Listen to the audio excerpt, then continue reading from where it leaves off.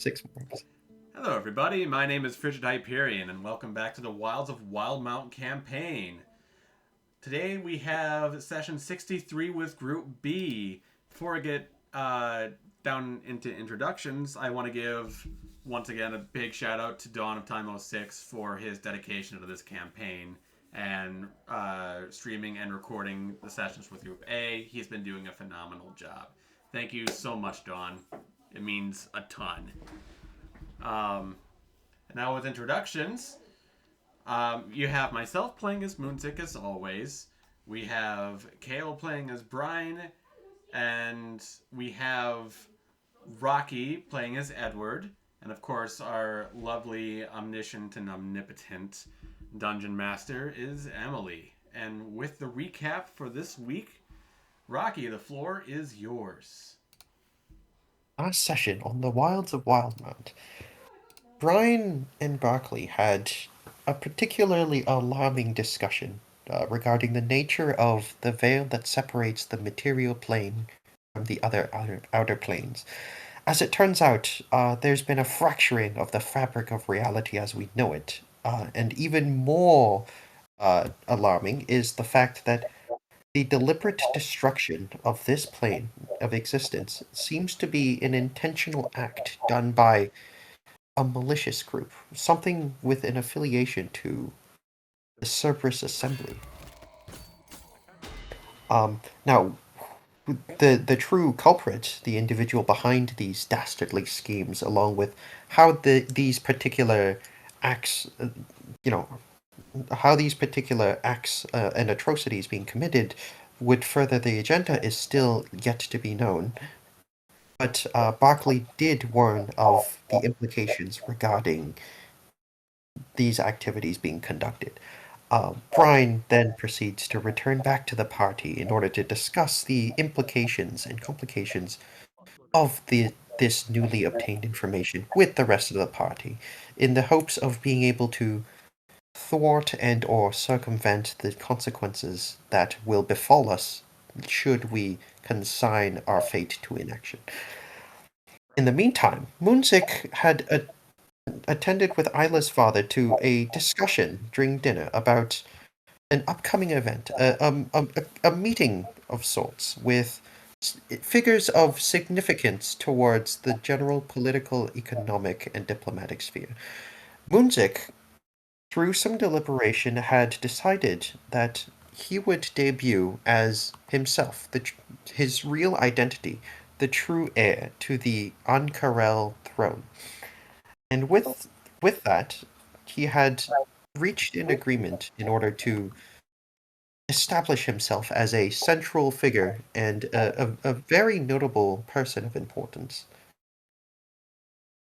With this, Edward conceived of a plan in order to delve into the Feywilds, in order to procure specimens of flowers and such, or exotic materials, in order to be able to manufacture a wine of sorts, a type of mead, in order to debut at the meeting place, in order to strengthen the impression in which Moonzic would make upon the sphere of nobles, knowing that it would boost his chances of finding footing in the standing in this political sphere. And so we lead to the session now where the party begins to depart into the mysterious, elusive, beautiful, but most importantly, deadly Feywild. So, hold on. Was Moonzic officially going to debut as his with his royal name, No. or no? I No. didn't think so. It was going to Was be it? Conversation. Moonzic Mirai, not Zaya. So Yeah. You had Oh. talked specifically about retiring Cheen. yes, Oh. if people And there was draw consideration if to the prospect of doing your true identity, but we decided against. right. But although if people draw parallels to it, I can't stop those people, and that could be a conversation with them in the future. But Very possible. mhm. So, with that clarifying point, before heading out to the Feywild, the party, as I had mentioned last time, made their way to grab a guidebook of sorts to the named the Field Guide to Fey Foliage, and all of you have read bits and parts of this book, but its introduction explains things well. As you step into the land of the Never Quite, the air feels different, charged, like a secret whisper only half heard. The boundaries between the ordinary and the extraordinary bend and waver, like a dream that refuses to reveal its true shape. This is the Feywild, a place of liminality, where time and space lose their certainty, and emotion paints the world with strokes of pure magic. Here, you'll not just find nature, but an ever-changing, kaleidoscopic reality. The land hums with the pulse of the infinite, and everything is in a state of constant transition, unpredictable, vibrant, dangerous in its whimsy. In the Feywild, what you know is not enough. You must let go of your expectations, for they have no place here. This is a world built on rules that defy our understanding. A place where boundaries are both strict and ever-shifting. Let me share with you some guidance, the essentials of the Feywild, for those who journey there. The Fey, the residents of the realm, are bound by laws, rules that they cannot break, though they are not so easily seen.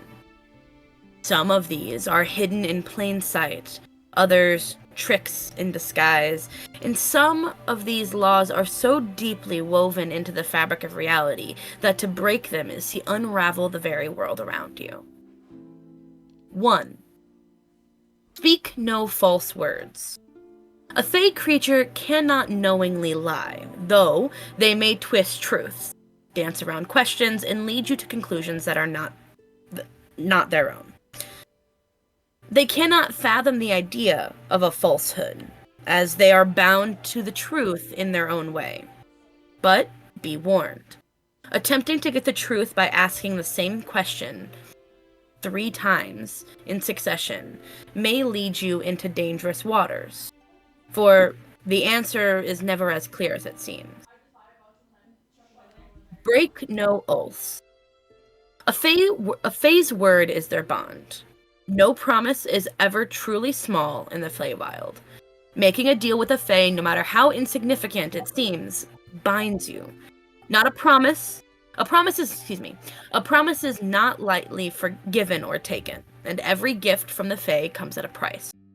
Beware bargains they offer, for sometimes the cost is too much. Breaking an oath can have consequences more far-reaching than you can imagine. 3. Harm no outsiders. The Fae are bound by their courts and their rules and the like. Even with these courts, certain boundaries are sacred. Some things cannot be crossed. Yet, these laws are often manipulated by those with ulterior motives, like predators looking to ensnare prey, intrude into their territories, slight them, break their customs, etc. You'll find even the calmest of Fae can become a deadly adversary. The landscape of the Feywild. In the Feywild, the landscape shifts as swiftly as the mind's eye. There is no certainty in the geography. The mountains may not rise as they should, the horizon remains always just out of reach, the sun may set and never rise, or it may never set at all. Your steps carry you into a circle, and even the most certain path can lead you in unexpected directions. Time is an illusion here, and the rules that govern the mortal world do not apply. You may look across a field and feel that it stretches forever in one direction, but walk those same steps for hours only to find that you are right back where you began. That hill you climb, you'll never quite reach the top. Every time you think you've glimpsed the horizon, it shifts away, forever just out of view. Here, the Feywild is a land that takes as much as it gives, and the hunger that resides in the hearts of all of its inhabitants is matched only by your own longing. Be prepared, for the land will feed off of your emotions, feeding on joy, sorrow, fear alike. The creatures here are as fickle as the winds. They may offer friendships or danger with a single glance, and even the simplest encounters may carry more weight than you anticipate. With that, you flip through the pages of the field guide to Fey foliage, and after searching the book high and low, you come across a particular passage that catches your eyes. Cross the bridge that is but isn't. Find the orchard where time lingers and hunger never ceases. Seek the never still nectar. The nectar of memories lost and longed for. The price may be steep, but it is worth it in the end. I'm sorry, that last passage. Can we get a copy paste of that passage into the Yeah. chat? Yep, give me a second. I was trying to write that down and I was not fast enough. This is, I just took the annotated notes version of that.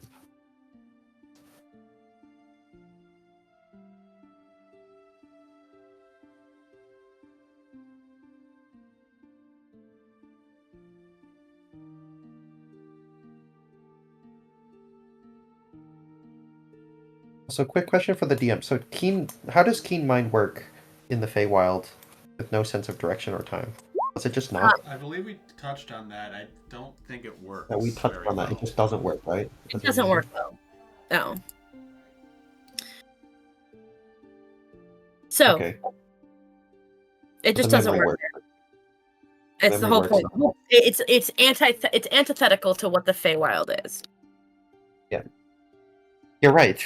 What would I expect? Demanding logic and rationality from the Feywild. The memory still works though, right? Oh, like you can remember what you can remember, yeah. Okay, so technically, would this allow me to circumvent things that bypass, my ability to remember something? Like, if someone steals my memory, or steals something that, inhibits my ability to remember, can I use If Keen they- Mind? If they Circumvent. were stealing your memory, would they not also steal Keen Mind? No, because it's an They would- ability. If your memory were to be lost, you would lose that memory because you sold it. Okay. So there's Keen no, Mind would still work, but it would not work for that memory. You no longer have that memory. okay. Does that make sense? Yeah. So,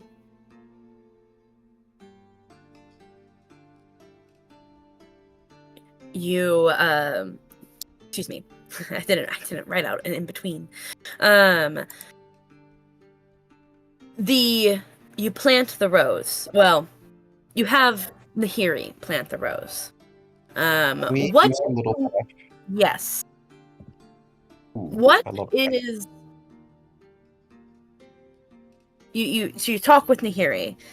So you just want me to open the portal for you? Like, when do you want me to open it again? She says. Well, the timing and restrictions of physics and reality itself doesn't particularly apply while we're in that plane of existence, and I think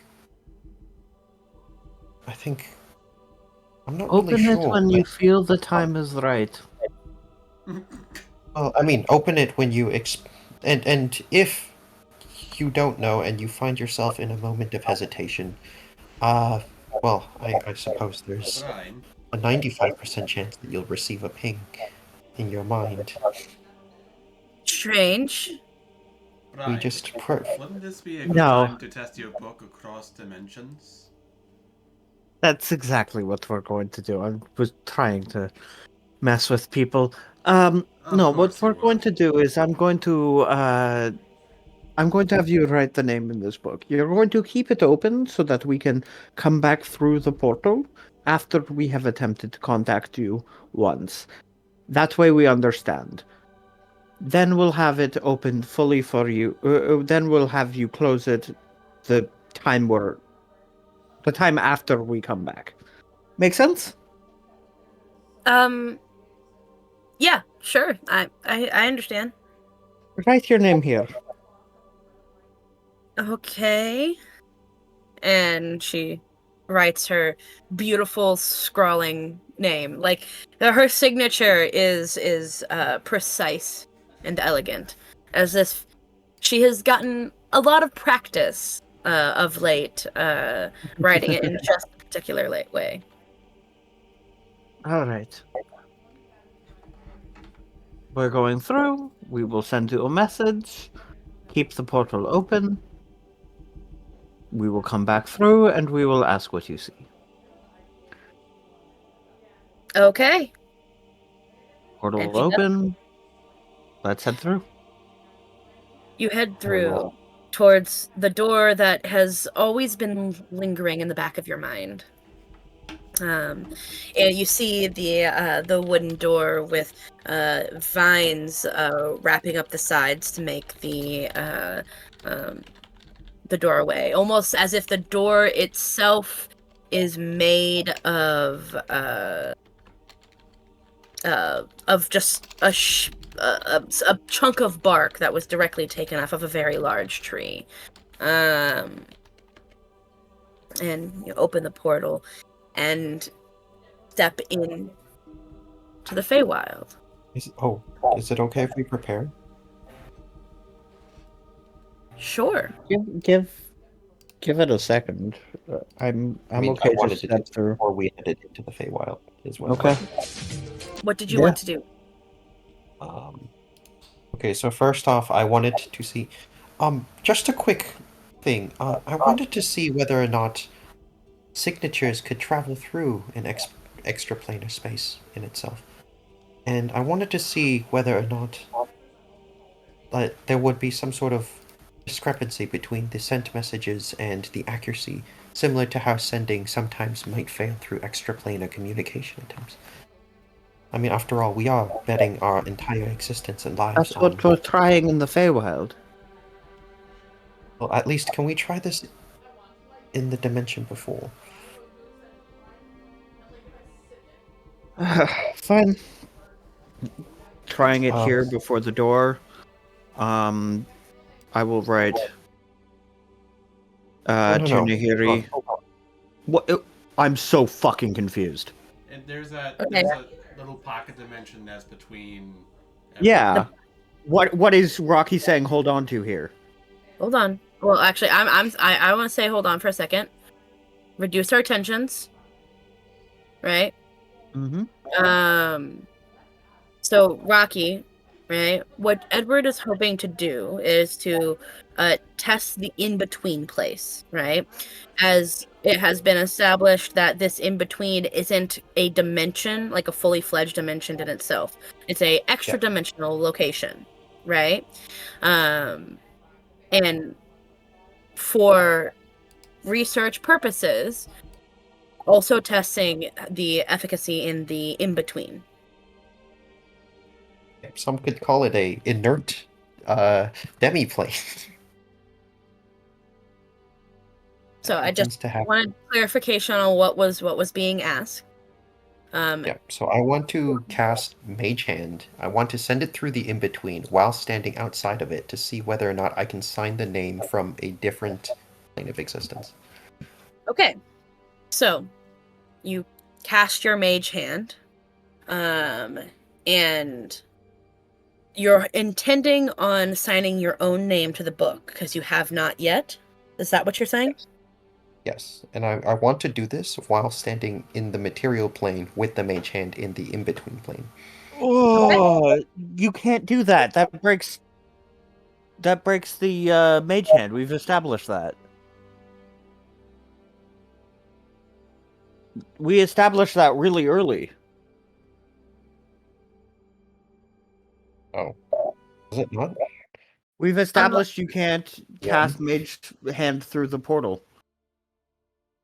That was one of the problems of using the rose early.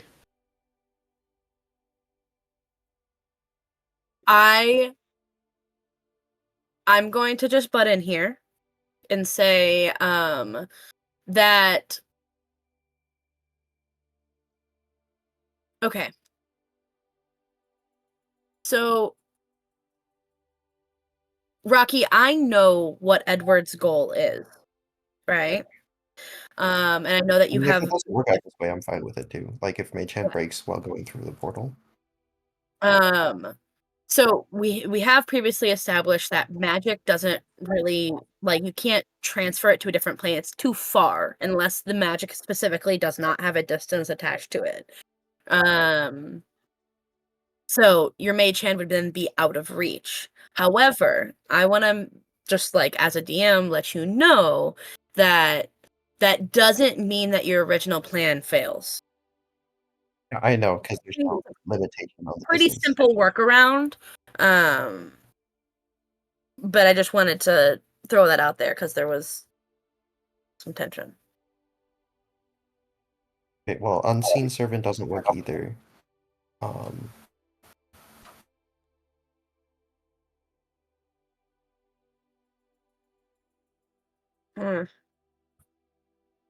Find Familiar doesn't work either. Because Find Familiar still has a finite range in which you could telepathically communicate with it, so I'm not sure if there's like any other summonable creature that I can use. I'm thinking, I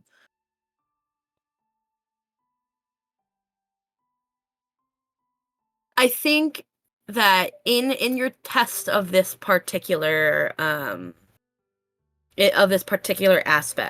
I think that there's certainly a space for you to discover the reasons why it doesn't necessarily work, right? In this particular scenario. But that doesn't necessarily mean that it can't work, right? I think finding the way around that is also, I know it's an additional step, right? But I think that there is room there, and I thought of a something that might work. May but I would rather, yeah. I'm struggling with this because while there's definitely practical applications for signing and getting messages from different planes and even demi-planes, I totally get that, right? What Rocky and what Edward are testing here, I'm just gonna say it. It feels like this is trying to break a video game and see what glitches occur from that. Okay. So here's as a practical application, I can see no possible benefit for us to actually test this. And it's a game of make-believe where we get to give the answers that we want to give. So I'm kind of in confusion as to what the fuck the point is. So as was discussed in last session, right? And maybe it's because it's been so long. Mm-hmm. Rocky's intention is to, like he had talked about with you, to somehow remotely have his parents sign the book, right? So that he can so we can have conversations with them and figure out what exactly the situation is so that he can find his parents. Gotcha. Yeah, this is like a test to see whether or not being an entity on a different plane even allows for your signature to be signed into that book. It's not about like whether or not I can send something through the portal. It's about whether or not me being on a different plane prevents me from signing that pact. Right. Right, which is the intention. Gotcha. Okay. Now that I understand what we're doing, I no longer feels like we're going through minutia of stuff and taking forever in our limited D&D time. Sorry about that. Yeah. That's part of why I was stressed. I was like, what the hell are we even doing? I mean, like, I think the simple workaround is to just tie the pen on a stick, or like some like brute force method of it, in which we stick the stick through the portal and sign it remotely if we can't use Mage Hand. I have an option that might work. Well, what is your suggestion?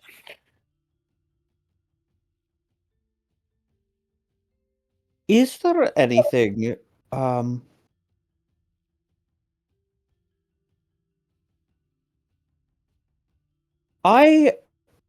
oh. So in the artificer stat block, I can make a thing, right? The thing records a message, right? This is Artificer 1. It's a little dude. It can record a message up to 1 minute long. It doesn't say how it records a message, so I could assume that it could be used to transcribe. If it's used to transcribe Rocky's voice, that would be a version of it.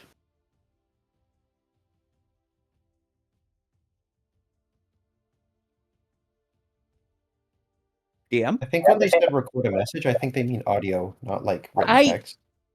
They don't specify. I think it's certainly it's a decent idea. I mean, again, like, one of the best parts about Artificer, right, is that you're making it. So if you want to specify that this object, writes down a message, that would then be a question with the book's mechanics and whether or not it needs to be signed directly by hand. But I can think of no version of this where it could ever be signed by anything but proxy, right? Right. So whether that's a mage hand or a familiar or anything, right? But like the 3 summoning spells that I have that are capable of writing something all have a finite range as a distance in which you can command them. Mm-hmm.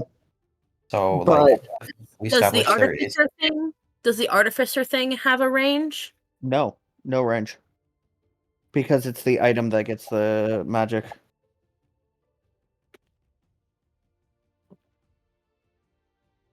So if there was, potentially a way to connect the item to the plane, right, to Edward's parents, like a meshing together of like maybe like a sending spell, somehow combining like sending with the Into the little artificer. So magical tinkering, you've learned how to invest a spark of magic into mundane objects. To use this ability, you must have thieves' tools or artisan's tools in hands. You then touch a tiny non-magical object as an action and give it one of the following magical properties. What we're looking for is a static visual effect appears on one of the object's surfaces, right? My question is, right, the static effect, it can be up to 25 words of text. If we use that as a stamp, does it work, basically? If if we make it such that the static visual effect is what gets written on it, right? Can it then be used as a stamp?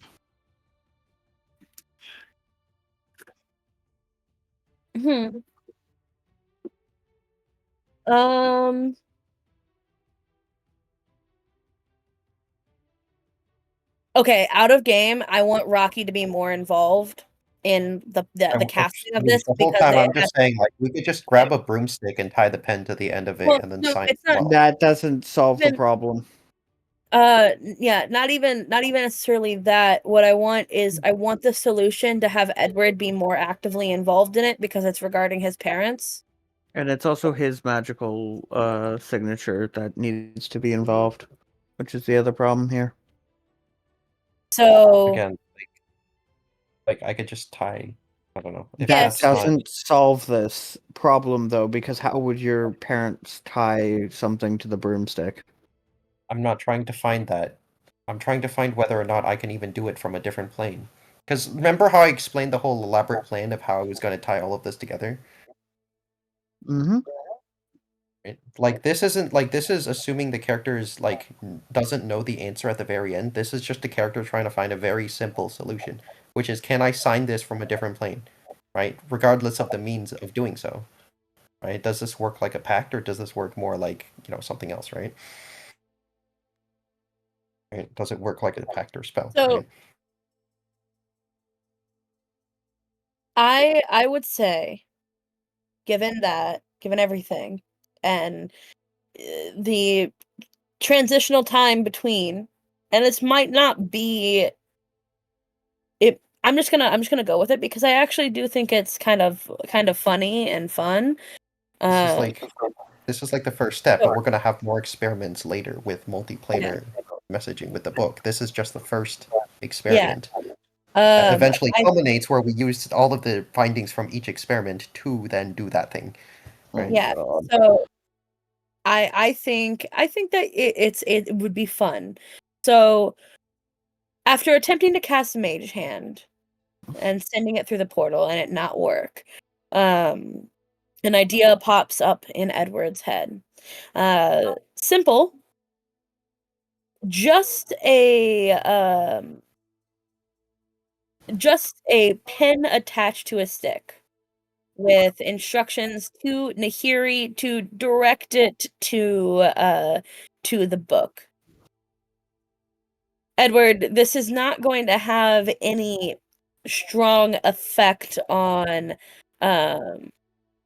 on the validity one way or the other. But I would love it if you were to roll me a dexterity check of sorts to how to write your name on a book with a 10-foot pole with a pen attached to it. On a book you cannot see. On a book you cannot see, but are guided there by the hand of Nahiri.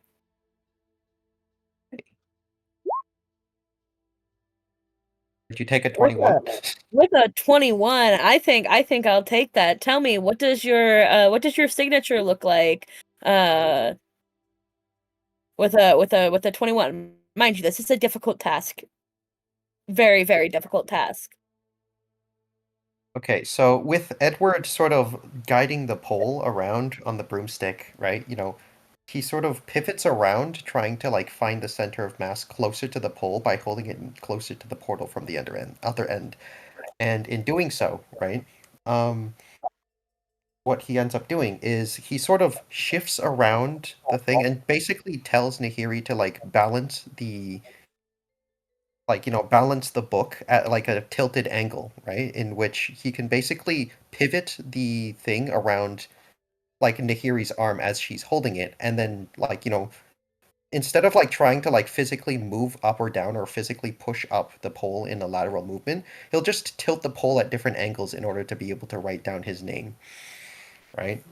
At like a 45-degree incline with the book set there from the pole, right? Okay. Yeah, and I will say that it is successful and you feel the contract setting into place with your name officially written. How the hell? How did this work?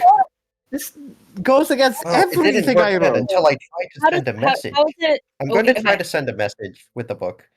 Okay, hold on. Kale, how does it not work? This was in character. As Okay. somebody who understands what we've talked about together, this makes sense. Okay. That's what I was Brine, Is on the going other hand, has been trying to solve distance problems through so many things. And like there are several hundred pages entirely to deal with dealing with magical signatures across distances. The fact that a magical signature on a long stick across the incomprehensible distance between planes works is breaking her because of how long she would have been writing on dealing with keeping the contract together across planes. Make Yeah, sense? it's like a person who dedicated their entire life to like trying to find the numbers of pi when someone realized that you could just take numbers from the Fibonacci sequence and just find the next like digit Kind of. It's like, and like trivialize their are life you work. That kidding me? That worked? Why? How? We've done so many Edward is things. going to attempt to send a message through. I can hear you loud and clear, and I'm so damn confused. He's going to try to send on the book "Hello World." This is an interesting question, right? This is for Brine. Does the message? So you're gonna wait? Are you gonna write into the book? Does your No, own signature? he's sending. So would it I'm trying appear to on send the into the book book. but incomprehensible to Nahiri, or would it appear in your head? It would appear on the book incomprehensible to Nahiri, but I assumed I had the book. I assumed Rocky was on the other side of the thing. Okay, I just wanted to double check that. Okay. It's working. By the way, I have no idea how you managed to even write from that without seeing the book from that far away. I have no idea Wizard's how this specialty is works. the magic is in the flick of the wrist, you know. I have no idea how this worked in that a long stick just disproved half of a goddamn. Ah. But yes, I hear you. And I have to tell a certain professor that he was wrong about how planes and distances work. Well, then I suppose this is the cause for celebration. I see this experimentation as a resounding success. Um, I have to check something. Your your magical signature was able to travel almost any distance there, right? And you weren't even touching the pen itself, so the pen isn't the conduit. The conduit is clearly still your magical signature and your willingness to sign. So Brian's gonna erase his signature. I need you to create a stamp for me. I mean, I suppose I can wet a piece of ink and stamp my name onto the book from across the portal. I'm wondering if I can stamp your thing, because if your will is to put it into the to the book, and I need to know whether my magical signature will interfere, essentially. I suppose. Do you want to try that? Let's try it. Let's do this. There's so many experiments we can do. How's the stamp gonna work? Who's holding the stamp, and whose name is it gonna be? Okay, I just erased your name, so it's yours again. You can make the stamp wherever. This is Then something you into hand more that to me, scientific and I stamp discovery it. than actual expedition. Okay. To be honest, to be honest, most of the benefit we're getting out of this is the experiment. I know it. I'm just giving you two a hard time. The other thing is, are we 100% sure we want to go to a place where, quote unquote, time has no meaning when we're on a tight deadline? Well, I mean, Like, so I'm long all for it, but so long as the world around us does not collapse, I think we'll be fine. While you guys are having this discussion, Edward's gonna wrap the end of the broomstick that he has with a sheet of paper, and then, like, very gently and carefully sign his like name, like in initials, on the tip of the broomstick, and then he's just gonna poke, like, the book with the end of the broomstick wrapped in paper title. I think that the point is that if Brine must hold it. this is actually a really good midpoint of the experiment because it controls for whether it needs to be a writing implement or whether a stamp can work at all. Okay. Yeah, A absolutely. great control test, essentially. He's just gonna poke the sheet of paper with the wet ink on the edge of the broomstick. DM. It works. It works. That counts as a signature. So we now know Wait, you don't have to initials? actually go through the process of signing. Races it again. Now, if you just hand me the stamp, He's gonna pass it over. Brian's going to stamp his name. And there is no magical binding. So what we can say is that either you have to be in physical contact with the thing used to sign, or my magical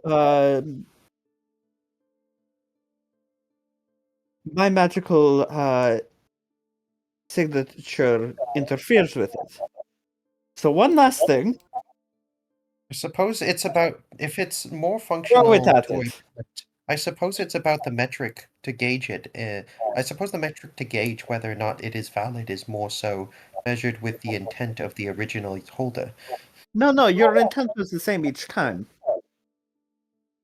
Did you just tell us to throw the stamp at the book? If Edward throws the stamp and he hits through, we will control for whether it was my magical signature that interfered with it. Do you want Edward to throw it, or do you want me to throw it and actually hit the mark? Well, I mean, it would have to be your signature, but Yeah, true. I'm more inclined to say Moonzic throws. Less chance I get ink on my face. All right, come out here. You can see like Edward with like a pot of ink. Does someone here have a rubber ball? Oh my god. Nahiri says, yeah, I do. It's my eraser. Okay. Mind if I quickly appropriate that and commandeer that eraser? I will warn you though. After we're done with it, it might turn into erase art. Isn't appropriate and confiscate or commandeer kind of the same thing? Aren't you just kind of Brine is trading one towering synonym for behind another? her book on the other side, waiting for the throw. Dropped into the like just gently tossed into the in between a small little rubber ball that has one side of it that is a little flatter than the others, from where Anihiri has erased many times. Well, Does it hit? here's the ink pot. Here's the pen. If I could have you sign your initials on the edge of the flat end of the eraser, please. Alright, here it goes. Done. And now I get to throw this, correct? Yes, please hit the mark. This is a very tough DC. I'm going to call it a 22. Oh, damn. Okay. No pressure. Oh, Is no this important just for like that a anyway, straight but dexterity check?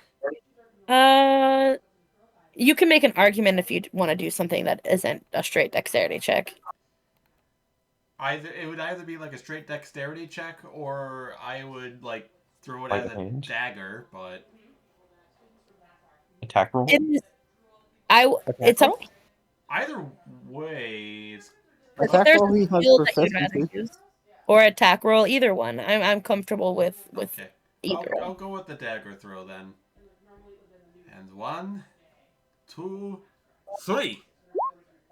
Oh.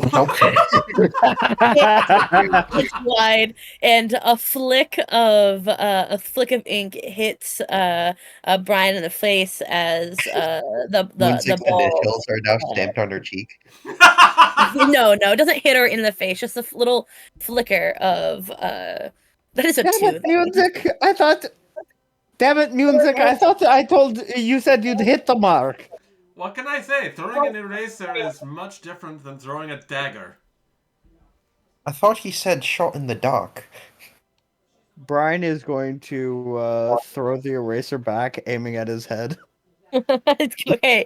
Do you want to roll a dexterity or a? Yeah, it's just straight dexterity. 20. Okay. What? I No, didn't no. roll. He rolled it. That was a Yeah, dexterity I'm saving dex- throw I'm for rolling her throwing the dexterity. eraser back at Moonzic. It's not a saving throw; it's an attack roll. Get out of here. I know. That was just me being a smartass. Okay. Okay, go ahead.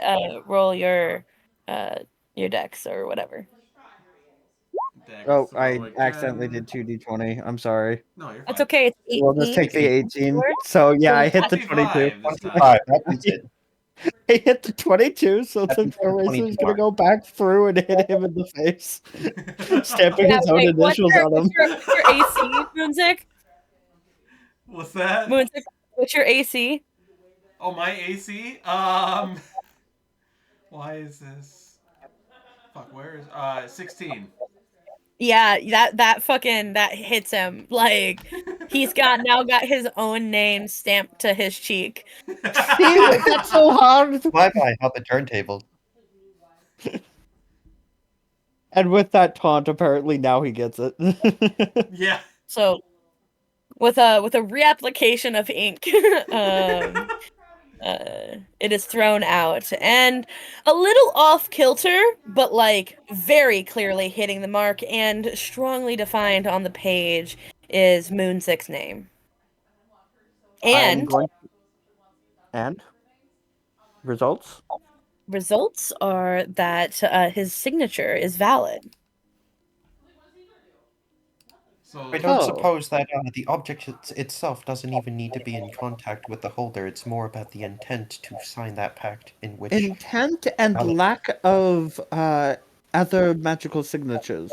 Moonzic would have to be the most recent person to touch the implement used to sign. Now, Edward, get over here. Sign your name. We've already got Nahiri's signature. We're going to try messages from the Feywild now. Can I?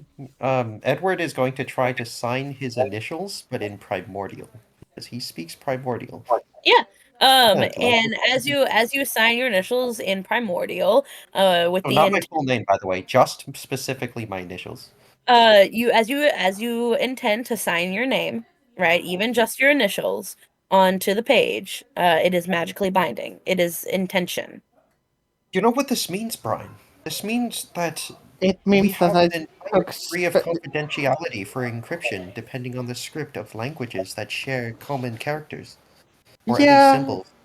Well, what it means to me is I spent 3 hours going through making sure that I had most commonly used languages as viable signing alternatives. That was not fun. But at least there's some degree of anonymity and security to the constituents of this particular page. Yeah, it more had to do with I didn't know what was necessary from the infernal text that is used in most infernal dealings, and they do all of that because they want to trick people. So if somebody tries to trick them by signing in a different language, it still goes through. Yeah, but this has also yielded the benefit that we can guarantee anonymity towards the holders of this book should this book fall under the ownership of guaranteed unscrupulous. anonymity under the case of lack of translators. Although I wonder how Thiefscant would work with it. It's technically a language. I'm gonna hand Moonzic the ink pot and the pen. But That's it's a So- very good specifically not parsable? Yeah. So the way that Thieves Can't works is yes, it's considered a language. It's more like using certain phrases as code words. Exactly. That's why It I'm sounds like, huh? Ow. I'm not really sure how it would work. I mean, there are certain symbols that also, but like when like speaking in Thieves Can't, right? It is it is a The fox cries this night. yes, right. The wolf howls twice at dawn. It is you. In order to understand Thieves' Cant, you must have a situational awareness that would go beyond a normal like conversation, if that makes sense. Yeah, You must know I what the would not expect it to work. In any case, let us try in the Feywild to contact beyond. We're gonna go into the Feywild, and I'm gonna send immediately to I ritual cast 3 phantom steeds. I know like this sounds like I'm kind of sorry, what? annoying. But, like, can I ritual cast 3 phantom steeds so we all have mounts that have 100 movement speed? Sure, like go ahead, whatever. um So you go through the Feywild, coming out. There, the air on the other side hums, not with sound, but with like a tension, right? Like the pause between your breaths. The trees lean almost too closely, their branches stretching almost to touch, never quite connecting, though. Colors shift on the edges of your vision, not fading, but reconsidering their shape, their tones. Somewhere, a bird calls, but the sound warps mid note, ending in something that isn't quite song. Beautiful, though. Very beautiful. Brine is going to message Nahiri. In the Feywild, please respond to make sure you can hear. Um, it's working just fine from my end. Okay. Then you can close the portal and we will contact you when we need to go through. All right. See you soon. See you soon. Brian In. calls back. Oh, go ahead. Brian calls back to the bird, mimicking its quote unquote song.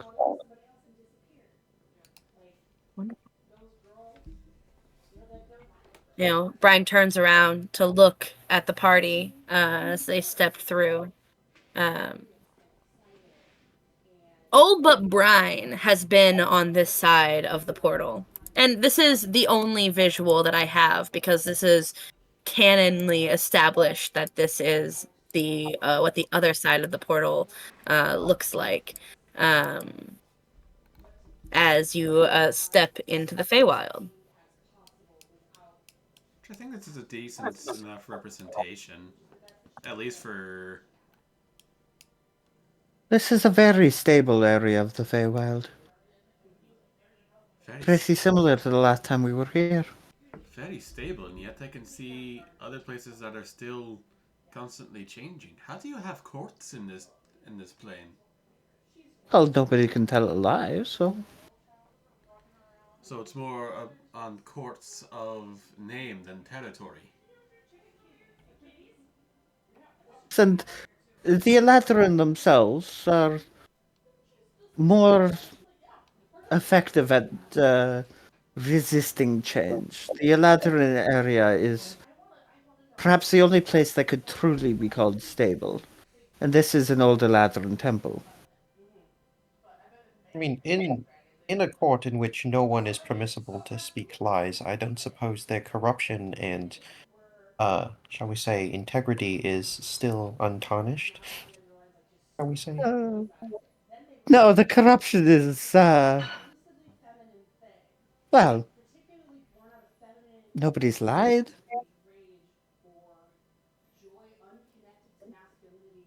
You can see Brine is smiling from ear to ear, looking happier than she has normally. Her hair is blonde instead of white. And What season for you? as you look, she seems to her hair seems to look like she might be shifting even as we speak between seasons. Hey, what affinity do you particularly have at this exact moment, seeing that, well, your hair constantly shifts colors? I am a Lathrin. What do What you mean seasonal? season? There is Oh, no I seasons here.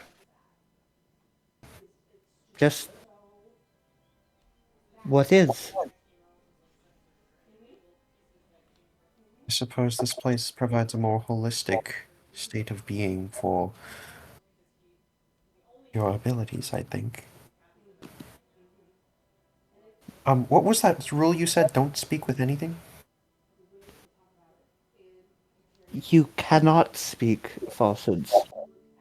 It's not a rule so much as a law. I encourage you to try.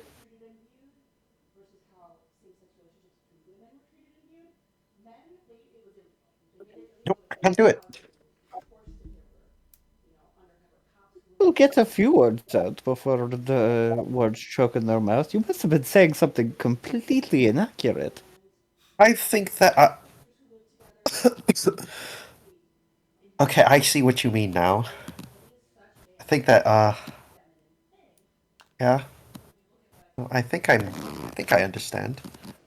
Now, if one were to wish to speak a lie, well, I could tell you that I couldn't be happier to be here.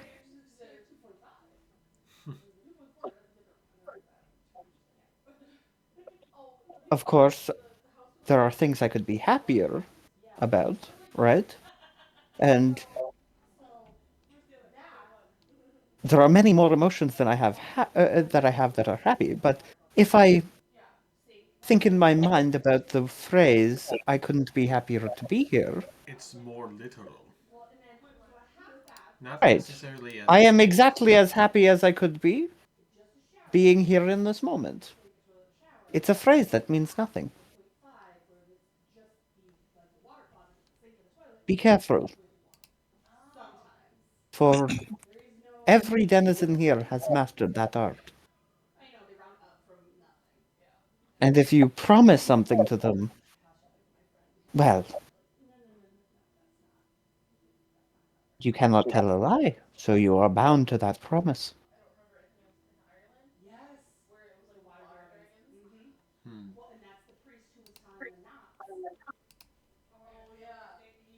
This is a strange reality in which the abilities and capabilities of the individuals are governed by their ability to equivocate truth into falsehoods under the guise of absolute moral honesty.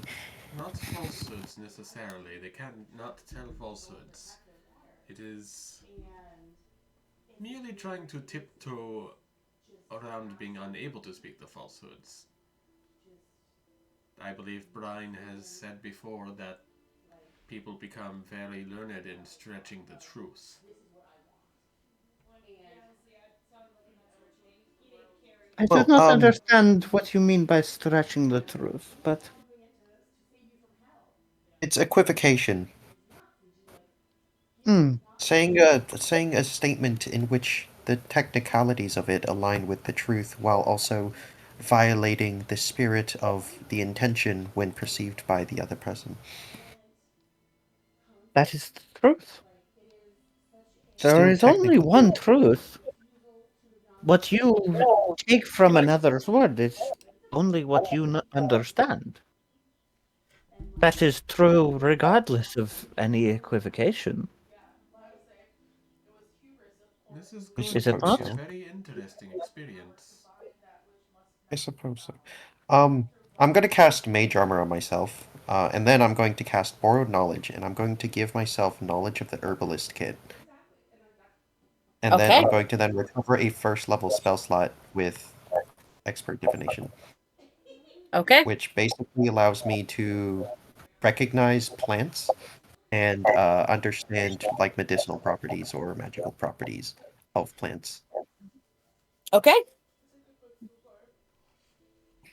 Well, Uh, Well, shall we get going? Lead Cross the way. bridge that is but isn't. Find the orchard where time lingers and hunger never ceases. Seek the never still nectar, the nectar of memories lost and longed for. But beware, the price is steep, but the reward often worth the price. That's our guide, right? Yes. Brian will call to the bird again. And as the sun begins to set, you begin your journey forward. Looking around, it is hard to not be entranced by the um,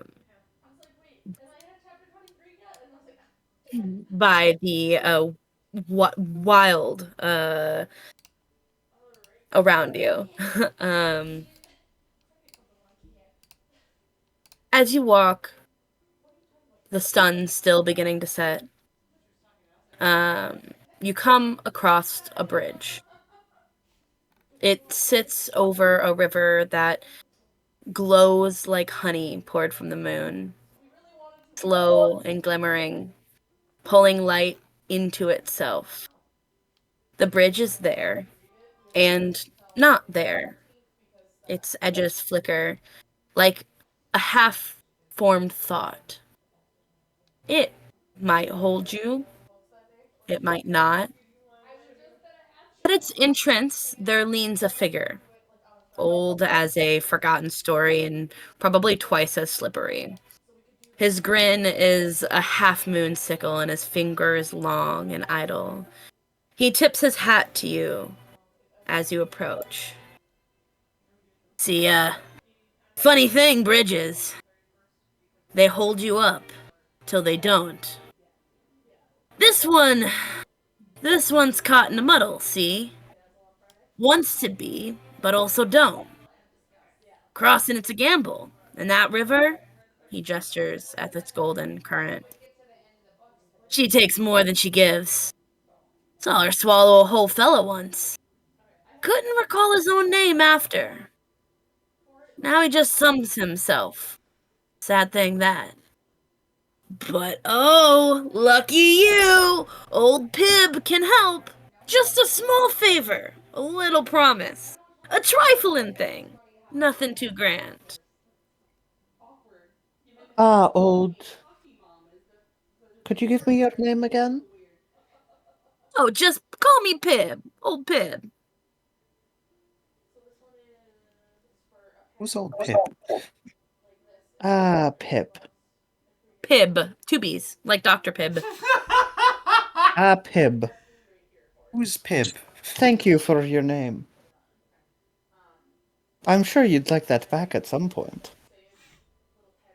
Oh, that's just what they call me. Not anymore. Ah, a new one'll come around. Fair, fair. But I do have a question for you. We are adventurers of high caliber. Could we not cross the bridge without stepping one foot on it? Cross the river, Sands Bridge, as many adventurers before us have? What reason have we to do, as you say, a small favor? Um,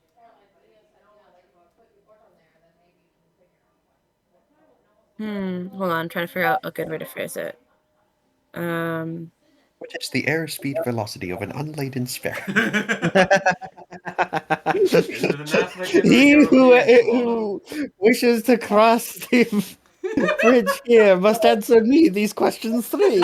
And on the other side, he see. We are nerds.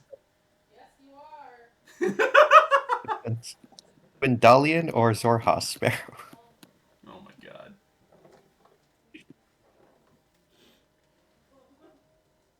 Okay. Now, there's a question with teeth. Sharp one, ain't ya? Why should you take a hand when you've got two good ones of your own? Why listen to me when you could gamble with the river? Well, you could try. Step out when the bridge is and when it ain't. I hope you got the wits for that. As you know, Eladrin, time's a slippery thing here in the Feywild. That bridge has a mind of her own. Blink too slow and whoops, down you go. And River doesn't just take what you can give, love. She takes what she wants. Might be a name. Might be the face of someone you loved. Might be something you ain't even realized you had till it's gone. So, you could Water try like none other, yes? one more time? But water like none other, yes? I don't understand. I'm asking if it is water like it's like any other. I have control water. This is important. Oh, uh, it is. I'm not. Oh, sorry. Hold on. Not really sure what it is. Just knows what it does. Well, friend, Pib, your name back. You have. For I am not one who takes for no reason. Unlike this river which you've warned us. And I do so appreciate your warning. You see, I have to ask. This bridge, is it the type to hold a grudge? To take what is stolen? To take offense to those who choose to pass by its river but do not use its stone?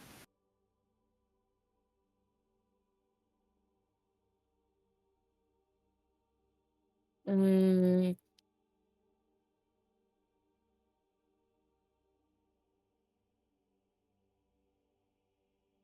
uh. Okay. Um.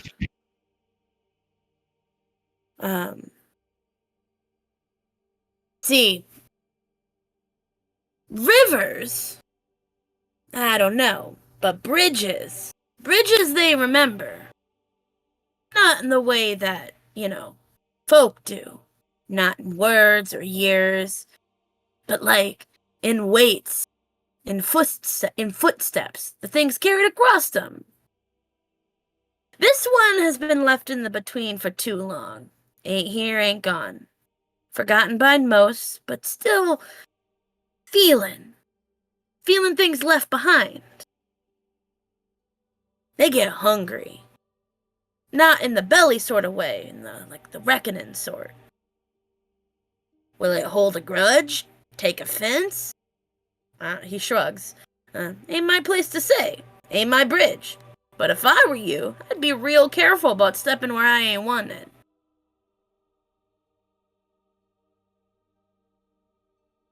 You're warning me not to step on the bridge, yes?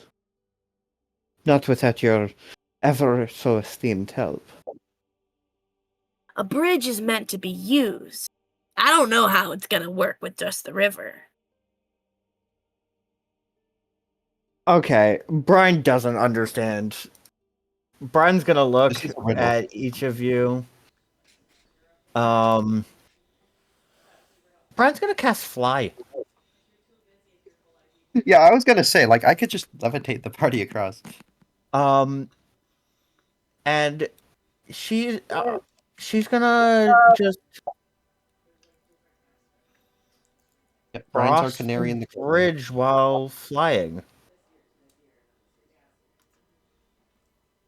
Okay. So if ever the bridge fades underneath her, she's already flying. Okay. So are you you're stepping onto the bridge, just to clarify, but flying while doing so? Yes. Okay. He has said that it's the river that takes from you, not the bridge, and that the bridge is in a state between being and not being. Yep. Yeah, I mean, yeah, casting flying yourself, you are perfectly capable of and actually, as you cross, the bridge never even fades. It actually feels more solid under your feet than you would have expected. At no point does it flicker out of existence. Having What casted level fire. spells do I have? I just need to double check that. Um, Sorry. I don't suppose that this is a riddle in which the bridge only permits a specific amount of weight across. Wait, Distribute. do I even have fly? No, I don't have fly. I have the flying boots. I Well, knew I had flying. the Okay, well, ability to fly, you but can, I have the flying boots. you Yeah, can the fly. flying boots do work, however. Okay. Okay.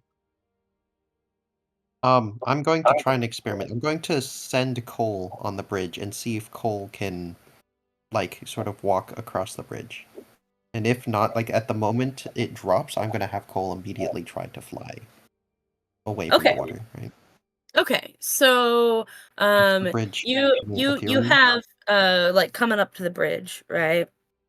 Cole takes a hesitant step onto it.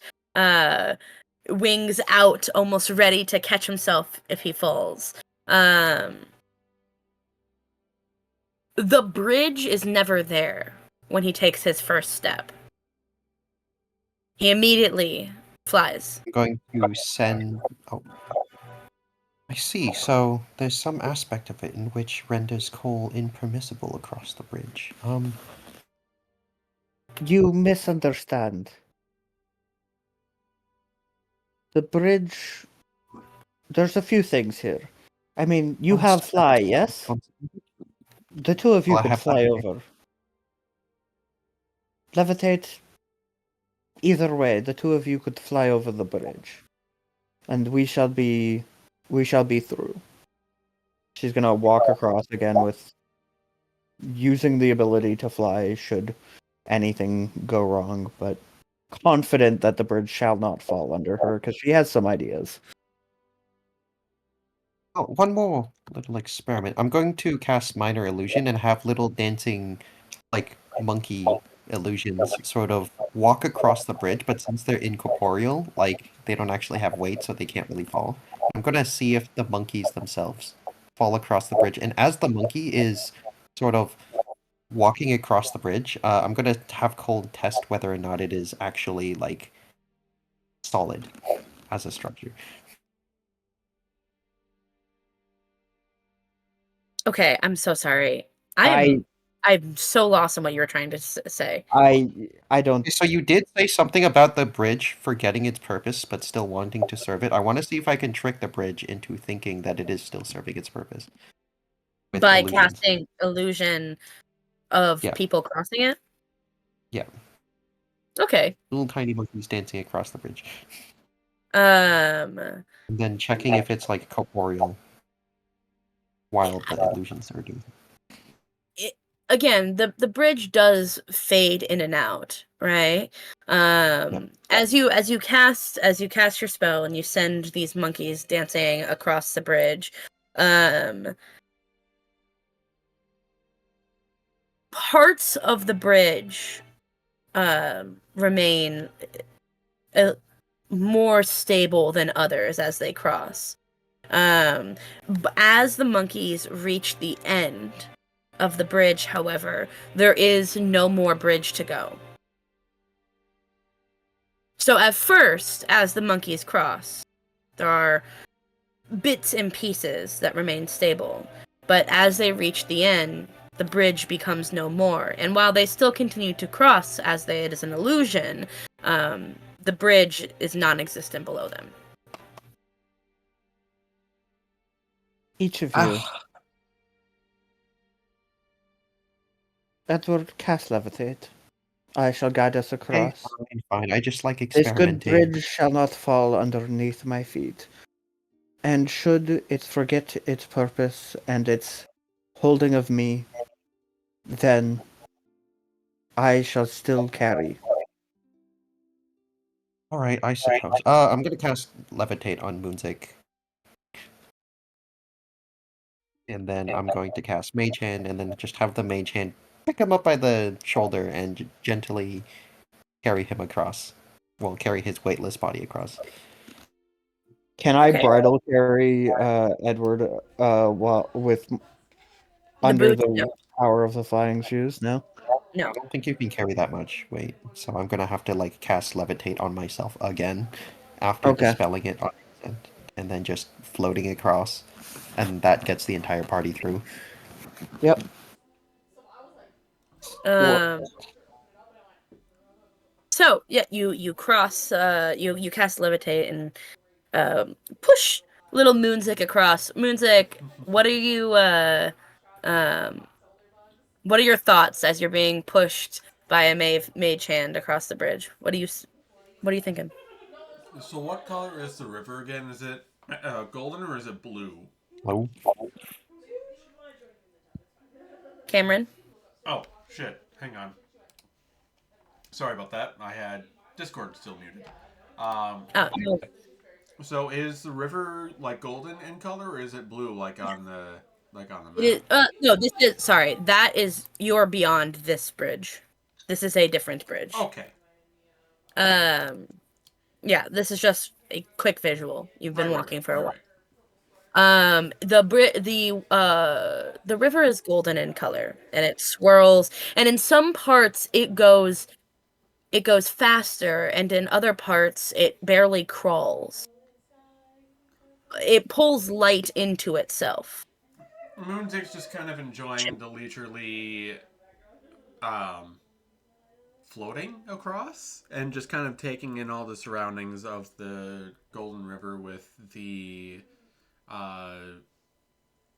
with the flickering lights of the the reflected light of the sun, as well as all the vibrant colors. And he can't help but kind of think back to Ankaril and the desert around the city he grew up in, and kind of it's a stark difference. Certainly, Stark. You make it to the other side, the mage hand pushing you down to the ground. Edward releasing you from your levitation. And you make it across the river. Brine crosses again. I'm curious, is the bridge still as solid as ever beneath my feet?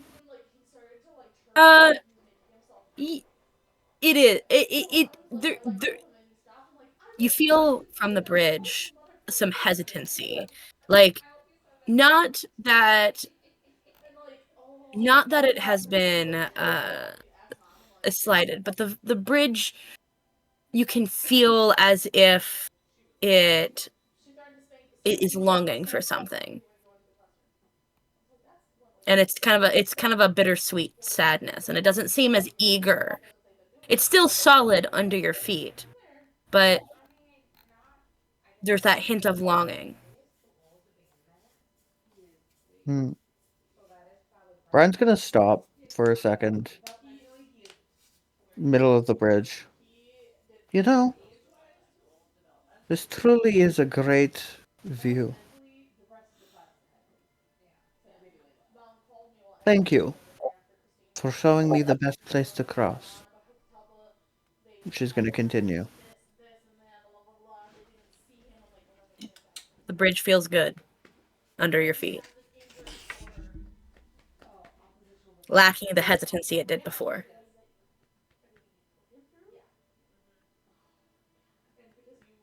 All right, you make it across. Although you would say, having appreciated the view, the walk across to the other side feels to be lengthened, almost letting you have a chance to savor as you make it across.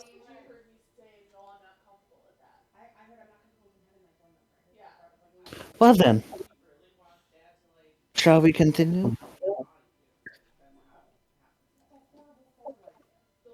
I guess we'll continue. To an Continue on. orchard? Lead the way. As you begin to cross yourself, Edward, old Pib kind of calls out to you all. He leans on a cane that you didn't really know that he had. He leans on that cane. He rocks back on his hooves, you notice, and lets out a long, almost wheezy chuckle. Well now, he drawls. Ain't that something? Smart, smart. Clever little birds, ain't ya? He shades his eyes as he, watches you finish crossing. Just remember. Bridges remember. I just hope it don't remind being skipped over. I hope she don't take offense. But he looks at you with a fondness in his eyes. Before he seems to vanish almost in the shifting light of the Feywild, still chuckling to himself. Before he's out of view.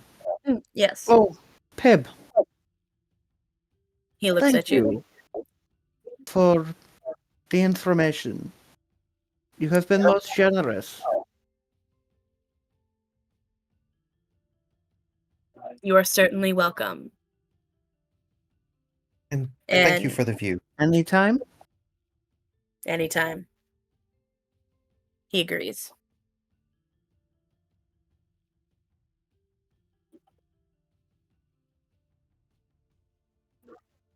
Fuck yes. Is he the bridge? Like, this is what I'm No, thinking. but Like, we now have a guide. He just anytime. told Oh, me anytime. that he would give me information anytime. Oh, hell yeah. That's really funny. But I like he does disappear in ethereal nature. I know. Well, you I did just take wanna his make- name. I and know, technically- but he did make a Not contract with me. He did make a contract with you. Technically, you took his name, and you don't know what to call him. By No. if No, you take- I gave it back. give it back. And also, And also like, he mentioned that was not his name. Just a thing Okay, you people took call him. what you could address him by is what I meant. Right? And I gave that back. As I said, I am not one to take without reason.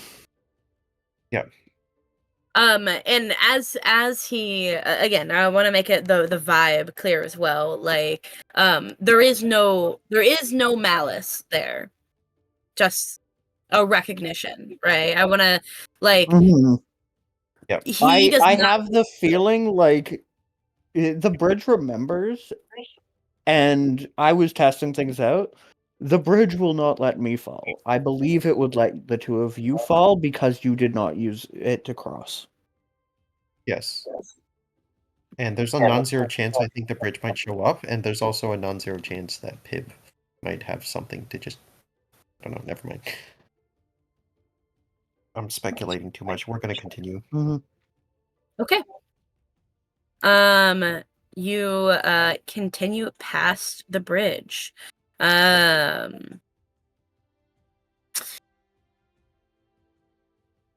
The sun beginning to set in the sky.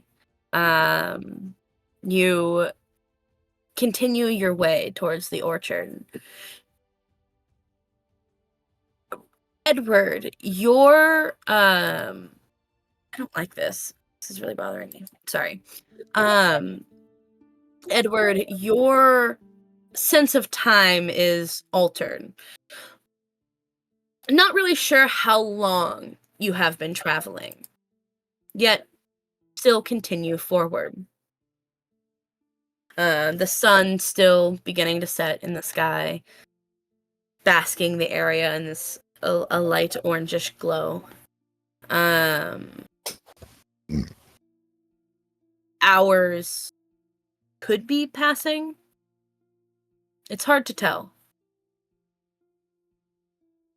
You still continue to walk forward.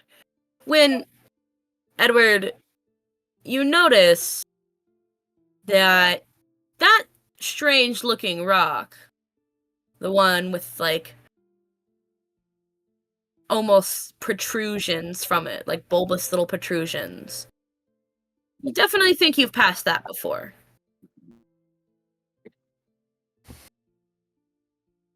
Alas, thinking it might be a trick of the light.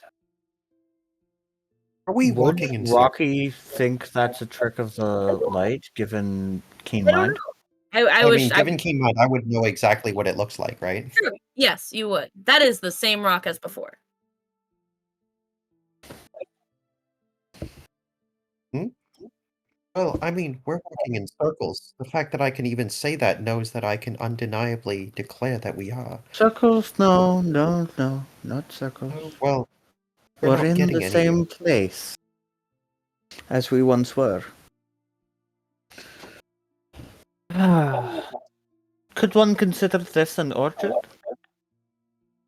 If time lingers here, we might be stuck in the moment in it. In the same place, because That you it cannot go is a- anywhere if time is stuck. I don't suppose this eliminates the orchard's purpose of nourishing plants over time. No, of course not. There are still moments. Time exists still. It's just we're caught in a moment of it. The orchard has the same amount of time as anything else. Well, does anybody If feel this is indeed the hungry? orchard where time lingers and not a space where space folds in on itself. Emily, could this be construed as an orchard? No, it just looks like forest. Nothing really changed. There was no shift. It's just same as it was before. And before that. Hib, if you're listening, we could use some information now. And with that appearing not too far away from you, you see the satyr from before. You can see as he like, you know, peeks his head out from around a nearby tree, leaning up against the its bark, no cane in hand this time. He says, so you're stuck, eh? I wouldn't say stuck, but information would be useful, and you did say any time. Certainly. I don't mind helping a couple of lost souls.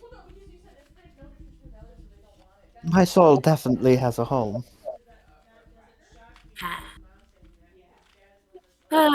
Unfortunate that. Well, information that you're looking for. You happen to find yourself in the bowels of the Feywild, crossing the same path again and again. You are wise and know many such routes. Is there a way off this path that can be easily felt?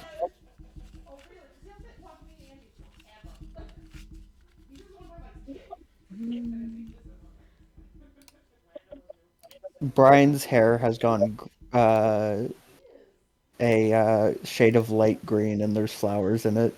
Her grin at this point is almost a half moon sickle in and of itself. Uh, He's clearly enjoying playing the game.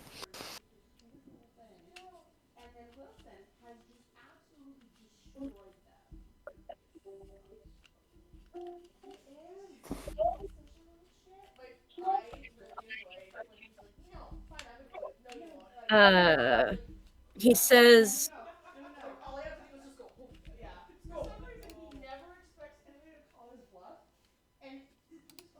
okay, sorry, thinking. Um, his voice, um, expecting the question. How does how does one step out of a loop when the path just keeps turning back around? Now, that's a puzzle. He I picture him tapping the side of his head with like this knobby finger as if thinking real hard. See, some folk think they just need to run faster, push harder, break through like a gate. And others, well, they stop fighting the loop. They step where they haven't before. And he looks at you, really looks at you. His eyes flicker. And ain't that something you'd know, lost little girl? Being caught up in a cycle, over and over. Ah, he says, but you ain't looking for a sermon, are ya?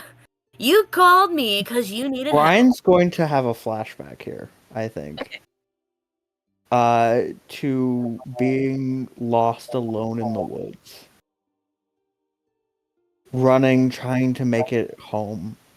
Over and over, seeing the same trees, the same rocks.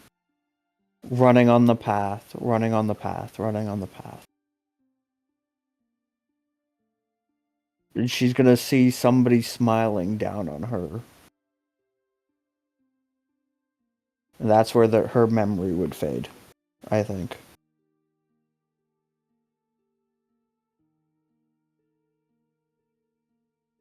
But you called me 'cause you needed help. And I so love being needed.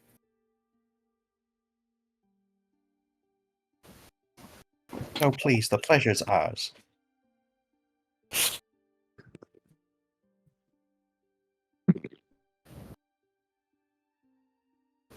Well, I think you've given help already, don't you? I'd In agree. your roundabout saying.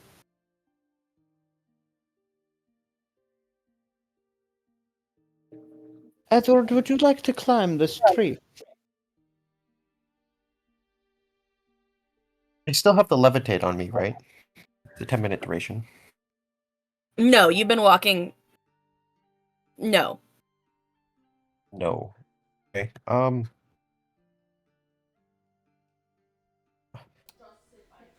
So, I'm going to attempt to climb up the tree. Okay. Athletics? Yeah, I can do athletics. Doo-doo-doo.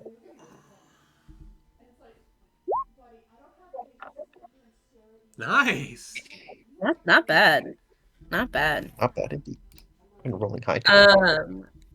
So you make your way up this tree. As you walk towards the tree, you notice that Pib is no longer standing there. And you make your way up to the top. Your eyes scan the ground, and you know that the sun is setting.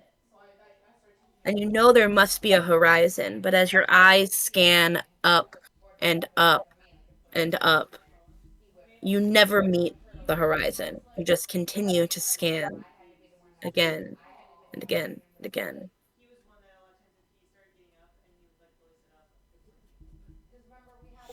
Wait, what do you mean? So, what do I mean? I mean, you look out onto the forest It's beautiful. You know inside that the sun is setting. It has been. It always will. But as you scan across the landscape, your eyes rising higher and higher to find the horizon line, you're never able to meet it. Despite the fact that you know that there should be a horizon, you cannot find it.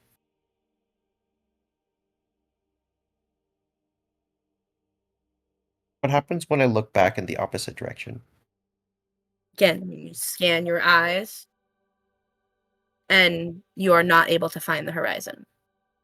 Can I still look up and find the sky? Yeah, you close your eyes, you look straight up, and you see the gold and pinkish tones across the sky, wispy clouds. What Brian, it what appears landscape that, are we in? well, it appears not so much that we're trapped in a landscape, more so that the horizon perpetually engulfs the edges of the borders of my So vision. we're in a horizonless forest. Yes. That is our landscape. If I recall correctly, the correct way of getting out of this is diagonally.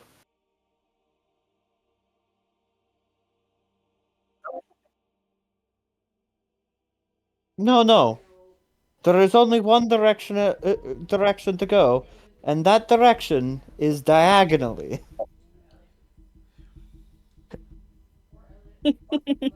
Brine. And she is going to walk directly at a tree. So as you begin to walk like directly at a tree, Brine, you find yourself not walking into a tree, but walking on a separate path. Not on the path, not off it. Not a new path, but a very, very old one. Come on, guys, just go diagonally. Oy. Okay, just roll with it. Are you coming, Edward? Edward is going to slowly slide down the tree before making his way along the quote-unquote diagonal path.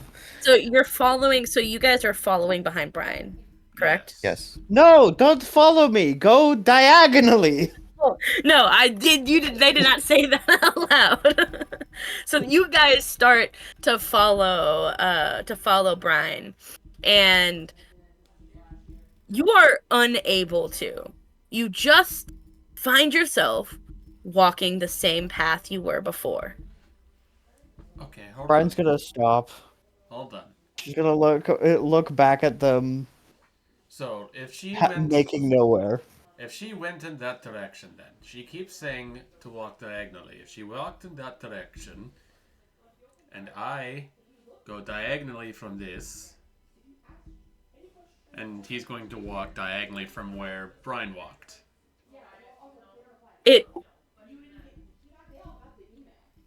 Go ahead and roll me a insight check, please.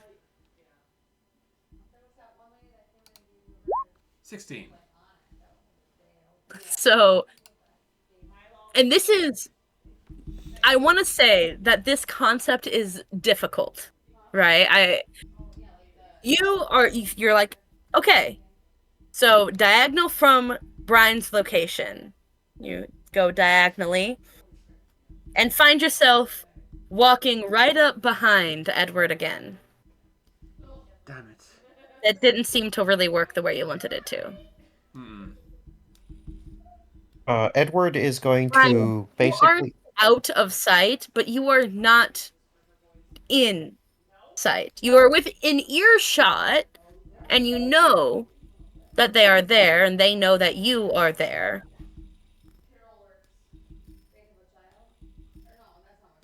But You are not on the same path that they are. You're walking diagonally. Yes. Okay. Edward is going to trace the original path that Brine walked. He's going to take a No. square of paper. Huh? Going to take a square of paper and then fold it into like, a square so that he can draw like a cardinal path on the thing. He's going to line that sheet of paper like, like vertically with the like, path, and then he's going to draw an X around the corners on the square of paper and then point arrows, and he's going to call it Moonzic. Follow the arrows on the sheet of paper behind me, and then I'm going right behind you. and then he is going to walk diagonally by following the line on that paper, which is diagonal from the original path that Brian took. And ahead of you, you see the back of Moonzic. How did that work out for you? Not great. He's gonna take the paper, fold it into a plane, and then throw it diagonally upwards. Instead of like diagonally, like, on a 2D plane, he's gonna throw it diagonally on the vertical axis. And see if that plane like flies somewhere. The plane flies away, and you no longer see it in your vision.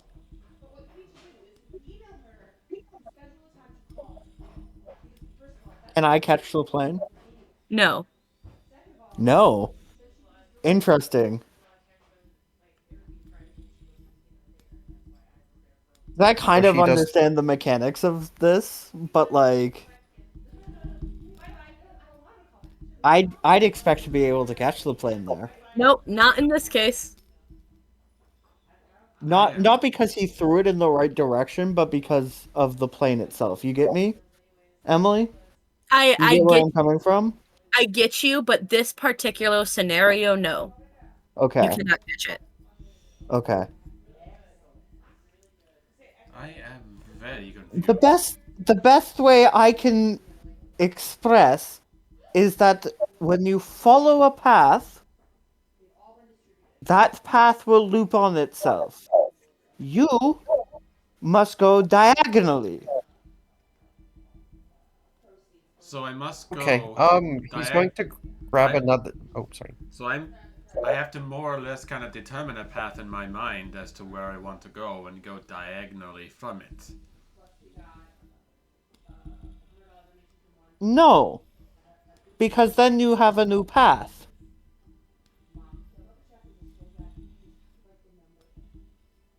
Okay, Edward is going to grab another square sheet of paper, draw the exact same, like, arrows and stuff that, like, point the corners, and then basically tilt that diagonally along the path, and then he's just going to walk diagonally relative to that arrow on the paper.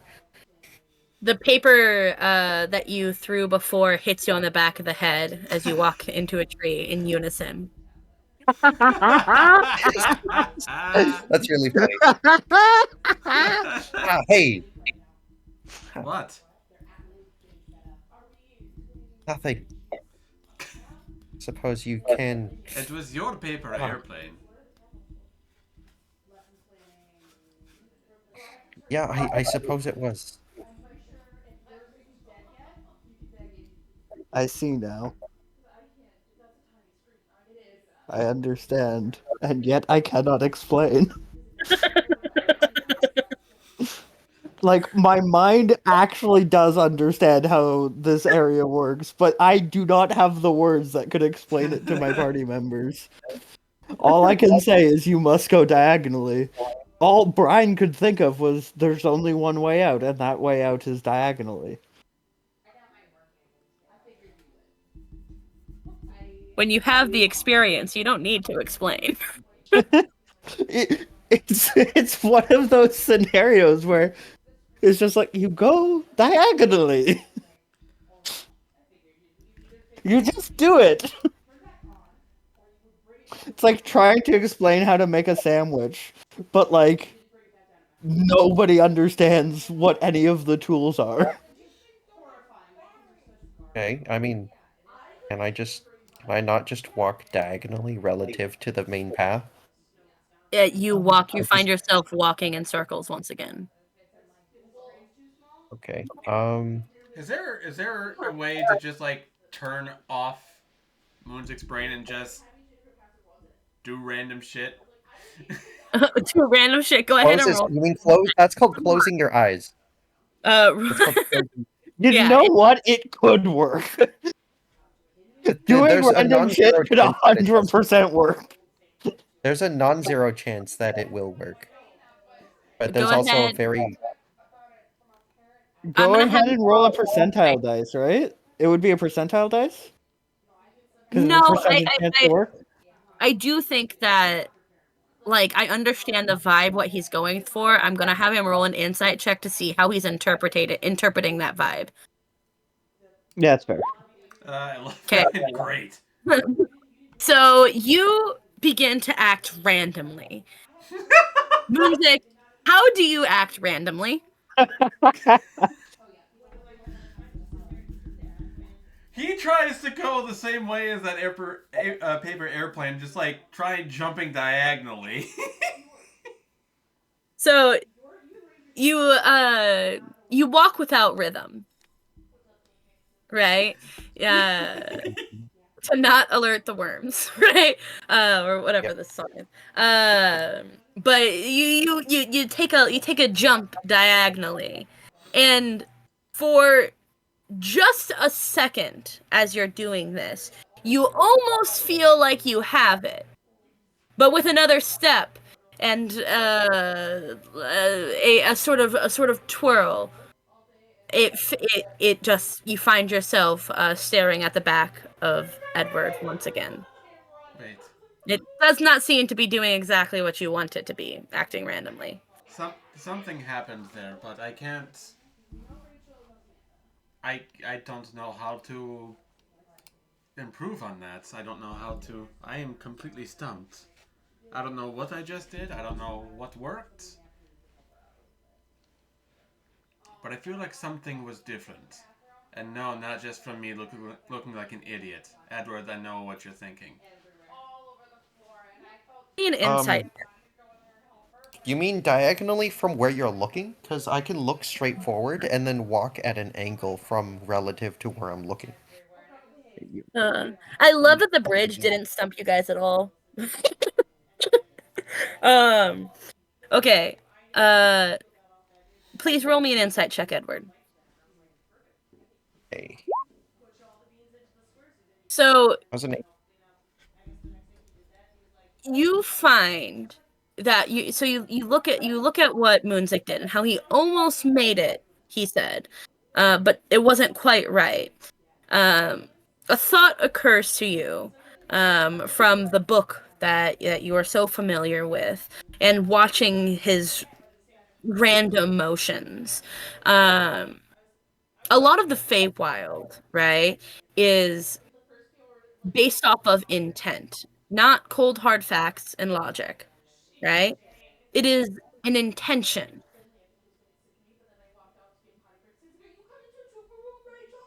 So you think that based off of the way that Moonzic was moving, when moving without the kind of intent to stay on a path, that that Yep. helped. Though Okay, again, the so moment that Moonzic thought about a path, the moment that he was on, okay, so here's what random or He I'm not. going. also Here's intended to what. move randomly, which means he moved randomly through the space. Yeah, exactly. Okay, so Edward is going to think of it like this, okay? At the end of the path is there like a tree or a landmark or a fork in the road or something, right? You have the rock with Sure, bulbous there's the Patron. rock. Okay. He's going to look at the rock and he's going to hard focus on the rock. And how he's going to rationalize this is he's going to walk towards the rock. But he specifically, every single time he takes a step, like, he moves slightly to the right, so that technically his brain rationalizes as he's moving his 2 feet forward, he's moving to closer technically towards the rock, right? Even though he knows in his mind that because he's moving too far right, he'll never actually intersect with the rock, and instead he'll move, diagonally relative to the rock. But he's like rationalizing this as long as he's focusing on that rock, he will move diagonally forward, but still get closer to the rock as a result. Okay, Right? go ahead and roll me an insight check with advantage for the explanation. Ugh. Um, it begins to work, and for a moment you feel that it begins to work too well. You've got a pattern to it, and the moment you start recognizing that there was a pattern to your steps, right? The step forward, side, wider on your left, right? The moment you start thinking of it as a pattern, it seems to fade away, thus becoming your new path. Even knowing that you will never achieve touching the rock, you have still created a path. Okay, so no patterns. Got it. No, not necessarily no patterns, but you again created a path in your head. You could hear Brine very exasperately. Just go diagonal. You know, Brian, you saying that multiple times doesn't make it any clearer. I don't understand. Neither You do just. we. Edward is going to like look at the tree, and then he's going to he's going to look at the tree and he's going to walk diagonally relative to that tree with the same rationality that moving diagonally moves you closer to that tree. And then like as he's like going in closer and closer to the tree, he's going to close his eyes and walk one step diagonally. He's going to open his eyes and focus his eyes on a different tree. And he's going to keep doing this as soon as he starts feeling that he's setting a path for himself. So essentially, you're creating a new path with every time you look at a new tree. It does not work. No, every time he recognizes he's creating a path, he will focus on a new tree.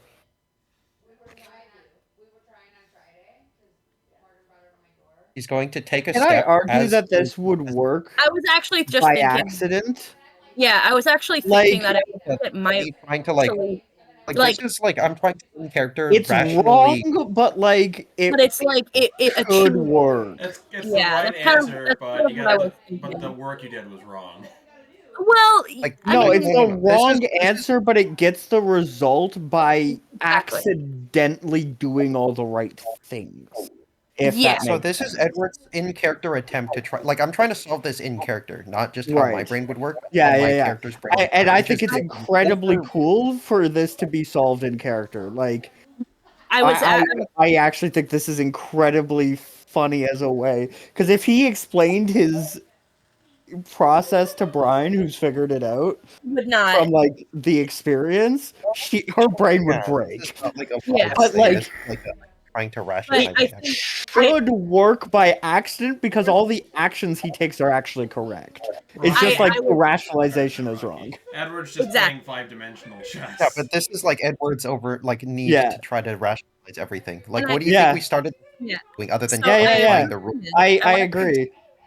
I want to chime in. I was also thinking the same thing, that I actually think that this would work. So I'm not gonna have you roll an insight check, because I think that the result ends up making it happen. Well, your intent, the way you go into it would make it happen. So I would say that, yes, you are able to walk diagonally and end up right behind Brine. Oh, you figured it out. I thought you would have a hell of a time harder with that than Moonzic. Moonzic, come on! If Edward can do it, I'm sure you can wrap your mind around it. I can't help but feel a little bit patronized by this. I mean, I got out of it by logical thinking and rationality. I think. Huh? I At this think. point. Wait a second. So, Brian is confused that you thought your way through it with rationale. So, what if I don't? What if I just don't think, but just walk? So would You must diagonally walk work if you diagonally, zigzag? though. I'm gonna call out to Moonzic. Hmm. Do you think diagonally would work if you zigzagged a little bit, but at irregular intervals, Ah, as to not have an Brine intention has to? clapped her hand over his mouth. Stop it! Ouch. He's an idiot. He didn't figure it out. He's just dumb lucky. Yeah, that sounds like Edward, all right. All right, Moonzic, what do you do? Um,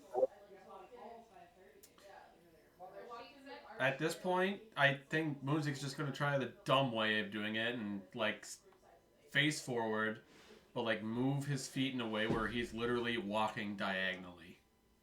Okay, so you follow the path, just walking with your feet diagonal. Yeah. And this works. Okay. I beg to differ. As you walk, then the path that you were before, you find yourself walking right up behind Edward and Brine.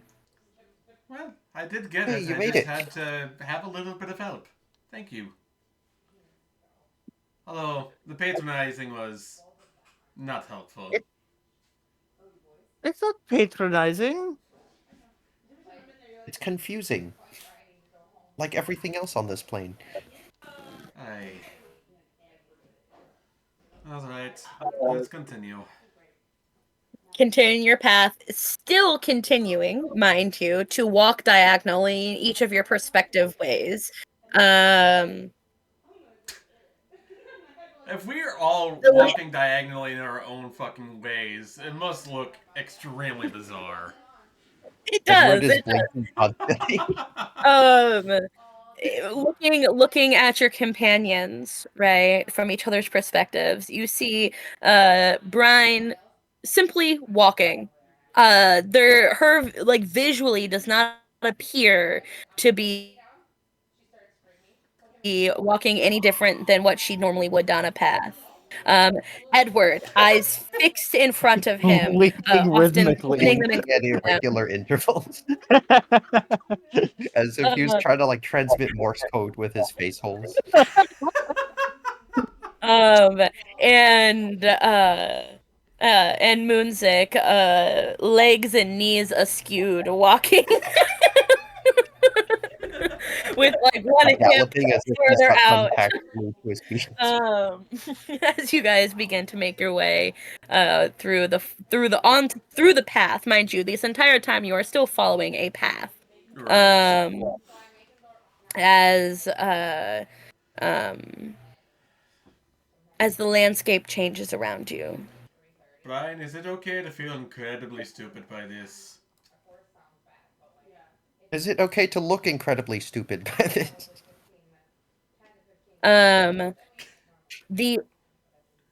The orchard. Upon seeing it, you now know this is it. It unfolds like a story half told. Each tree, a sentence curling toward meaning. Some are skeletal and white, their blossoms drifting like discarded words. Others pulsing with color too rich, too full, as if in their fruit reality is spilling out of the edges. The air is thick with scent, like honeysuckle, wine, something even older. Every step feels like a decision made and unmade. You no longer feel the need to walk diagonally. Here, you can tell at the base of your stomach. Hunger isn't just for food, it's for something deeper. And as you glance around in front of you, appearing as if she has always been there waiting, a woman, golden eyed, slit, like with slits for pupils, um, lips like a secret that you weren't supposed to overhear. Her voice winds around you like ivy. Little travelers, Lost little things. You hunger for something, don't you? That's why you're here. Something sweet, something sharp, something that lingers. And you find yourself not remembering walking up to her, but you're close. You can see her trail a claw along the edge of a dark fruit, smiling. Hmm. There's only one reason why people are here. You wish to find the nectar of never still blossoms. Me Then too. you will listen. You will do as I say. Or you will never taste what you seek. And oh, what a terrible hunger that would be. And you all feel desire blossoming in your stomach, a hunger. Being here in the place of these trees and these fruits and this intoxicating scent, you feel desire at its base form. Brine is We're going right, to. and we are actually, before we go into it, we're going to go on break for 15 minutes. Sounds good. Ah. Alrighty, 15 minutes.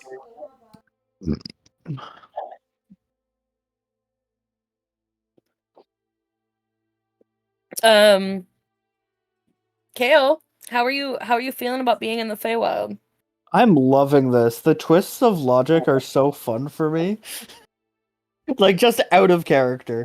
In character, Brian's about to say the most unhinged nonsense. And I hope you're gonna let that happen, because Brian most certainly can't say no to this. He does not have that ability. I think Edward should have that ability. I think Moonzic should have that ability, despite their desire. Brian would not. Zero chance. But Brian is wily, and I think I have a very fun, very in-character way out. All right. By the way, I'm- give Rocky hero points for that solution. It was Oh yeah, phenomenal. it was really fantastic. You're right. Absolutely. Rocky, take a hero point if you're here. Huh? Yeah, I'm here. Take a hero point for that. That was fantastic. Oh, I get a hero point? Hell yeah. Nice.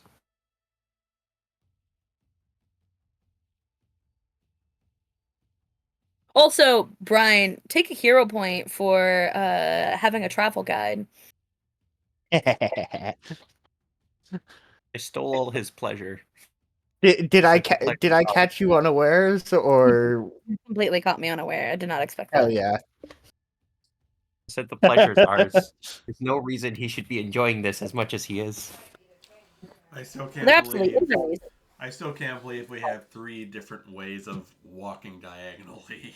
that is all kinds The of dumb. thing is because it's so heavily about intention, Brian could never have explained it to you.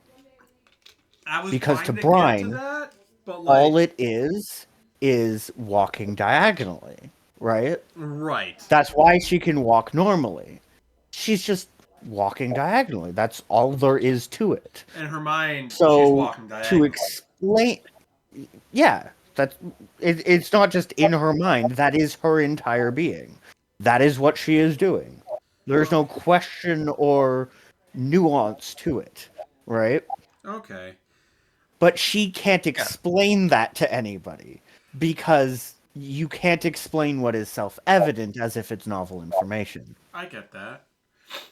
Yeah, it's like trying to explain to somebody how to breathe air, or like blink, or like, like, I don't know, like And You hence know, why it sounds so condescending, right? It's not meant to. She's just trying to like, it's come like on, guys, do the instinctual to thing. her, but You know? it's second nature to her, right? But That's like to us, we have to really make a conscious effort not to then. that's really cool. But for the sake of like just for the character flavor of everything, if we have to go back through that, Moonzic is still walking diagonally. Oh yeah. Because when would Brian have explained it to him? Exactly. I mean, and you also are intending on walking diagonally, right? You are intending on walking Oh my god. diagonally, right? Can you imagine Animo trying to make sense of this? Edemo's Bro, brain he is tears the broken. entire path apart. What the fuck do you mean walk diagonally? Ugh. Exactly what I said. What You part of tried that did you walking not understand? Also, why do I also think that Windchime would just do it immediately? Oh yeah, I mean, yeah, Like she I would just actually take it think that literally both and just do Windchime- it. yeah. I also think that Windchime. Well, there's a very specific reason why Windchime and Doran would get it on almost right away. It's because the DC was either I felt that the conditions have been met, right, or an insight of 17, And right. their natural or their passive insight is 17, 18. 17 is passive, yeah. Yeah. So It just I automatically would hit have it. loved her to be here and just be like, yeah, just walk diagonally. I feel like Both Brian and I her feel- going like, I don't understand what the I'll be issue is. I feel like Windchime has definitely gaslit Moonzic before. I feel like this would be another opportunity for her to do it again.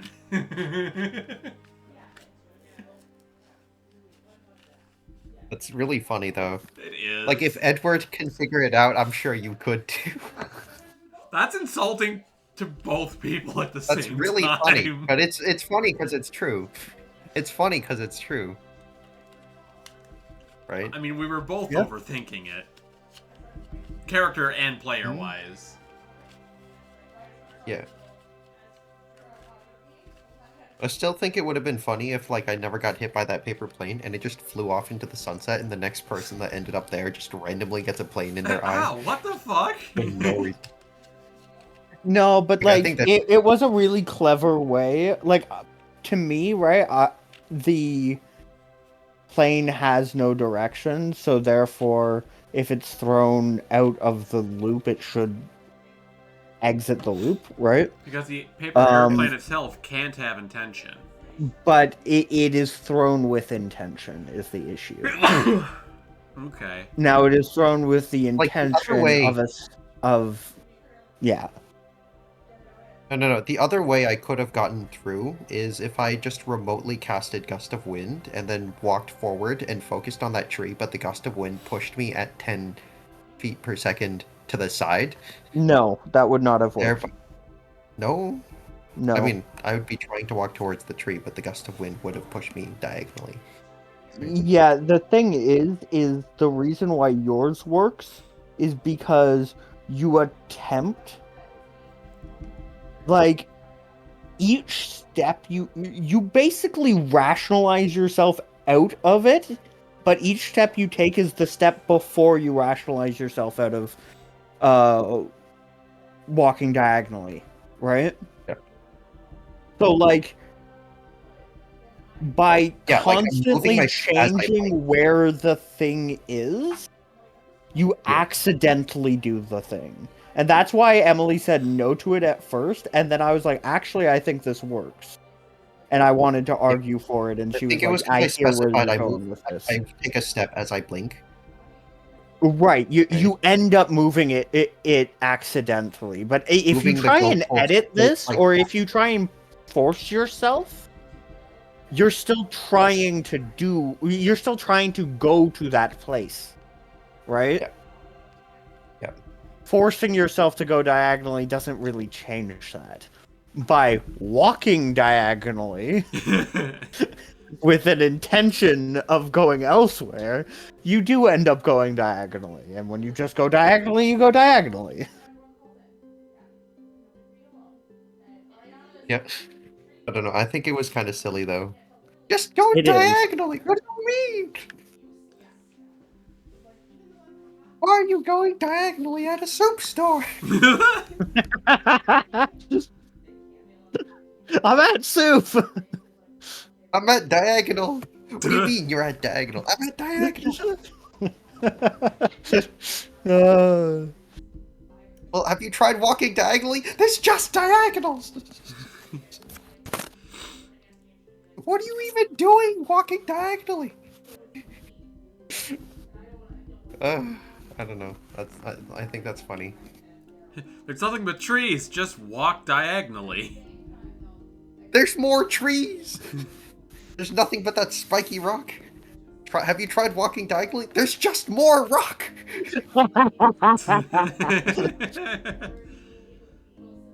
oh.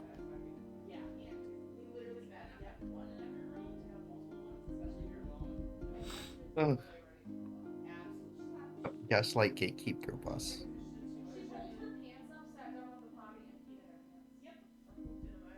Okay, this is gonna be like an epic rap battle, isn't it? Is it? I don't know. Is it?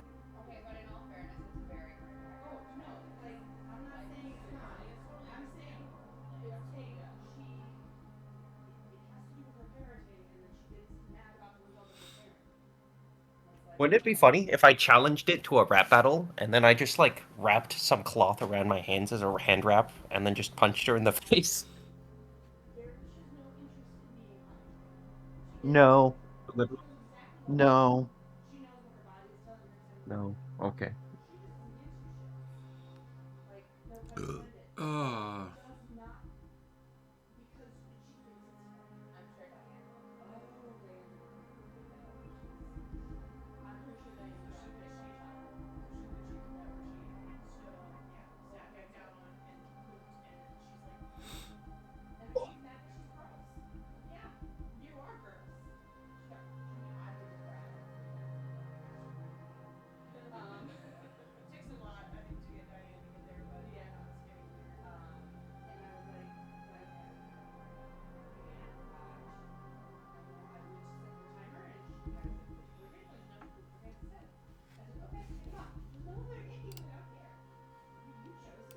Oh, I should say, early on, while we were getting like the early part of the stream or recording going and everything, I actually got raided on Twitch, I should say. There was another D&D group on Twitch that raided me.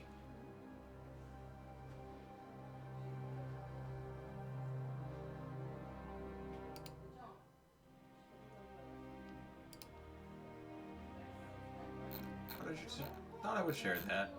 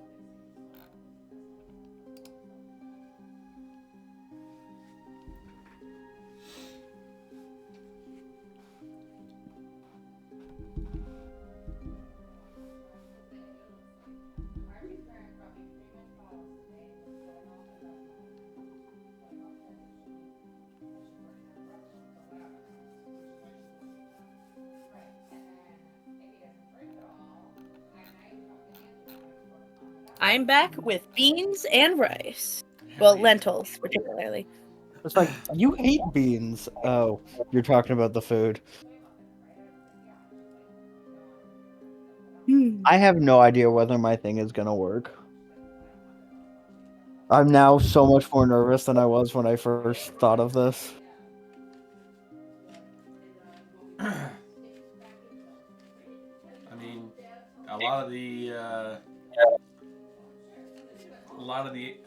encounters and interactions in the Feywild are just kind of a calculated gamble, aren't they? Yeah, but this is a gamble. Oh no.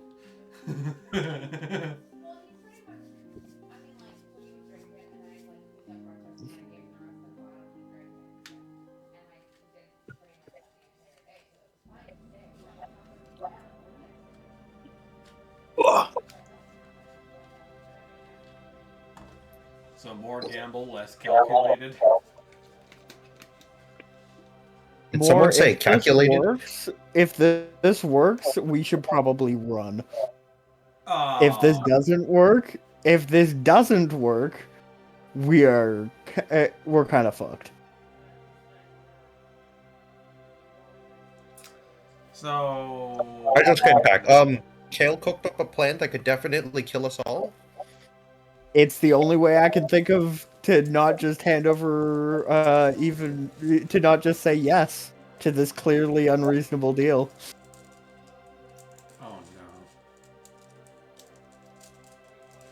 I mean, I was thinking something along the lines of trickery of, like, we should speak in equal terms, have them agree, and then define the term as a period of time, force them to not speak. Oh, that's brilliant. Unfortunately,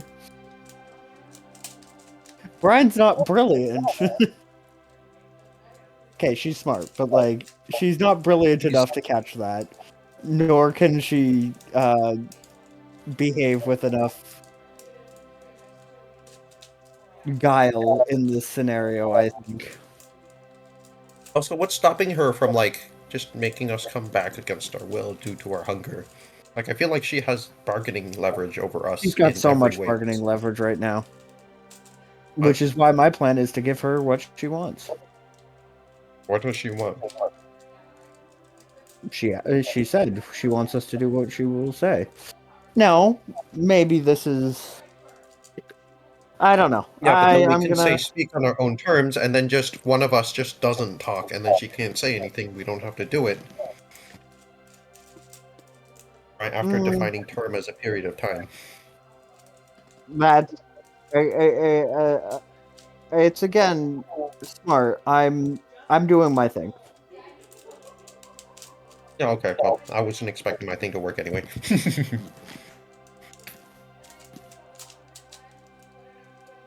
Because I expect Joke's her on you. to The go battle was first. over the moment we said our first thing.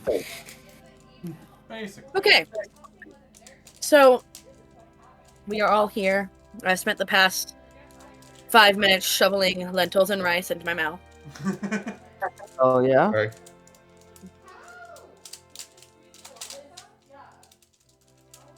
So, Well, how have you been, Emily? Boo. I love beans. No. I do. I love beans. Beans are fantastic. But not the No, dog. the answer was shoveling them in your mouth. The only beans I don't really like is I'm not like the biggest fan of baked beans. Oh, I love baked beans. They're okay. What are you, They're really? not my favorite. One of my what? Well, I said they're not my favorite. No, I was asking what Rocky said. Beans, the magical fruit. The more you eat, the more you chew. eat, the more you You see, Beans, Rachel beans, says good that. for your heart. The more you eat, the more your heart. I was gonna say Rachel has that one. I learned mine from Chowder, which is beans are good for your heart. The more you eat, the more you fart. I learned both ones. I did not learn that one. I learned that one. That was the first one I learned. That was the first one I learned, and it was from the cartoon Chowder. I only ever learned the toot one.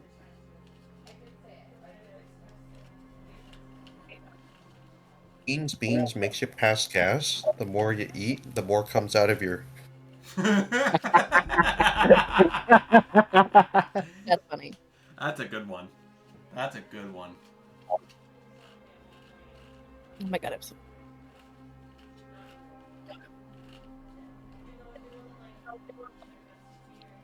Okay. Woo! So, can you remind me exactly what she said before we went on break? Yes. You wish to find the nectar of never still blossoms.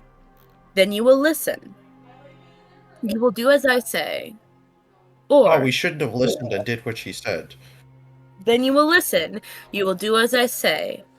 Or you will never taste what you seek. And oh, what a terrible hunger that would be.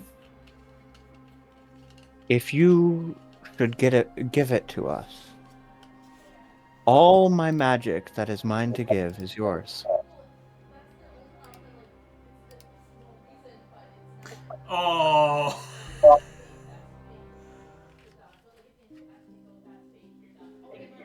Excuse me? I feel like I need to take notes. I need to write down what word for word you're saying. We're gonna have to converse through a transcript. Here's No. my thing. Would this Fae be able to take down that transcript? Or would they take these words? Because what I have said is, if you shall give us what we seek, all my magic that is mine to give is yours. There is Artificial. Okay, there is a little caveat to this. I'm trying to figure out how to... You're trying to figure out what the why I'm willing to offer this. No, I'm not actually, because there's extra bit. Okay. Anyway, okay.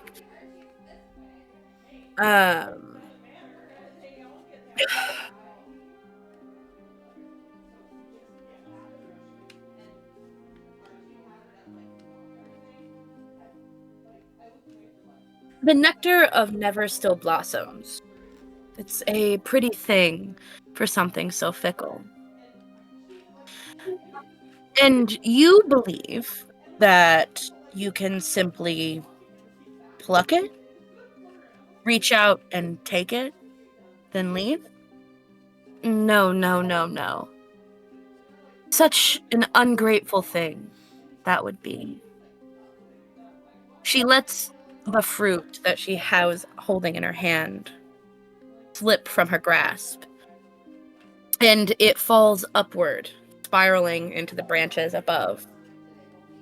Can I flit upwards and try and catch it? Sure. You use your boots and you gracefully reach out to grab the fruit. And she looks at you, sighs, almost mock sorrowful. The nectar cannot be stolen. It cannot be given. It must be earned. And to earn it, you must know it. And to know it, you must taste.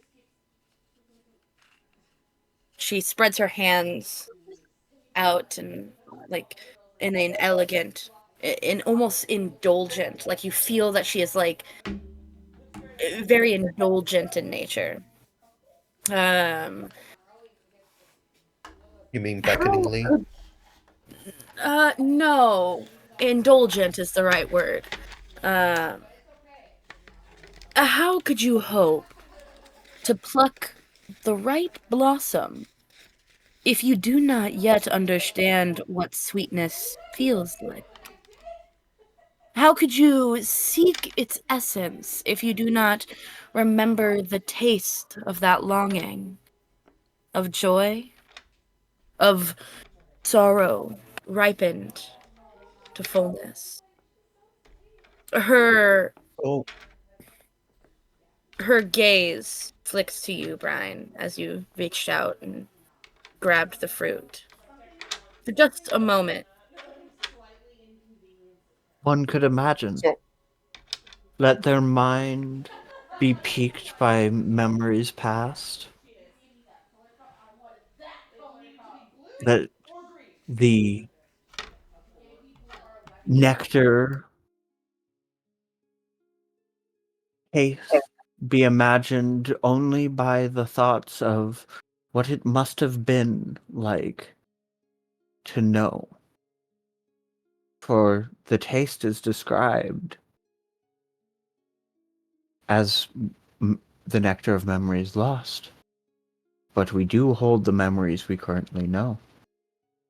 And are not memories the same flavor? Differing in sweetness, yes, but of the same fruit?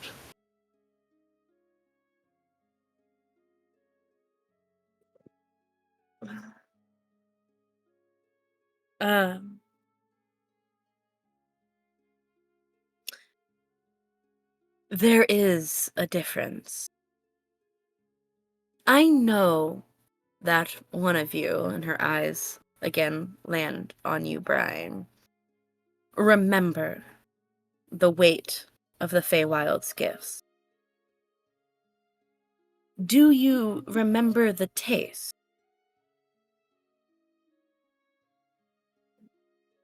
Like yesterday. Do you long for that taste?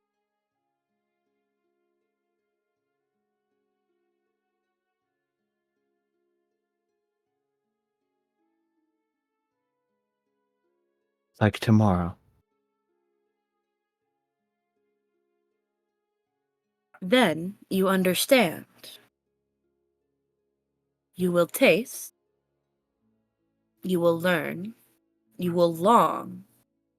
And when your palates are prepared, only then will your tongues know the nectar when it touches them.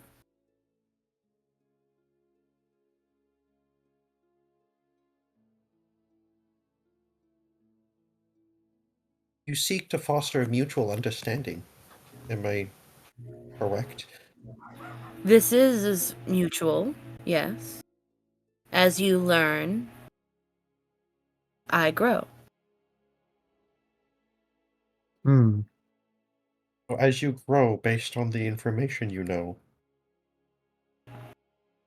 Ah, No, no. I do not grow based on the information I know. I grow based on what you feel. I do not take away.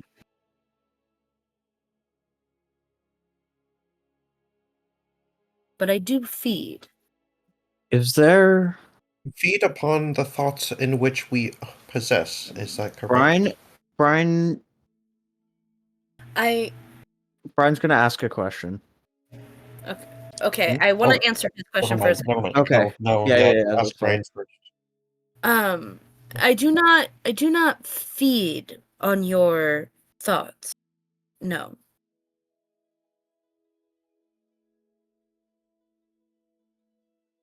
Brian, I'm working off a theory here. Brian is going to open the fruit. He's going to look at this lady. While I doubt this will be the nectar I'm seeking, may I partake to see where this goes? She nods her head. Take a bite. Or more. She's going to taste the fruit. Oh. You taste. Hold on.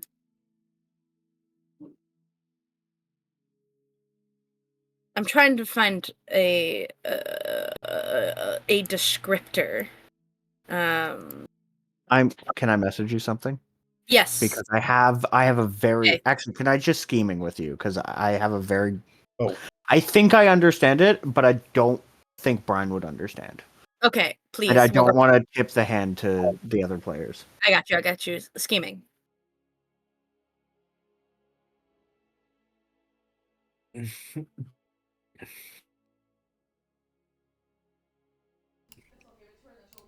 Well then. I mean, I was trying to like equivocate over the rights to be able to like cast detect thoughts with no repercussion on a successful save, right? But Brine had her own thing, so it's not much so much as a gamble as much as it is just me like getting away with something as safe as possible, right? Like, oh, something along the lines of you seek to like share like a collective understanding. Am I correct? And then she says yes, and then poof, detect thoughts, boom, instant understanding. But I guess Brian has her own thing. That's fine, right? I think Brian's plan like probably has a end point, whereas mine is just gather information by talking.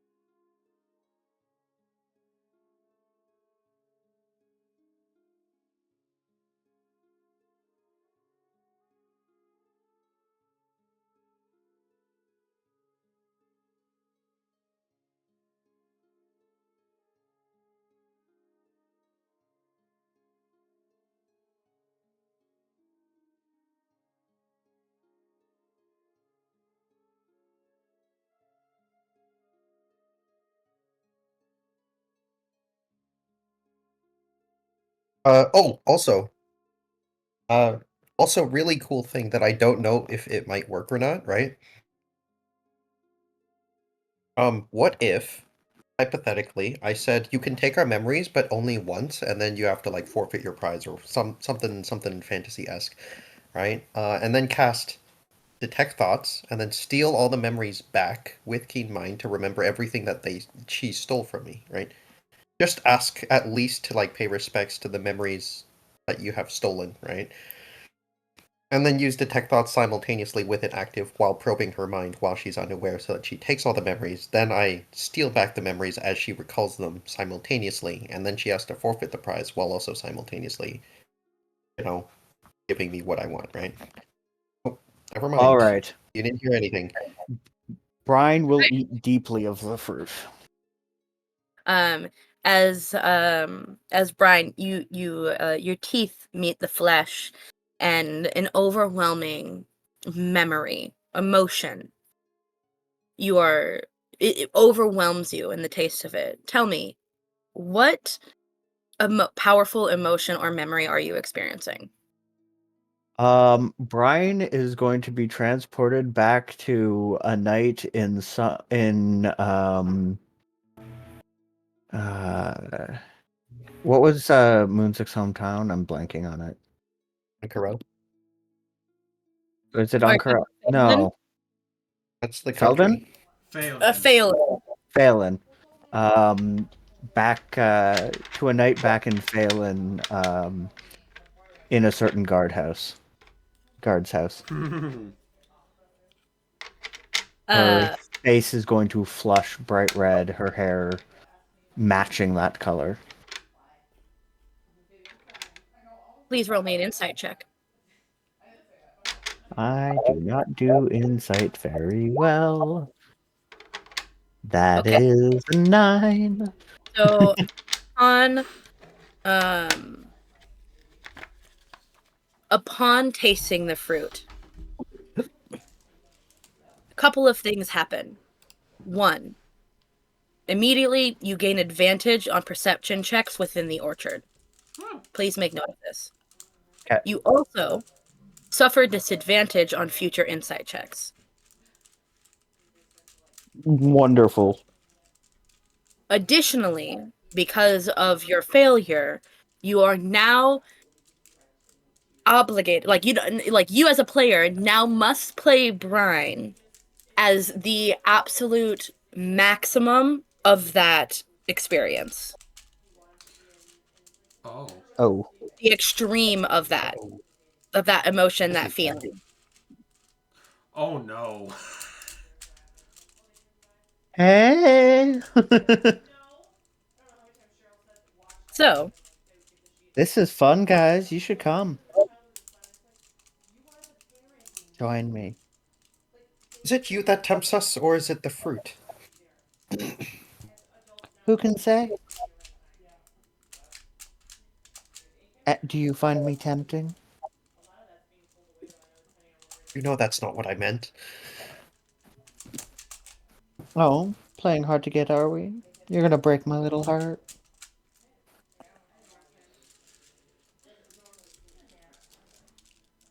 She walks you further remember- into the forest, it's the orchard, and into the orchard, looking for another fruit. okay. While you are looking at Edward and Moonzic, I'm sorry. I'm so sorry. I have to play it to the epitome. Oh. She's Are we doing disrobing this? as she goes. Huh. Well then. Brine strips her clothes, leaving them on the floor of the On a branch. orchard. I'm On a- civilized. They are on a branch. Yeah, They are not like, getting you do dirty. it, like your arm comes out and you just Yeah, exactly. lay Yeah. it across the branch, Yeah. and you look over your shoulder. Yeah, Your back. you're picking up what I'm putting down. Yeah, exactly. The form of your body, it like the way that that your clothing covers your ass just a little, but Yeah, like in our think time, Aphrodite. Think Aphrodite from Hades or Hades 2. very much like Oh. as you begin your search for Yes, a another sensory mist. A um, sensory Prestidigitation to like make a fog cloud. Sure, Uh, we'll do that. it- Smoke. There you go. okay. Sorry, guys. No, you're good. Are we on our own? I'm gonna cast Detect Thoughts and focus it on Brine. Brian is looking for another fruit. You guys aren't on your own. But yeah, Okay, She would Brine very is much like Yeah. you guys to join her. And probe Brine's mind real quick. I don't like that sudden behavior change, and it's a little unsettling. she Can I willingly fail the check? what I'm gonna have you do is I'm gonna have you wait for a second, because while you're off looking, Mm-hmm. I want to address the other party. Okay, fair enough. So, Theresa, she's not Theresa. You don't know her name. I'm gonna call Okay, her this the lady. taste. This lady. The Sorry. lady. You did not hear her name, okay? I just gave her one. Yeah, okay. The woman stands too tall, her limbs slightly too long, as though she was once something else, but has stretched herself into a shape of hospitality. Her skin, as you look at her, shimmers like moth wings that are caught in candlelight, ever shifting in color. Um, as she speaks to you with a voice like the first sip of wine, warm, rich, intoxicating. No, she's right. You can never truly savor unless you feel, darlings. Just a taste, a small thing. And you see she reaches her hand out, um, almost materializing out of thin air, but you know instinctually that she reaches her hand out to grab a fruit, but that wasn't there before, and looks at it. How curious. I wonder what this one holds, as she opens and takes a bite of her own.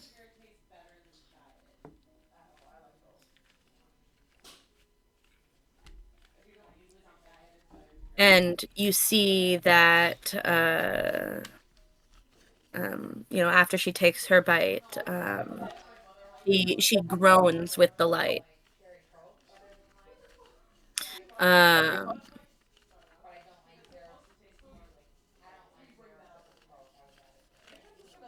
what do the two of you do? What does the fruit do to our minds? It simply lets you feel, experience. Your mind is not changed. Just focus. Focused.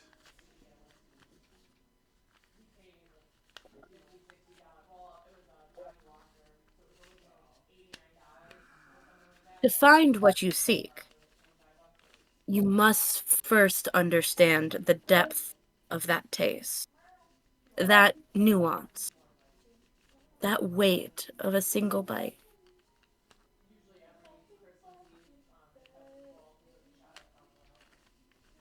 I believe. I think I'm beginning to understand.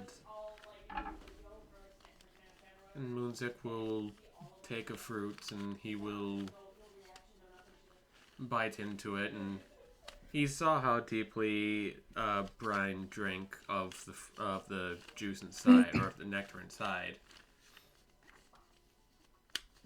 He's not going to take as big of a drink of the nectar, but he's not going to just do the bare minimum either. Kind of a healthy middle, I guess. Okay. The effect is still the same. Tell me, you're forced to relive a memory, powerful emotion. What does uh what does Moonsick experience?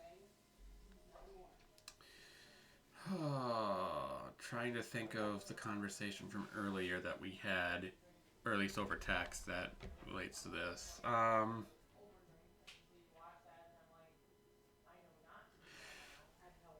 Moonzic thinks back to a particular night on a ship. It was fraught with a lot of fought battles. They barely escaped with their lives just to come back up from the depths and betray the person that was helping them to what they thought was get revenge. But they turned their blades on Captain Three Earrings and take her life. And that decision has always haunted Moonzic since it's ever happened.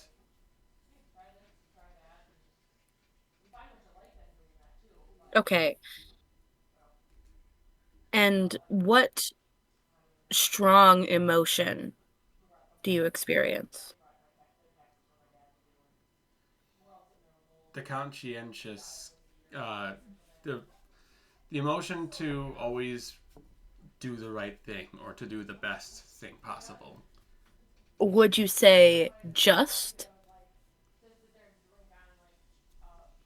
Sure. That would go well, I think.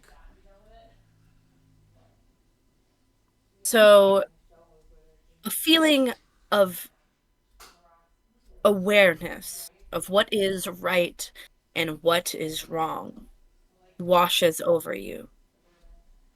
Decisions that are to be made, you are not left with any choice.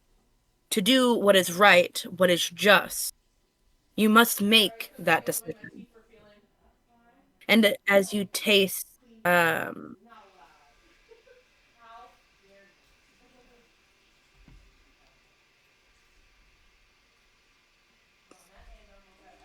uh,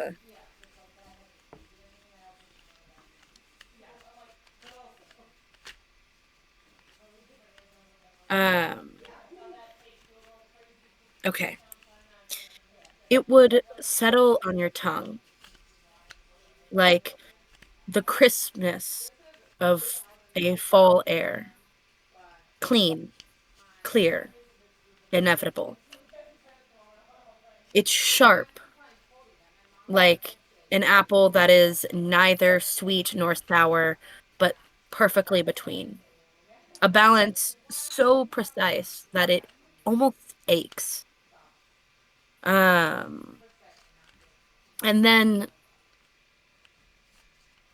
there is a weight to the taste of it, like a heavy pause before a verdict is spoken, like a hush in a courtroom, like that moment before a truth is spoken with no shadows to hide behind.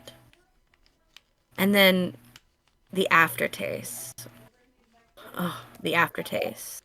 Like a slow bloom of dawn spilling over cold stone. Satisfying, steady. Um, it's not cloying, but it's an undeniable presence. Setting in the bones like the certainty of something made, done right. It's hard to stop yourself from taking a second bite. Go ahead and roll me. This is just for. This will do a few things, but Yeah. go ahead and roll me a insight check, please. 11. Okay. Not doing great today on insight. That's okay. It's not ever. It's particularly not this group set of skills. Um, I mean, I still have a +3 in insight. I'm not bad. I'm just not great. High Not decent. good. I mean, I can They're bump it also to a high 12, but I don't think like I Um, feel like I was gonna like silvery barbs and then like force the advantage on Moonzic, and then I just never got the chance because there's no checks. um, Actually, can I cast silvery barbs one on second. Moonzic? Like, if it I doesn't pass because of the DC, can I cast it on Moonzic and then give advantage to myself for the next minute? Like, this um, doesn't change the outcome that Moonzic failed, but it gives me advantage on my roll. okay, sure. Yeah, you can do that. You can have advantage on your roll. You jerk. No, I'm kidding. Whatever. As you taste the flavor beginning to fade, but still present, but its intensity decreasing, you find yourself going for just another bite.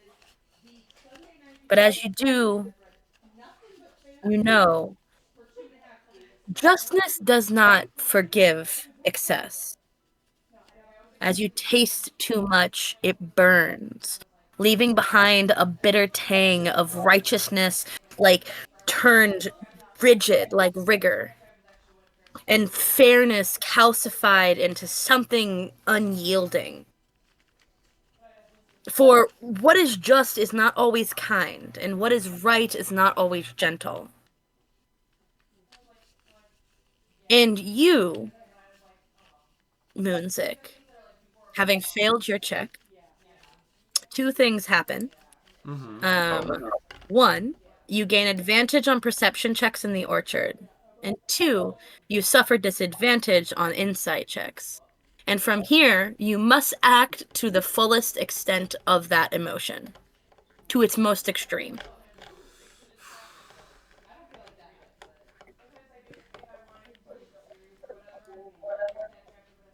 It's going to take a minute to kind of process that. An example that I had, because you specifically said just, and that was one that I had thought about. Morally absolutistic. Yeah. Absolutist. Absolutist. Absolute, yes, morally absolute. Is how I would say that extreme is. So I'd be taking Brine's clothes and chucking them back at her, trying to get them to put them back on. If that's how you want to do it, certainly. Honestly, for the fucking laughs and how the character interactions are, that would completely make sense.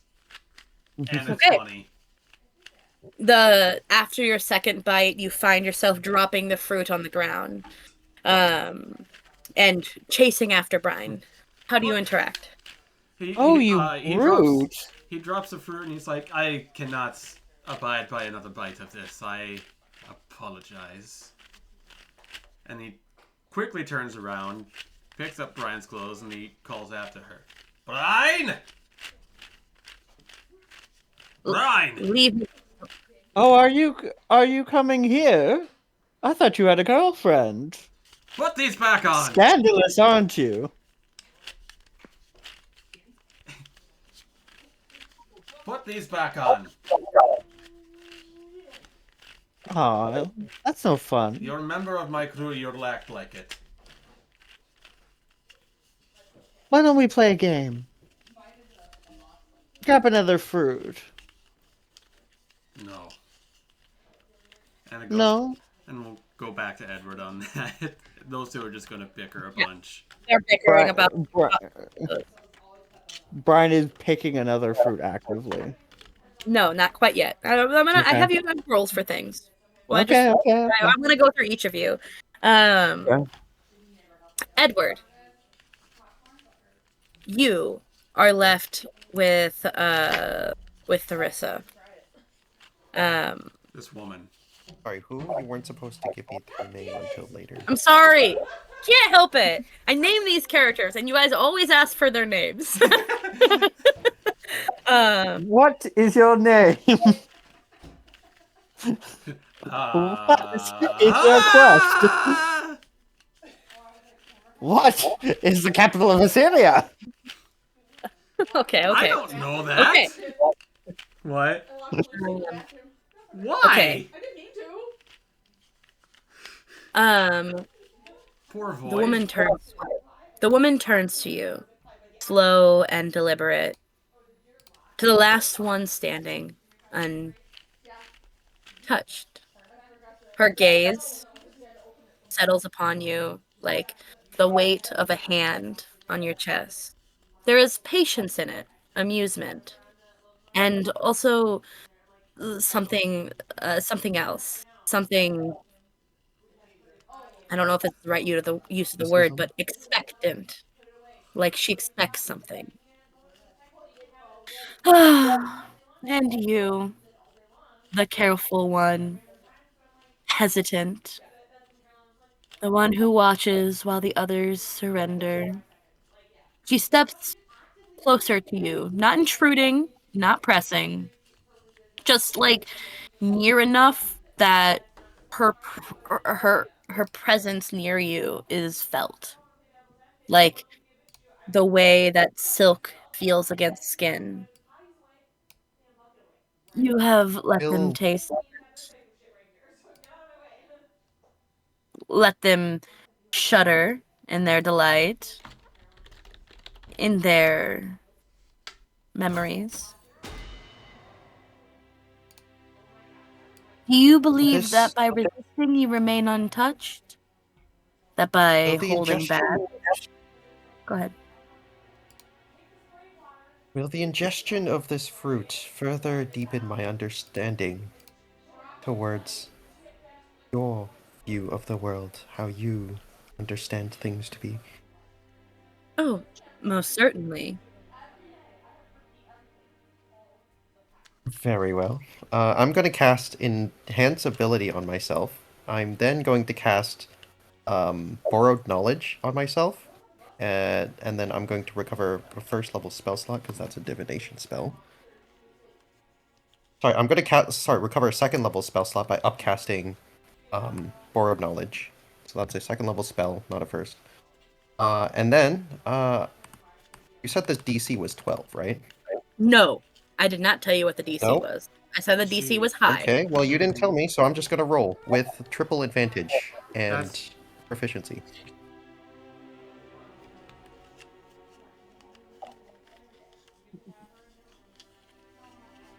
I mean, what are you?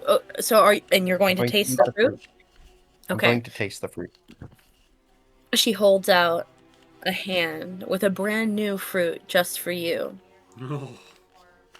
taken from just behind your head. Before you get crazy, Oh. what don't memory- take away his natural 20 though, please. not gonna take away his nat 20. Before you go crazy, tell me, what memory, experience, emotion do you taste?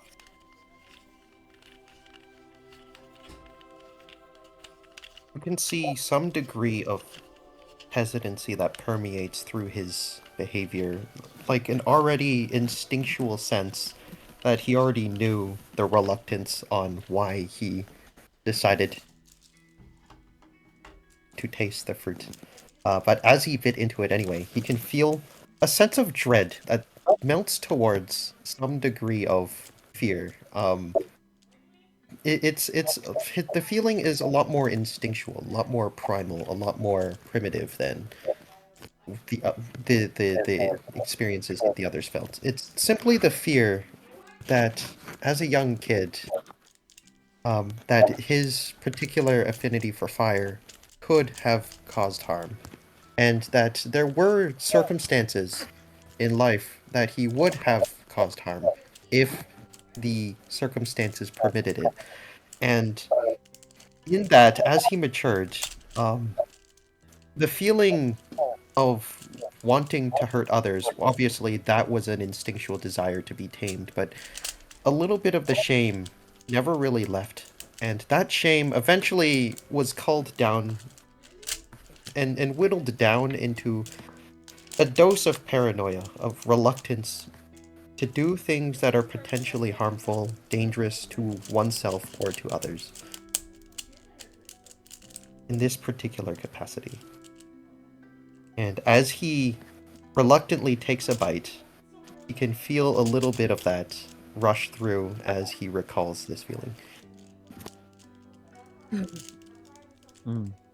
Paranoia. Not just any paranoia, no. That creeping taste of knowing that you might be dangerous. It would hit the tongue in layers. Uneven and shifting, never letting your palate settle.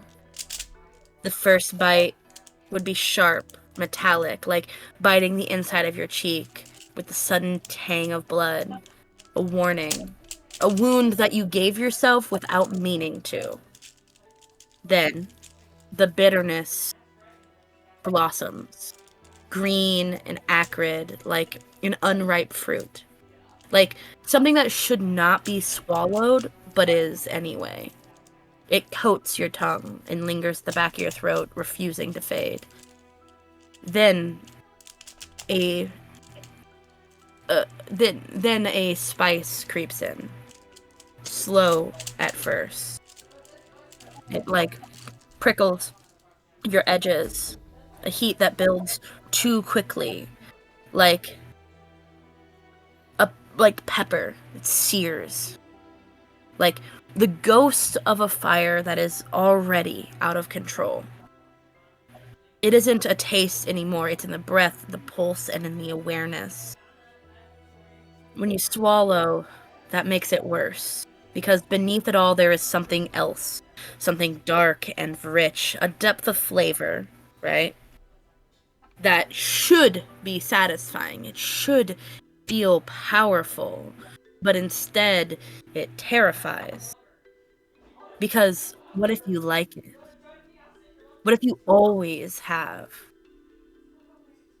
And long after that taste is gone, long after the fruit has been swallowed, the sensation remains like a phantom heat, that whisper of bitterness,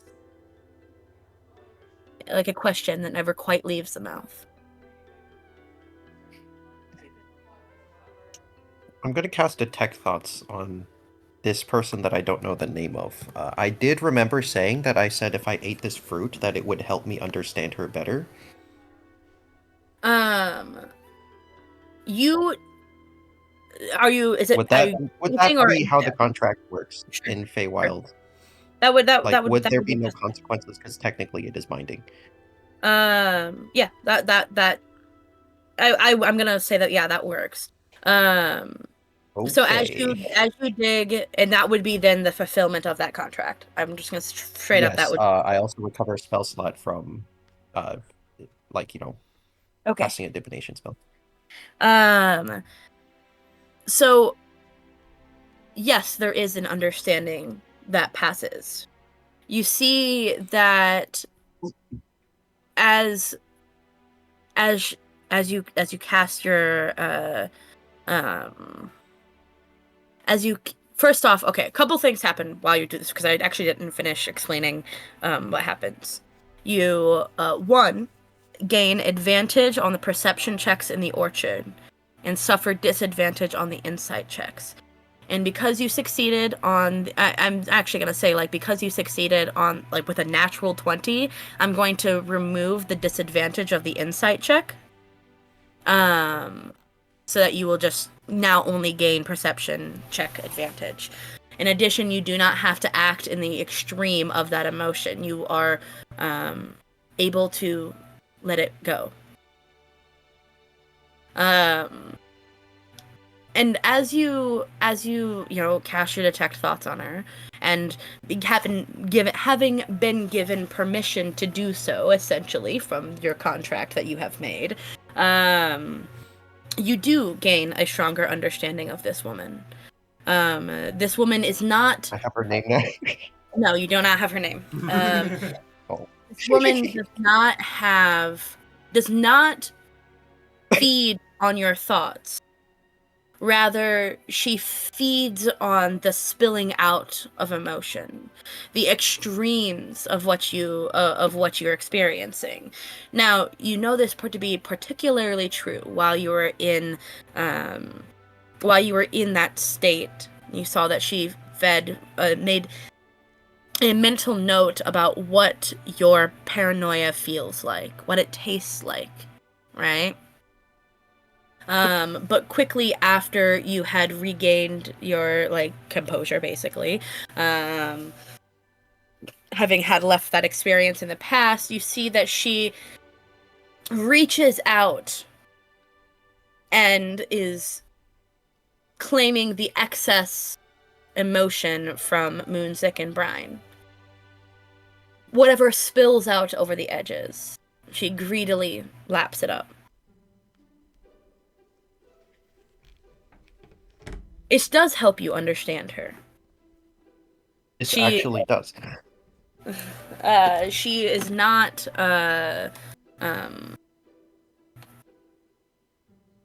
you get the sense that she is not so much of a predator and its prey, but rather a scavenger, right? Feeding on what the fruit leaves behind. You also get from her emotions and reading her or detecting her thoughts, because the contract says so, I suppose. Her intention is, and what happens when people pass through and search for this. She always lets them go freely, because inevitably that longing that desire will always bring them back.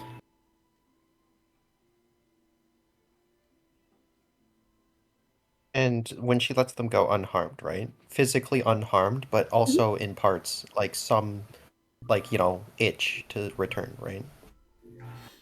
It's yeah, I mean, there will be an itch that to returns to feed once again, and then be left to go. The more people who are introduced to her orchard, right? The more she can feed. It is a beneficial relationship, a mutually people want to be Mutualistic. back, right? Yeah, you understand what I'm saying. Yeah, it's mutualism. I'm going to ask, so now that I have tasted of the fruit, I am to understand the nature of what this nectar is. And this nectar is to indulge in a primal desire of sorts. Yes? The nectar of these fruits, yes. The palate cleanser of sorts. But to taste the nectar of the never still blossoms, this is only the first step. And what of the next steps?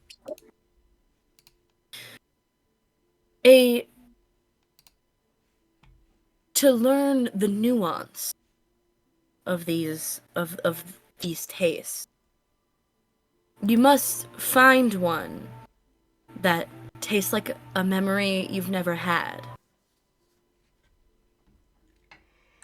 To experience something that you never could.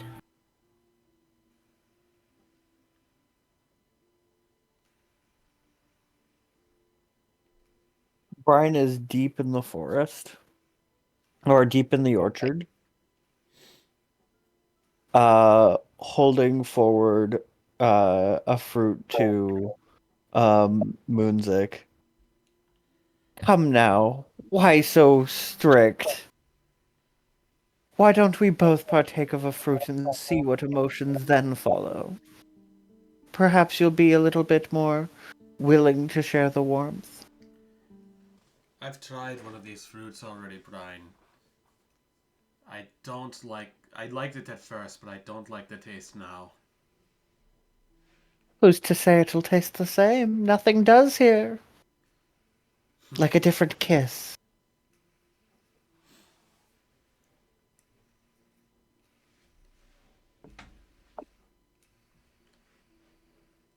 Brian's going to slice hers in half and eat greedily from it. Juice Moonzic?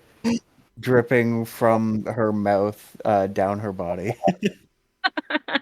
Still having never Why put is on. Brian so thirsty? This is what happens when you remove Look, Brian. I chose the wrong memory, clearly. That's a Uh, will issue. Moonzic. Mm-hmm. I would like to propose that you already have disadvantage on insight checks, becoming significantly easier to deceive. Um, in addition, you have tasted these fruits and failed that insight check. So, my proposal is that you would take the fruit. If you would like to roll for it, we certainly can. But I think from a roleplay perspective, it would make sense that you do. Yeah. Alright. And I can't Only go to if it Moonsick means to you will cast put your invincibility clothes on him, back right? on. Who can say? Who can say? Who can say? My God. He's gonna toss her clothes at her side and angrily snatch the fruit out of her hand. Fine then. Then Okay. go and take a bite. Having tasted from the same fruit, I would love it if there was a memory that you two would share. Um, You have different emotions attached to it, but a memory that you both share would be sick. Like both moment of we them first had like met? shared together. the moment we first met. Both of them first met, or I was thinking like the night after the Solvia raid. Or technically the hours after the Solvia raid. I want to do the night we first met because I think your emotions when I just appeared on your ship with Rocky and my emotions would be very different. Or Oh, with absolutely. Edward. Yeah, let's go for it. To Okay. me, I would be hopeful and um excited are the two emotions that come to mind for that memory. Having stowed away upon a ship, knowing that you guys were an adventuring group, hoping to get to enjoy an adventure and maybe make it back to Nicodranas. The thought did cross her mind. I can think of 3 different emotions in this case for Moonzic at that time. Confusion at who the hell this woman is. Skepticism on why the hell she's on his ship, and apprehension at what her intentions are. It's like Moonzic was completely skeptical of her at the beginning, but he didn't let that show. He was very stoic about it, very, very careful.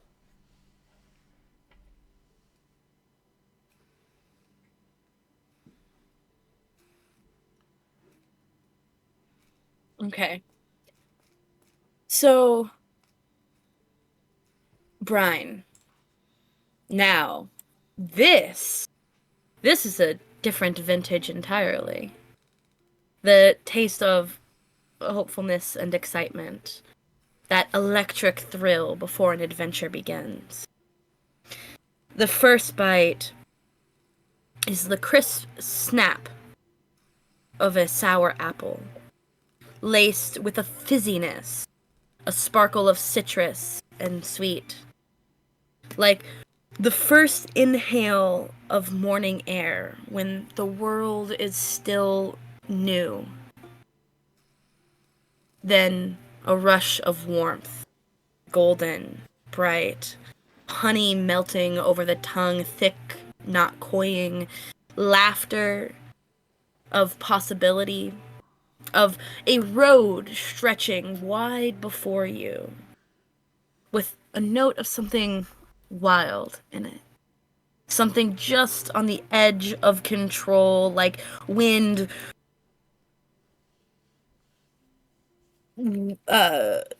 whipping past as you run faster than you thought you could. And underneath, there is a spice, like clove. There is that teasing heat, almost, but not quite. Like a promise of something more, of something unknown, of challenges that ahead will change and shape. It not a burden of a taste, an invitation. It's not a fading. It propels forward. I'm just gonna fail the check. Okay. I have disadvantage. I don't have, but I have a thought. And Brine, with all the hope in the world, completely forgets her clothes behind because that's not important right now to her. She runs to the manager of the orchard, Karen. Aaron. You said the manager. Yeah, No, I you're did. acting like a Karen, stripping off, Um, eating whenever you want without Oh, there paying. you go. Like, That's yeah. and then goes, "Please, I have a request. I What wish is to taste A fruit which you have eaten from first. Um,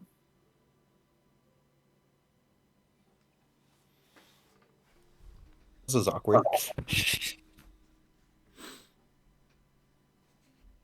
Sorry, I that's actually jumps the gun a little bit because Moonzic would need to mention that we Yeah. have the same memory. But I'm so excited. So I'm gonna roll that back just so Moonzic can have that chance. Sorry. But technically, if Uh, Edward has a fruit with her, then technically that would be a memory he could have never gained or won't gain. Yeah, but you don't know the inference of the fruit being shared like that. That is true. okay. I could just focus my detect thoughts on you. You could absolutely, and you're gonna get some interesting results from that. I'll tell you that. I'm not going to do that then. Noted. Just to back it up, Moonsick. This one, Brudity, nudity. this one is a delicate taste. It's a fragile thing, shifting, uncertain, never quite settling into one flavor for long. At first, it is cool, almost flavorless, like drinking water when you expected wine. A moment of dissonance, hesitation, where the tongue waits for something definite, but only finds absence, a space where certainty would be.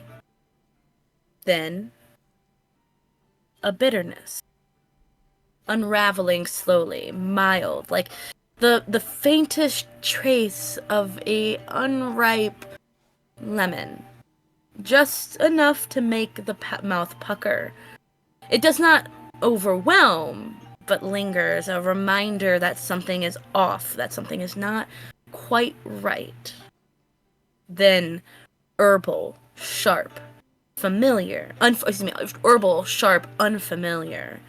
A complexity that the mind tries to grasp but cannot quite name, like tasting a dish from a distant land where all of the ingredients are foreign, the spices unfamiliar, and the flavors dancing just outside of your recognition. It shifts. One moment from warm, then to cool, always in flux. There's a slight flicker of sweetness, but only for a breath. A trick, gone before it could even be noted. Underneath it all, again, there's that spice. Not the thrilling kind of boldness that you saw before, but a subtle lurking, an unease prickling at the edges of your tongue. It does not settle. It does not resolve. Instead, it leaves behind a question. But a taste that demands to be understood, but refuses to explain itself. Just walk diagonally. Oh my god. You diagonally. Did you want to roll your insight check? Yeah, I will. And Okay. that's a You do have disadvantage. disadvantage. Yes. Oh, wow. 13. At a 13, that's pretty good. It doesn't quite meet the DC, but that's pretty good.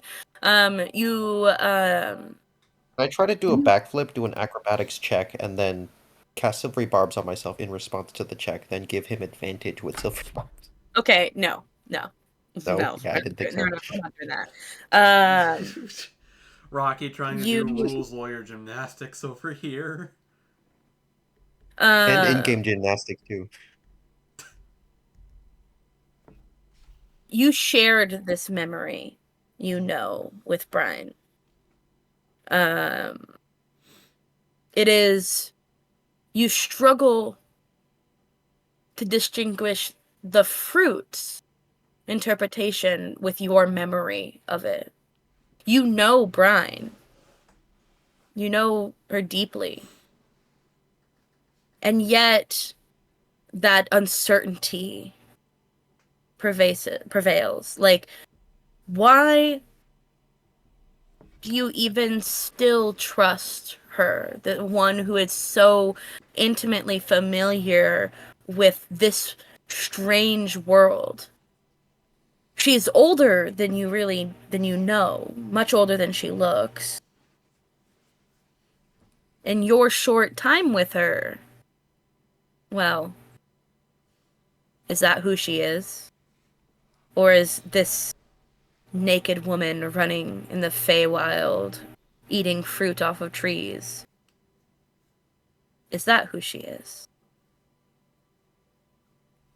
Or is she the woman offering a fruit for somebody else to taste with nefarious intentions?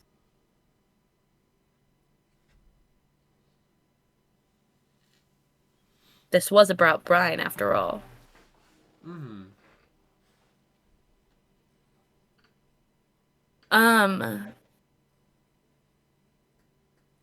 Brian's beaming at him.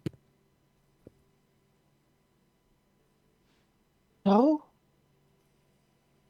Isn't the fruit wonderful? All the memories past? But if when both of us eat, we share a memory. I wonder what happens when you eat with somebody who doesn't remember you at all. She's going to run back, clothes still forgotten as I described before. Single-mindedly hoping for and fascinated by the next idea, the next taste, and what the taste might be. What hoping to taste something she's never tasted before by talking to this. She doesn't realize it's a step. She's just curious and hopeful and full of the belief that things will just go well. Did I hear that with perception check? Oh, you were Yes, I right do have there. that. You never left like the vicinity. I don't need to roll a check. It just is, right? Yeah. I see. So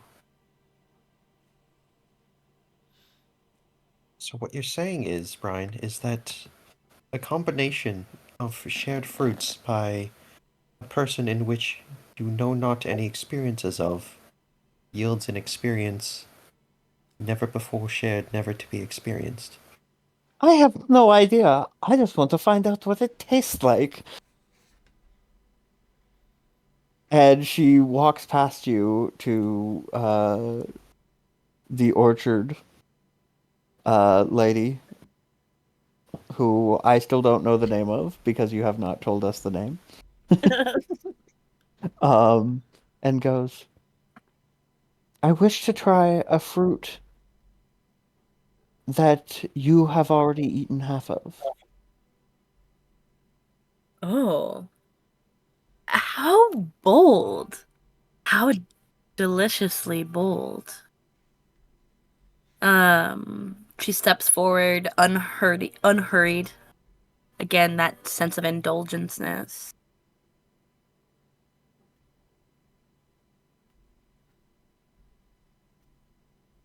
You would offer me your taste? A morsel already touched, shaped by your own longing, your own heart?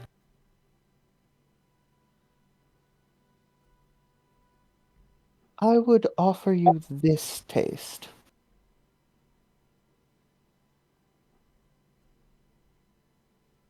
To share.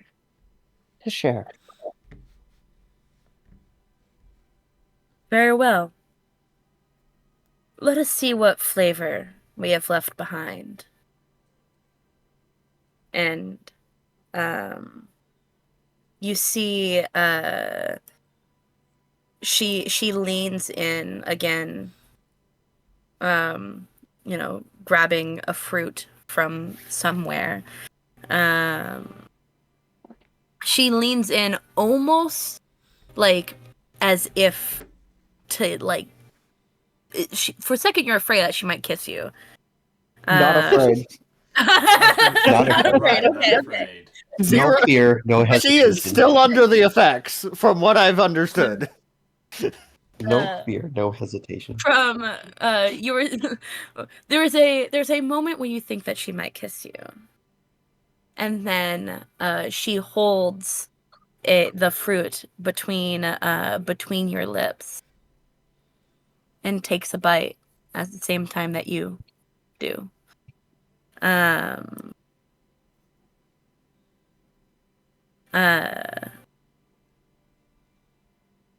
Okay, hold on. I need to think about what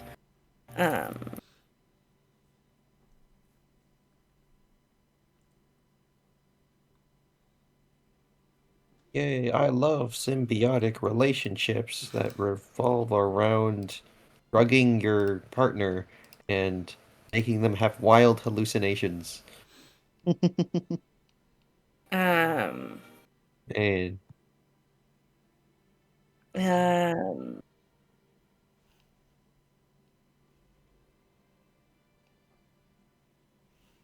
isn't this so symbiotic, drugging your partner?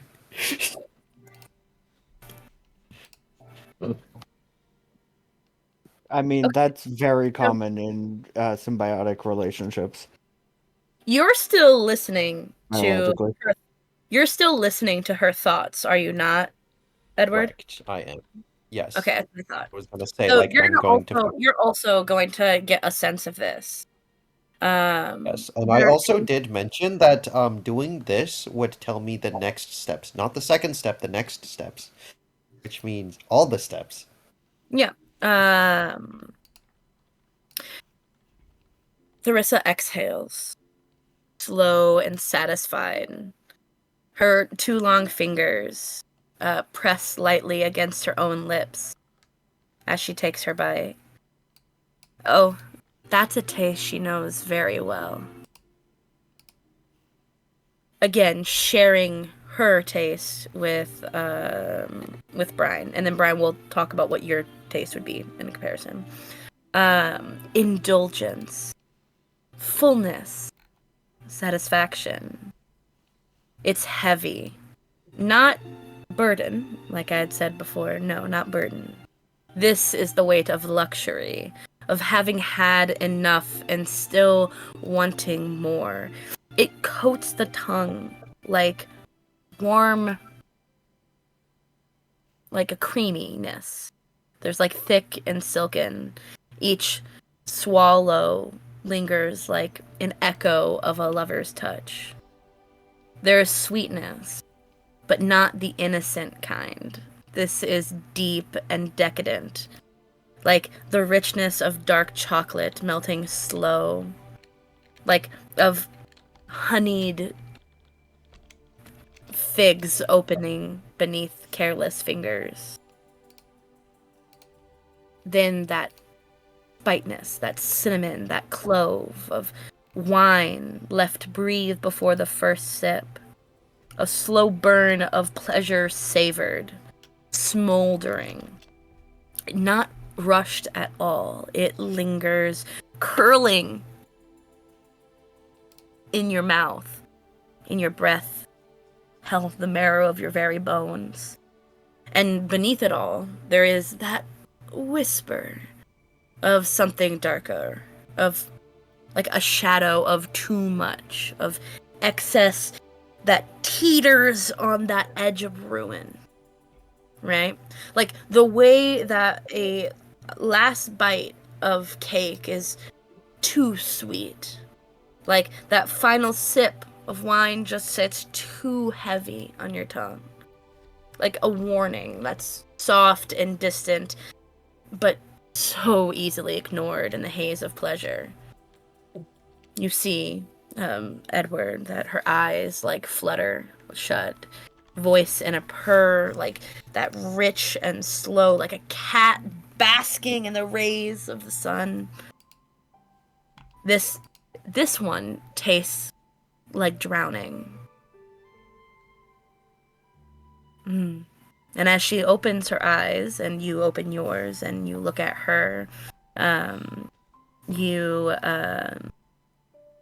your eyes gleam half-lidded and sated, and yet somehow still hungry.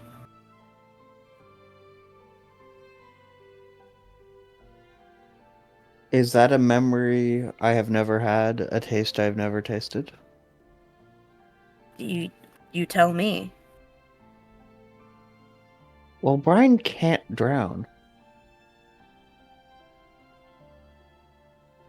So the taste of drowning is diametrically opposed. The fear she has, but she doesn't know what it tastes like.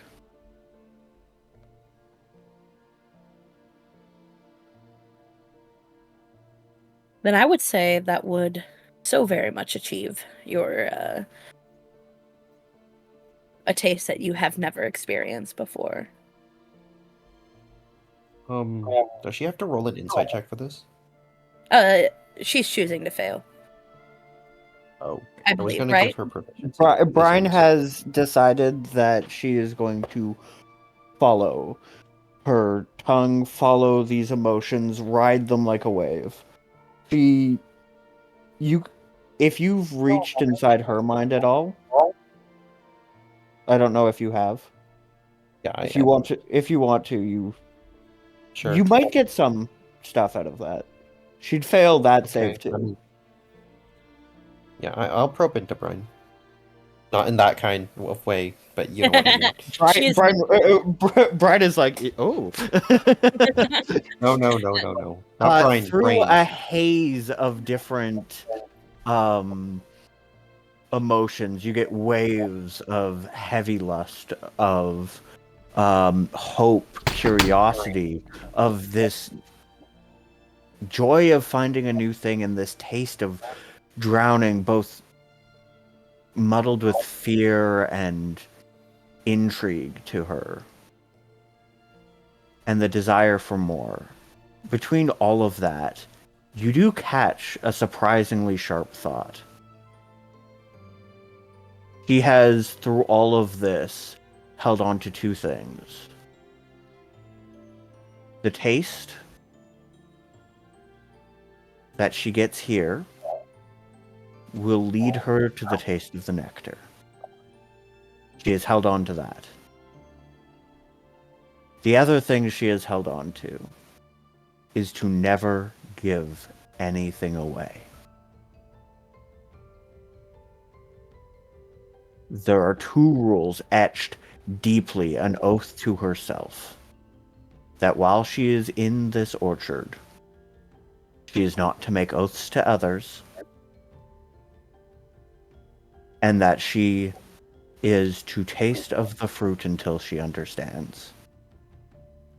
Everything else does not matter to her. She will not third rule. She will not harm her party members. Everything else does not matter to her. She will not make a deal to another. She will taste of the fruit until she understands. And she will not harm her party members. There is another thing that lingers in your mind. And that is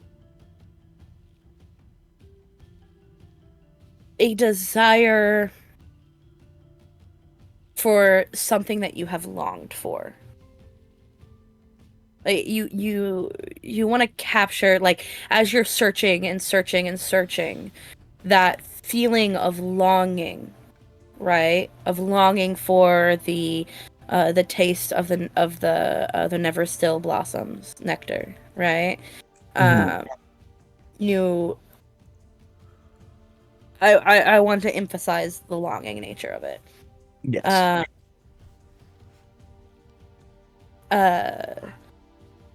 However, you, right, also share something with this woman. What emotion or memory do you share with her?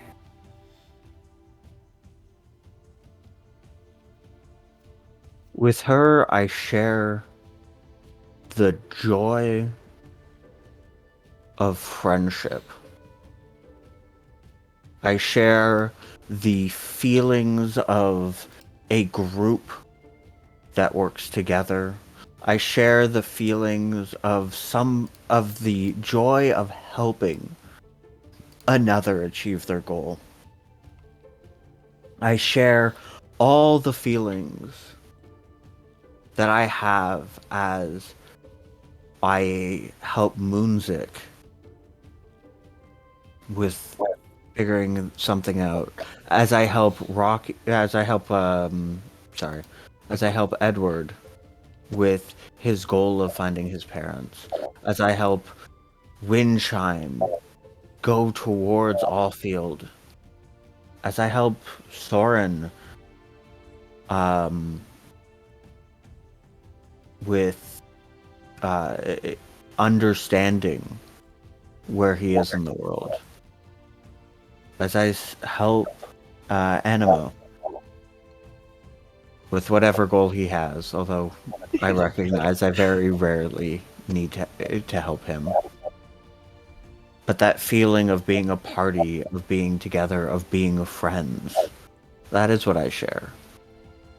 And I hope to communicate in sharing that taste, that is a taste easy to create, simply by helping.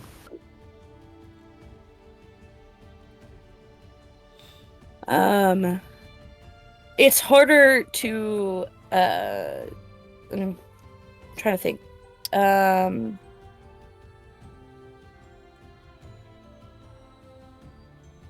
It is expressed. I'm gonna like summarize 'cause I don't want to go too in depth with each of these things, but because you are feeling what she is feeling, what you are reading this woman's mind, right? As this is happening, the taste of that joy of friendship, right? Like a well-tuned melody, right? Where every note is in harmony and every step, right, is confident that it's being taken forward, right? Like sun-warmed honey, right? Drizzled on fresh bread, crisp, rich, golden, a hint of that salt, because true companionship isn't without its struggles, but that only just deepens that sweetness of the honey. Like bubbly cider, right? That fizzes on your tongue, light, right? But leaves a warmth in your chest after it's been swallowed. Like the last bite of a shared meal, where every flavor just lingers a little longer, as if unwilling to say the last goodbye.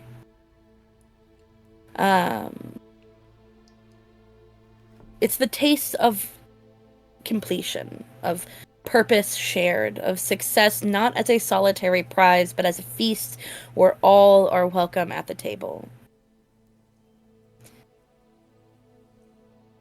And it tastes so delicious. That is, after all, this woman's favorite taste. Is I'm sharing, right? If that makes sense. Like, her favorite, like she is very much welcomes this flavor. Yep, so delicious is a good taste. I'm going to look at her like kind of with like a smug like look, and I'm going to say something in which has never happened. Something of longing.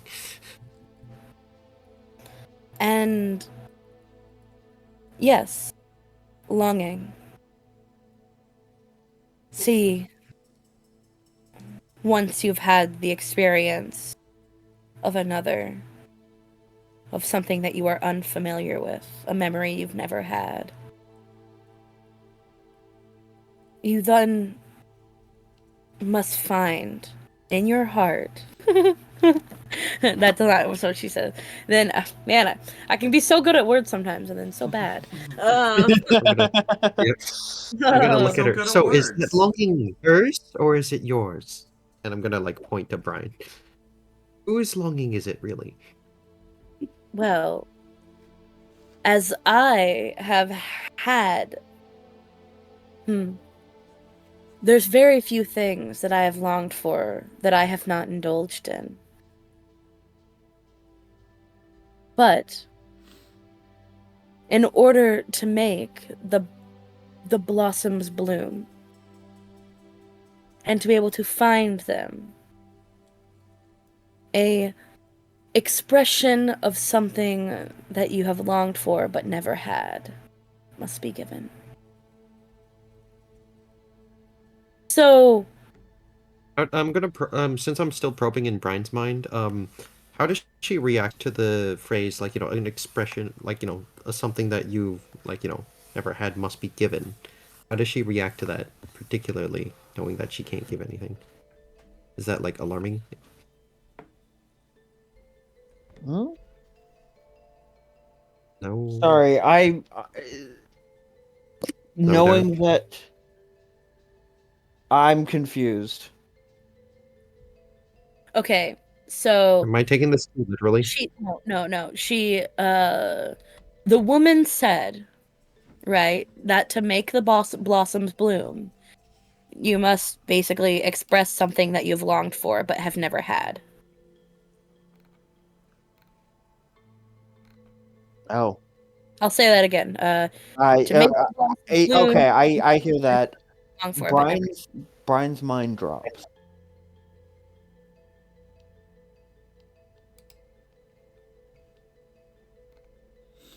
A tear falls from her face. Can I drop the other emotions? Yeah, Hearing that, at this point, right? I would require a performance or persuasion check to give voice to your longing. Oh, persuasion. I can give you advantage if you want. I would love that. I'm going to cast Enhance Ability, naming Eagle Splendor, and she will have advantage on Charisma checks.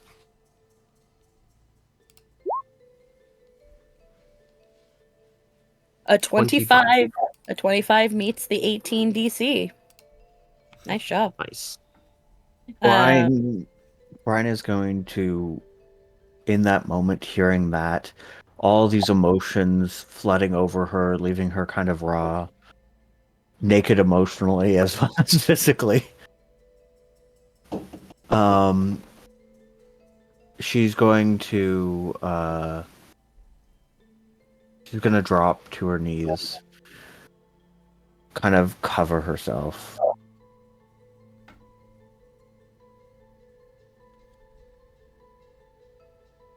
I wish for a place to belong.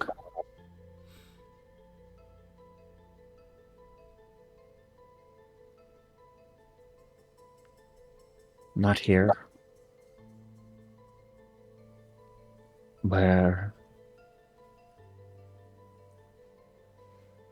I know I'm too foolhardy to handle it.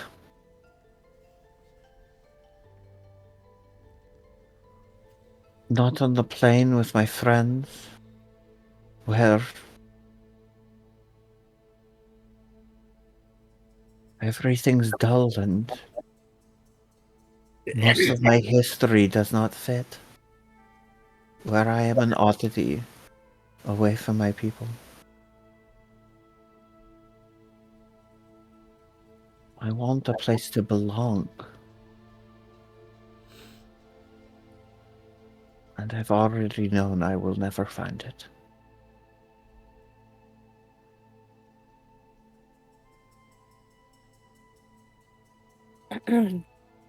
and with that, hunger, longing, that feeling of desire, pits in your stomach. And you find yourself driven forward to look for the blossoms. You know where they are. You just have to reach them.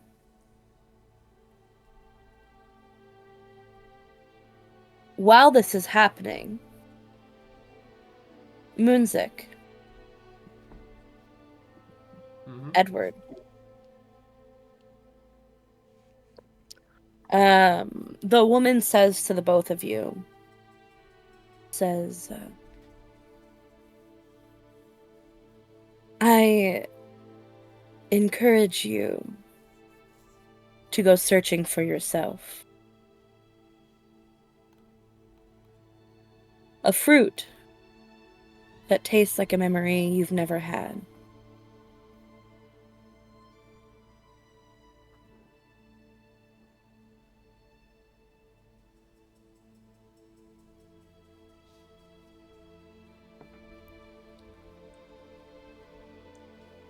You, of course, feeling Moonzic. You, of course, still feeling that feeling of that delicate taste in your mouth, right? That one of apprehension, of skepticism. Do you want to roll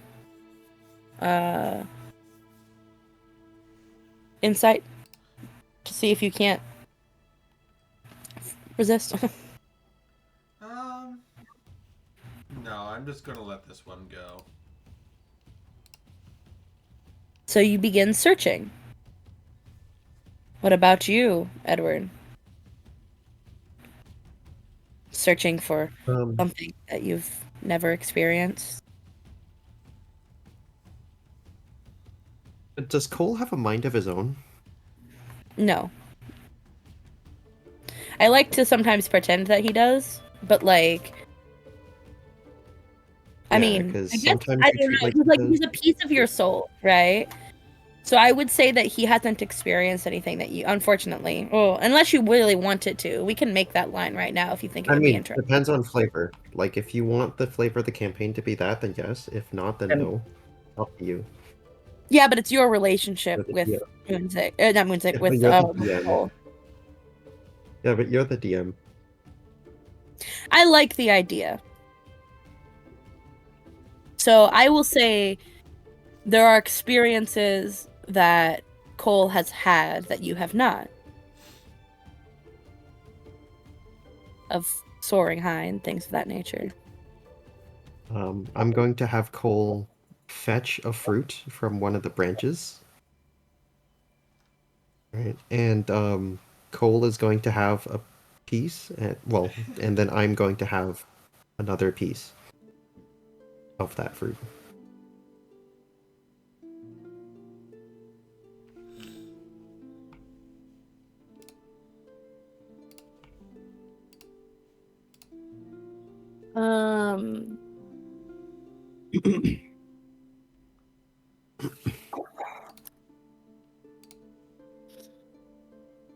I'm trying to think. What would Cole? Freedom, liberation, servitude, loyalty. Come on, Um, it's flowy.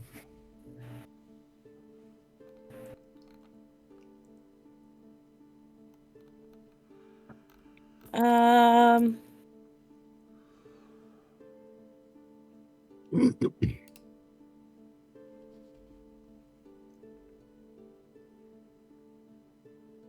okay, yeah, I kind of like the loyalty. I kind of like that. So Introspection, yeah, self-reflection. yeah. It's nuanced. It's complex. There's a sharp edge of obligation, a a bitter flavor that sticks to the back of the throat, but it's not a harsh bitterness, but it's one that is still there. It clings. It's insistent, like the aftertaste of a long forgotten task that still needs to be completed. At first, there is no sweetness. Just the weight of something that must be endured. Something that cannot be escaped. Like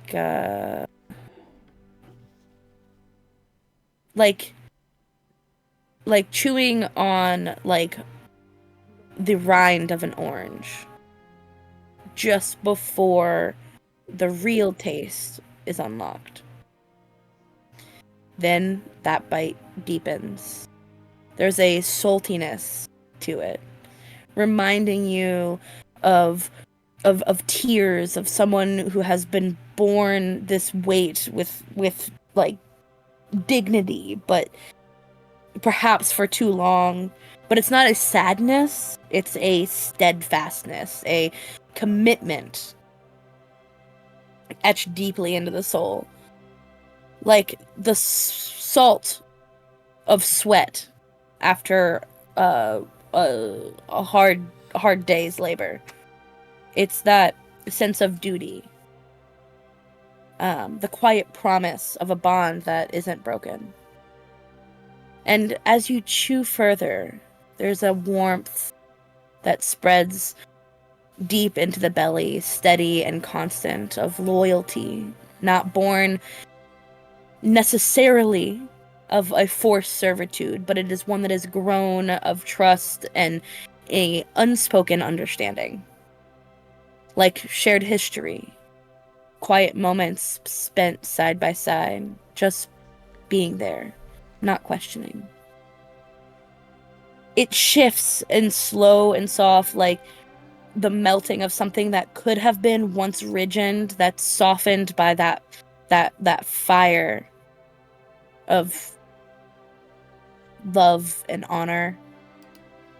And then beneath it all, there's a grittiness, like the grounding of earth and the roots that bind you to another, to something that is greater than oneself, a strength. It's never walked alone, even if the weight of everything feels crushing. Strength and sacrifice and quiet resilience. Not one that is easily swallowed, but one that is nourishing and sustains. It may not be sweet, but there's something deeply comforting about knowing that there is a bond that you have chosen to hold on to, and a purpose that you will see through.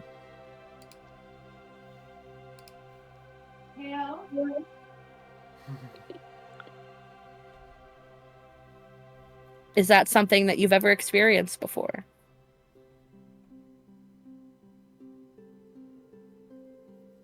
One of servitude. Nothing quite like, One more time? nothing quite like it. Nothing quite like it.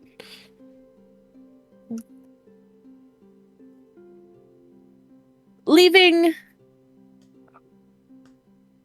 I guess then Make the insight check.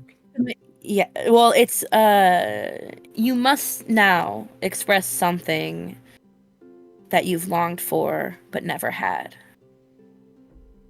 Ooh, can I have Cole just individually eat the piece and describe it myself? No, I need you to Okay. express it, right, in your own words, and I need a performance or Oh, you want me to? Okay, well, I was going to express it myself anyway. Right. yeah, I need like a performance or persuasion check. Can I describe it and then make the check? I mean, sure. Right. So Cole, as he's eating this fruit, kind of has a thought, right? And as he's a shared collectiveness, like a shared collective conscience with himself, right? He himself experiences time and experiences space and experiences the vast enormity of everything he can see and everything I can see. And he and I are the same, one and the same, and yet we are two different beings existent on the same plane, existent in the different space, sharing one mind.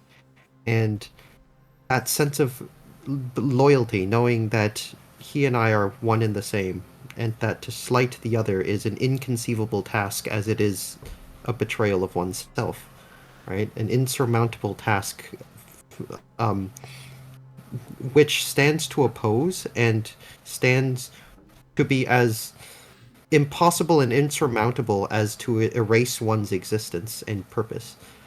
And as he is experiencing this, right? Something weird is going to happen, which is that the other end is going to shut off its consciousness and move itself towards Cole. Right now, this particular action doesn't actually sever that bond, but rather it sort of relocates the origin of that bond. An odd sensation, a closeness in which knowing that no matter where you are, right, no matter what you see, that you are never alone, right? That your perception is his and his is yours. And after that, right, and not just perception, but judgment and consciousness in itself. And with that consciousness comes the propensity to wander on in one's thoughts and minds, thinking upon its own conception, right? It could have been either way, that it could have been him or it could have been me, right? And in the cosmic coin toss, that is the conception of the two, one and the same consciousness, right? Cole in itself became the other end, the ephemeral thing tethered to the anchor. And yet, for a sense of time, right? During these moments in which the anchor itself untethers and unwinds into the universe, right? Cole in itself feels as though he is the anchor and the tether at the same time. And couldn't help but wonder whether or not the cosmic coin toss could have gone the other way. Had he just became one in itself with himself and became, the anchor instead, right? Cole contemplates and wonders in itself, what would it be like, right? What forces of the universe would conspire in order to determine whether or not the consciousness generated was Cole himself or Edward himself? And if Cole and Edward are one and the same, right? Right? What would the inception of two separate consciousness be like in the first place? And this particular longing, right? Something in which defies its own ephemeral nature, right? One in which it could never be, right? More than just a tether to an anchor, and yet could still be a tether to an anchor, right? Or sorry, an anchor to a tether. That in itself is the feeling that it tries to achieve. And in doing so, right, it has at least produced a feeling of longing. I fucking love that. Take a hero point for that. Thank you very much. That was that was really clever to long for Cole to be longing for an almost independence that can never happen, because what is the difference between the two of you, and for then you to experience that through his eyes. This is very, very clever. I like that. All right, do I have to make my persuasion check now? Yeah, and you do also have advantage, do you not? Nope, I gave you have advantage. No, you have advantage. It's fine. I love that. How's a 13? From And what how do I you- understood, the difficulty of this Yeah. wasn't figuring it out; it Oh, bit. was resisting the fruit, right? I mean, do we need to resist it for the third check? Well. Oh yeah, yes. So absolutely. Sorry, my brain was. It was okay. Honestly, it was the expression of it. I'm actually, I think that you said it really eloquently, and fuck it. Guess what? This is my game. I'm God. He is 13 now. Go ahead. DC Go is ahead and begin your search for the blossoms. Okay. I misunderstood what the check was for. Well, Fair it's enough. okay. It's okay. I actually just really liked it, so it doesn't matter. Fair enough. But Okay. When I'm sad that you roll in a way that I feel like I can't express it when it feels so right, then you know that doesn't really matter, right? Yep. Leaving Moonzic. Boom. Moonzic.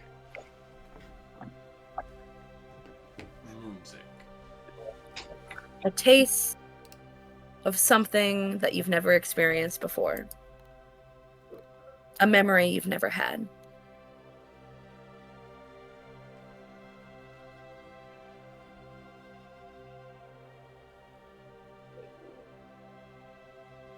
How do I go about finding such a thing? that is the question, isn't it?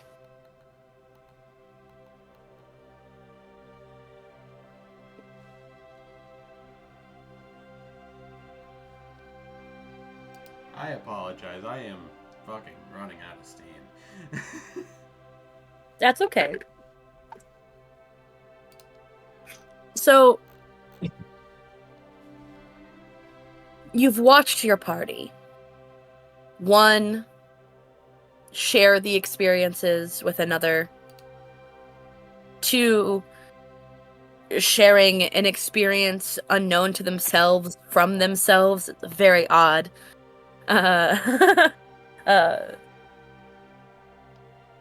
You begin to search your own path. How can you experience a memory that you've never had? Where do you go looking?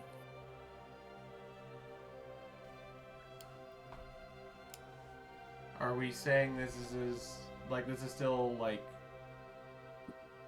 connected to the nectar fruit, right? And the nectar blossoms, and I'm just So what the fruit, right?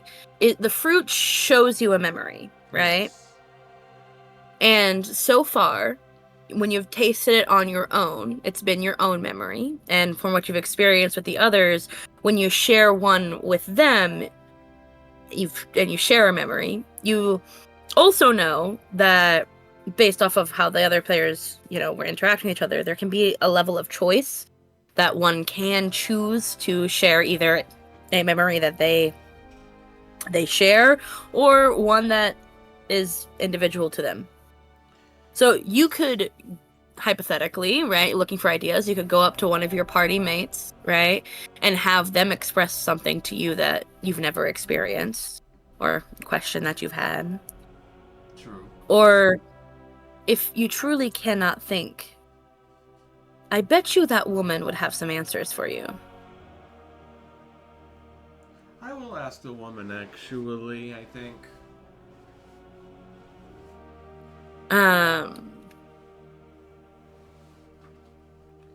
I feel... What do you say? I feel I might be able to ask my party members for their own memories, but I feel in some capacity what they experience, while I myself have not experienced their lives directly, I can still gain a sense of parallel to those feelings that I have experienced before. Is there any way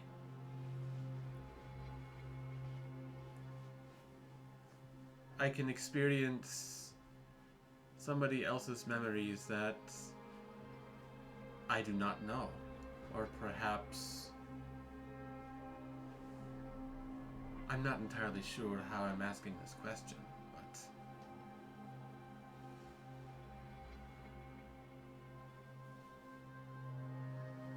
suppose, have people left behind experiences that others were not able to share with them in meetings past.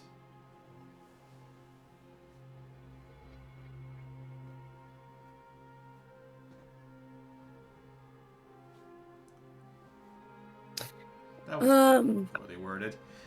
No, but I do understand. Okay. She smiles at you softly, knowingly. There's weight of centuries and experiences in her gaze.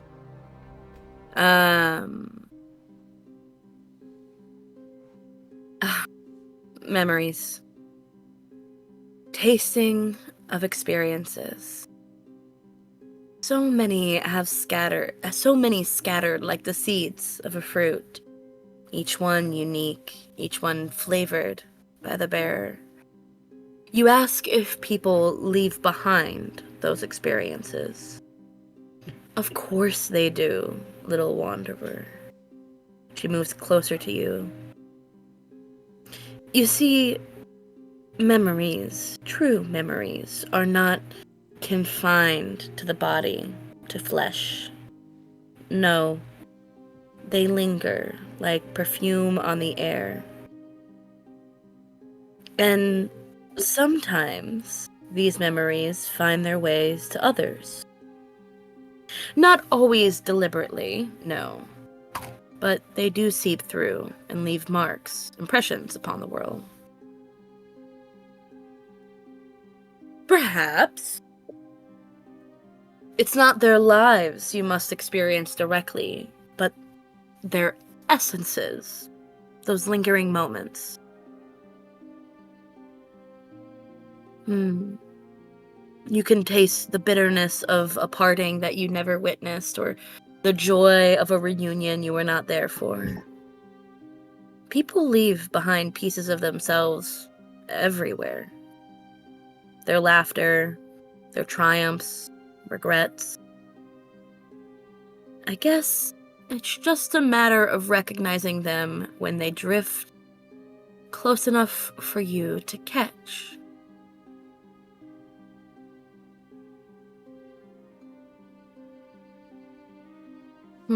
So, yes. You, of course, will come to understand your companions better in time by tasting those pieces that they leave behind.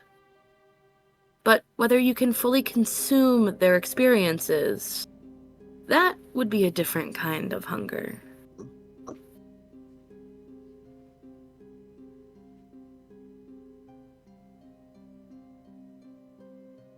I think I understand.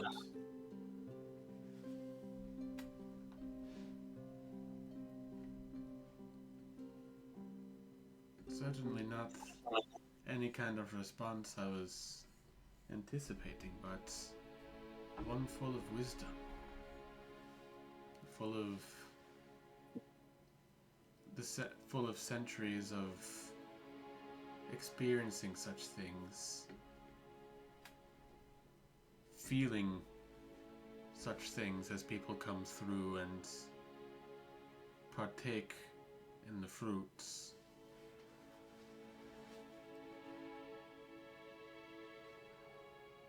You're a kind and gentle being. Thank you for your guidance today. And she nods her head, leaving you to walk down a path. Where does that path lead you? Diagonally. No, but maybe it is diagonally. Maybe you want to reach out to Brine. I'm guessing, like... Ooh, the taste of the experience of going diagonally. Oh my god. I'm guessing that the apprehension has kind of subsided at least a little bit, of not completely at this point. Was kind of gaining that I would insight. say That is up to you. This is conversational at this point.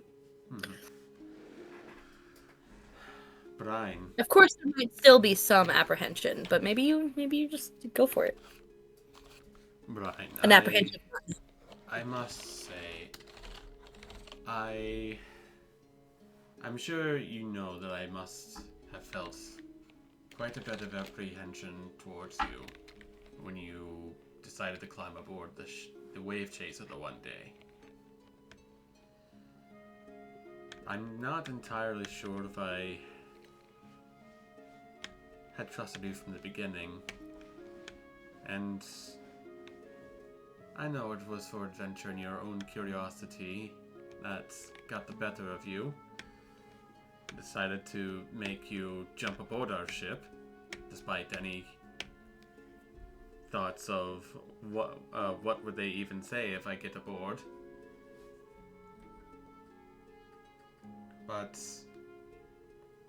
no matter what,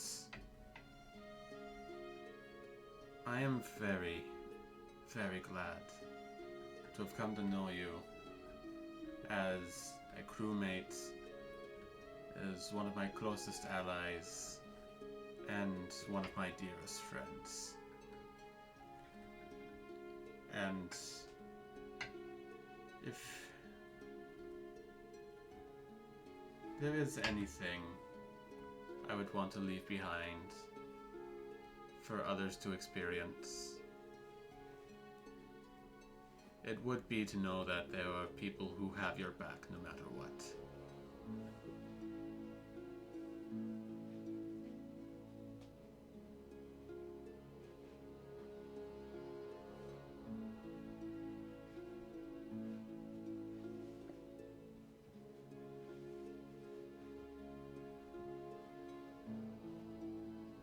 Brine, how do you respond? I do have your back. I'm glad that I could give that. I'm glad that that was the feeling you got. Although I must confess, I was not filled with trepidation when I boarded the wave chaser. Maybe that was foolish of me, but I've always had the greatest optimism with our group.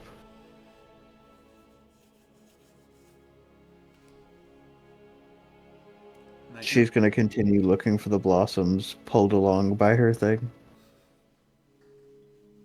And an idea strikes you, if you don't mind, because I feel like I know, like you're looking for what are the next steps on this, like Cameron. Yeah. An idea strikes Moonzic.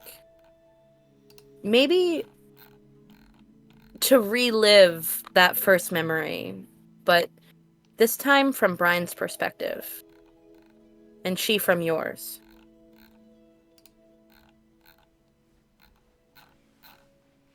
Would you Maybe if you yeah, go ahead. want to take another bite with the same memory? We can look through each other's perspectives and kind of gain an idea about how the other feels, at least felt. Sure. I think I already know the way to the blossoms, but if this will help you. I believe so.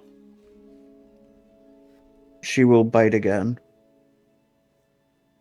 And Moonzic does as well. I'm not going to repeat the experiences that I have already said to each of you about each of your personal feelings, but you were there and were listening for each other's. And Moonzic, you do feel that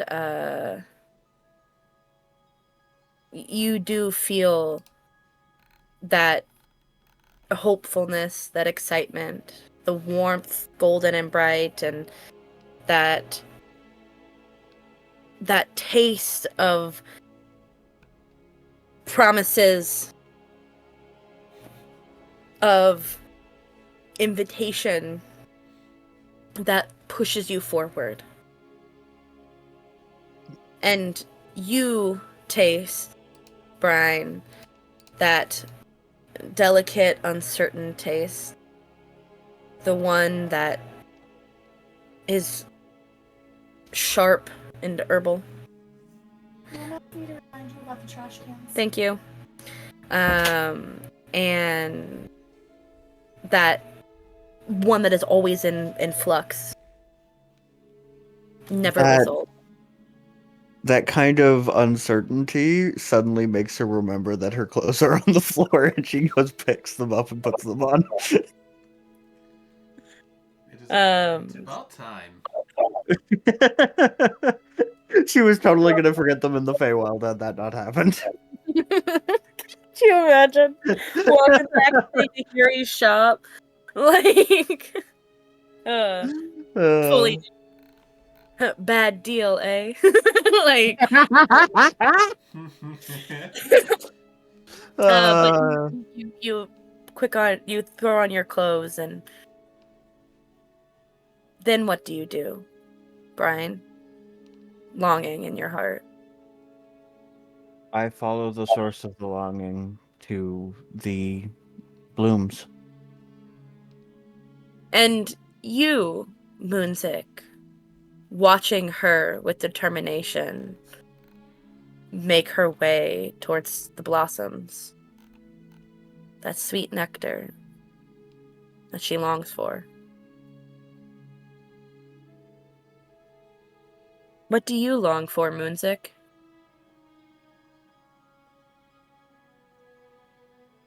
What have you longed for but have never had? Moonzic longs for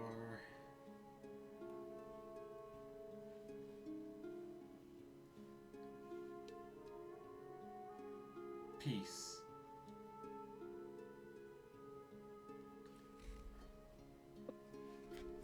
And he goes and assists Brine with picking up blossoms. And you do. The three of you working together, drunk on desire and longing, pick the blossoms. They don't last long, though. There's not a ton. You don't know how long you've been picking them, though. Like shifting glass. You see that as you pick the buds before they turn into this fruit that you have experienced.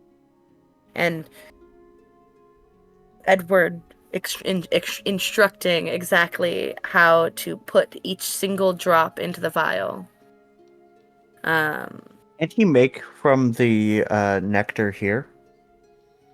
The whole point of Yeah. processing food originally, especially into alcohol, is preserving it. So, given the difficulty of preserving never still nectar, we'd get more out of him just straight up doing it here. That would be up to Edward. Yes, I've been waiting for this day my entire, however long I've had this entire arc for, which is 2 episodes. Alright, I'm gonna grab a large jar. I'm going to immediately cast Borrowed Knowledge again. I'm gonna give myself Brewer's Kit proficiency. I'm then going to whip out the Brewer's Kit that I bought. Right? You know, and I got these jugs and jars, and basically, I'm gonna hook up these pipes and stuff near the bulb, and I'm going to cast Fabricate, which is prepared always. And I don't know what the limit of processed material you would take this, what the extreme of it would be, but I think the ultimate end goal would be to distill it into some form that either doesn't degrade or some form that is already processed enough to be considered a good, a preserved good that if it does degrade, that it doesn't do so quick enough that we can then use this as a marketable or processable material, right? Yeah. Your brewer's kit combined with your herbalist and whatever. I would say that you get it you take the nectar, right? From each bud, only a single drop comes from it.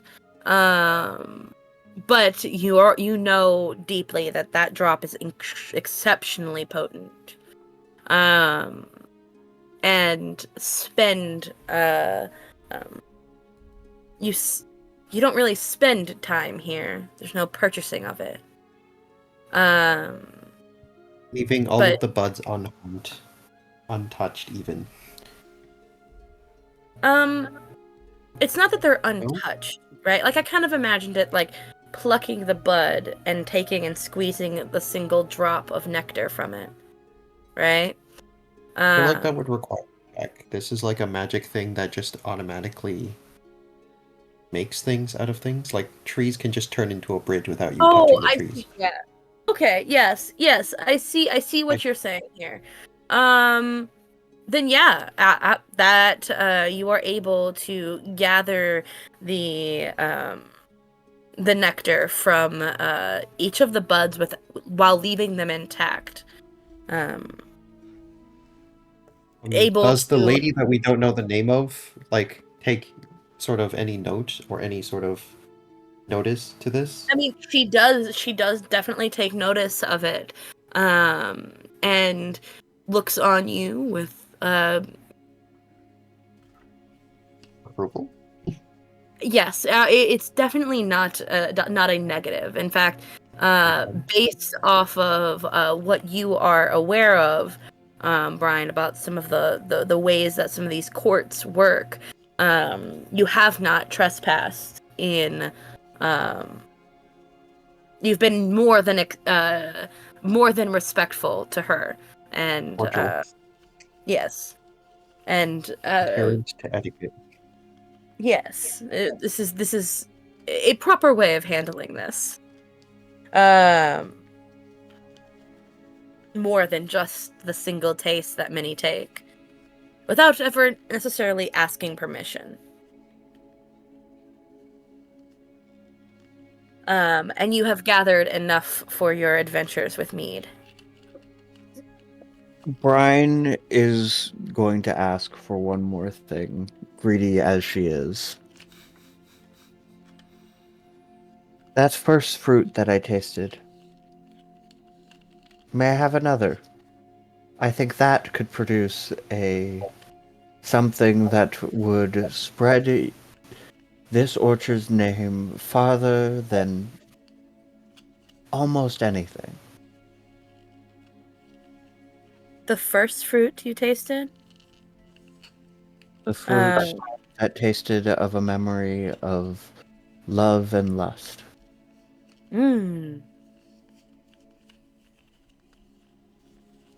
Actually, not love, just straight up lust. It was lust. Okay. God. You would think the fruit that tasted. What is this? Come on. Um, This is going to be one expensive aphrodisiac. Oh god. if you wish to to share that experience with others, all you have to do is take a bite yourself. It is,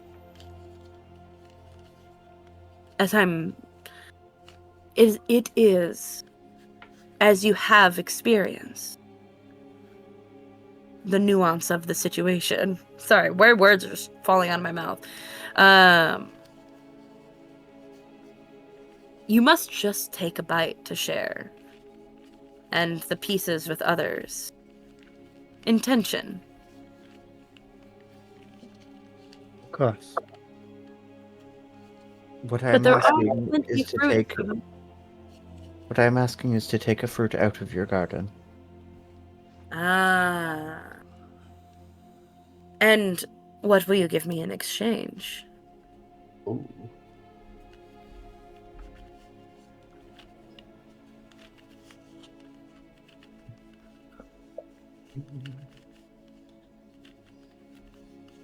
I will tell the story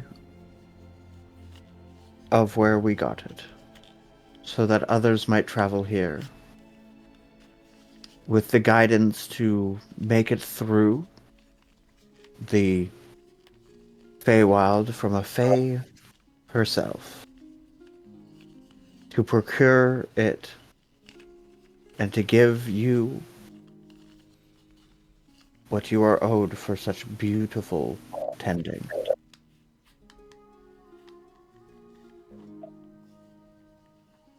Then take what you will from the fruit of the tree. Brine will gather a few fruits. She's got a bag of holding. She's gonna gather 500 enough fruit.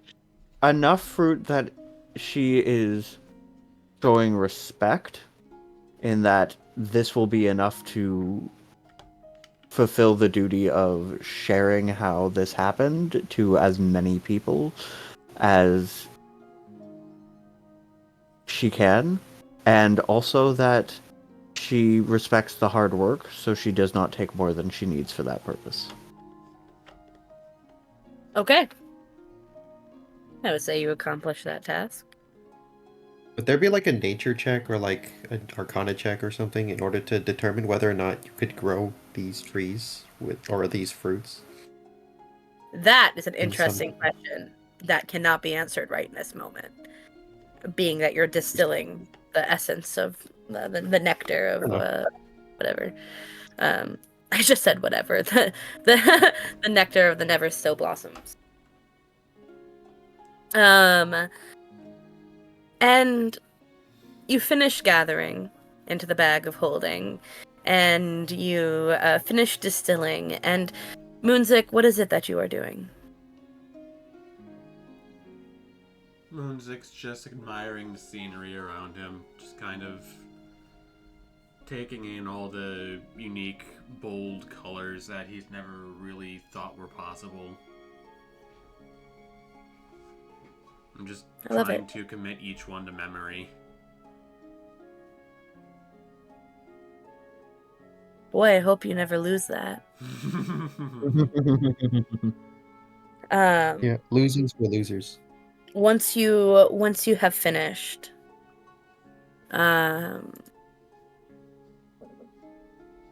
The part in the guide that talks about when you end up in the forest going diagonally is going to screw over so many people. Sorry. You're gonna send so many people to their fucking death. Of course, I would never It'll be do worth- that. Not Yeah, intentional. all you have to do is go diagonally. you see the woman, the keeper of the orchard, standing in the still setting sunlight. That light casts shifting shadows around her, and her eyes filled with a depth of satisfaction, right? As always, her voice is slow and rich. So, it's time then. Time for you to wander onward, to chase your next horizon.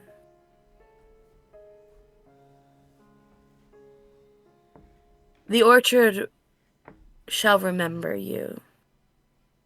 Your footsteps have left their mark. You have tasted what most have never dared to touch. And in return, you will carry something with you. Not just in your minds, but in the pulse of your hearts.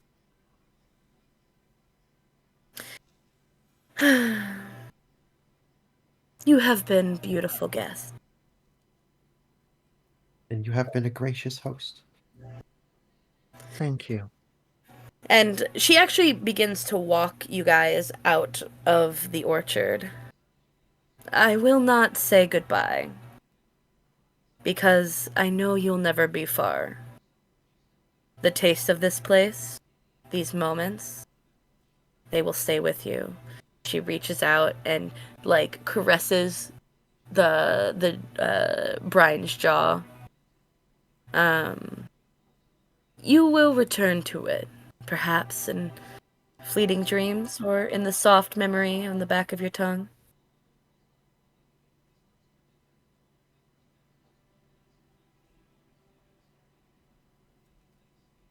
Brine smiles. I'm sure of it.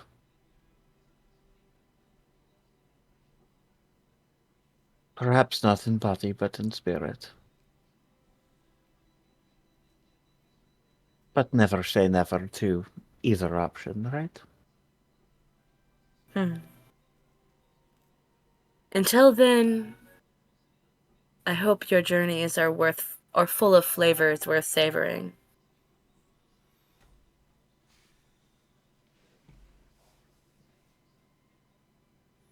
Go well. And having had such a positive encounter in the Feywild and obtaining exactly what you needed, you begin to walk back through the forest. No. Go ahead. Sorry. No, Go you ahead. go first. It's a joke. We get a little far in, and Brian goes, "Hey, have either of you seen my bra?" Oh my god. You're unbelievable. You're on your own on this one. Ah, shit. Edward is gonna roll his eyes. Ugh. Don't expect this as a favor from. Like, don't expect this as a regular favor. He's gonna tear off like a strip from his shirt and fabricate it into a bra after casting, Wow, like what a after casting gentleman, Borrow Edward. Knowledge on like Sour's kid, and boom, hand it over. Edward being like oddly charming.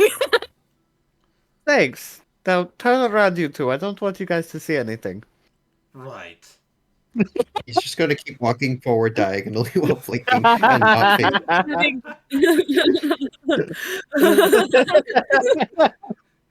um a matter of moments pass walking into the woods, and you see familiar sight.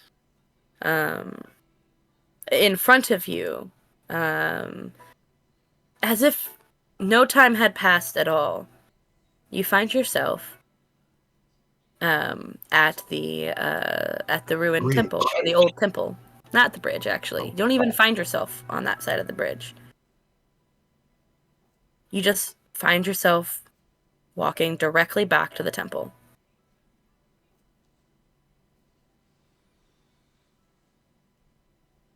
It seems we found a shortcut.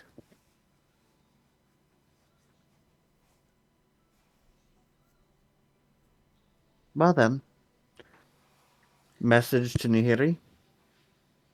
I hope it hasn't been too long. If you're willing, can you open the portal? You see back on your paper. Thank God. As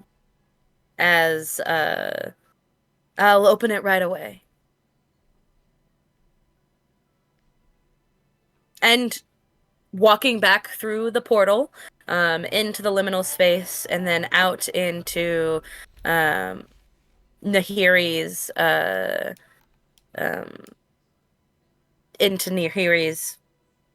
workplace. You see the sun starts to set. And she looks like her eyes have like deep bags under them, as if she has stayed awake far, far too long, waiting for you. Ask her, how long were we in there? Like a day and a half, like 36 hours. Oof. Oh. Short for a trip to the Feywild. We were lucky. Sorry, I should have warned you. I was so worried. The sending would have woken you up. You could have slept. I really wish I would have known that sooner. Thank you for the information now, though.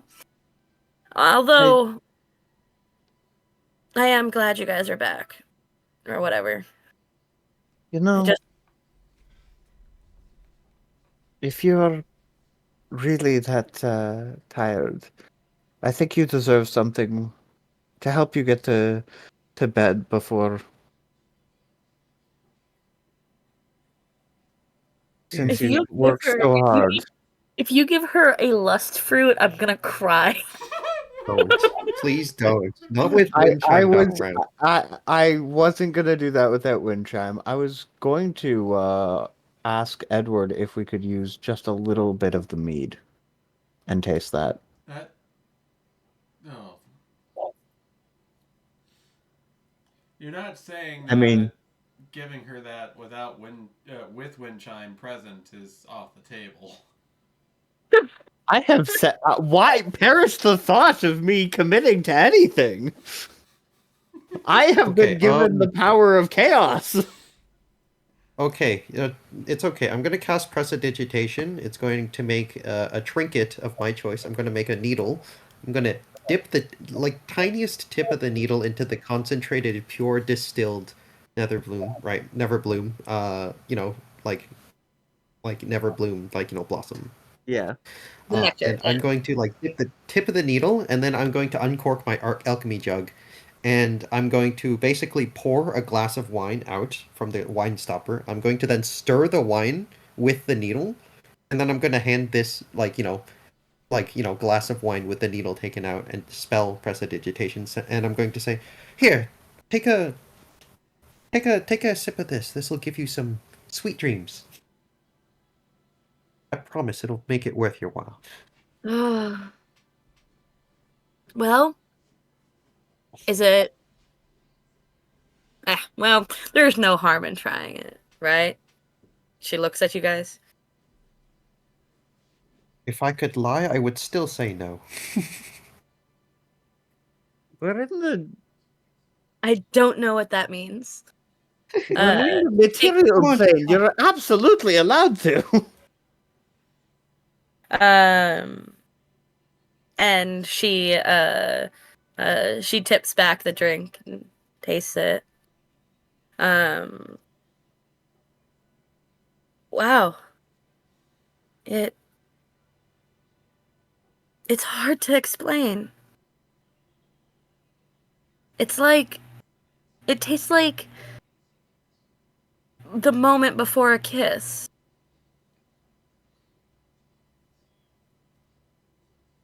Or like the final like closing a book that you loved and had changed you. Like that ache of an ending that's also a beginning.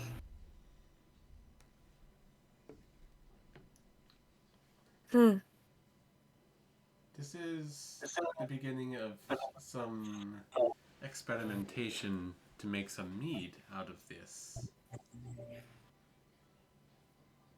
I mean, this is still the unrefined product, and it's rather potent, so...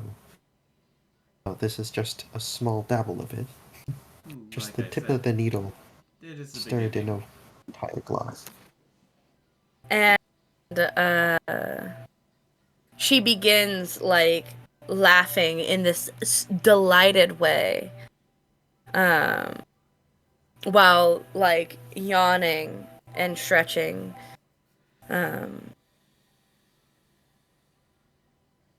Okay, it's time for bed now. She has a smile that never leaves her face. Knowing that it's been a day Sweet and dreams. a half, I'm beginning to feel a bit tired myself.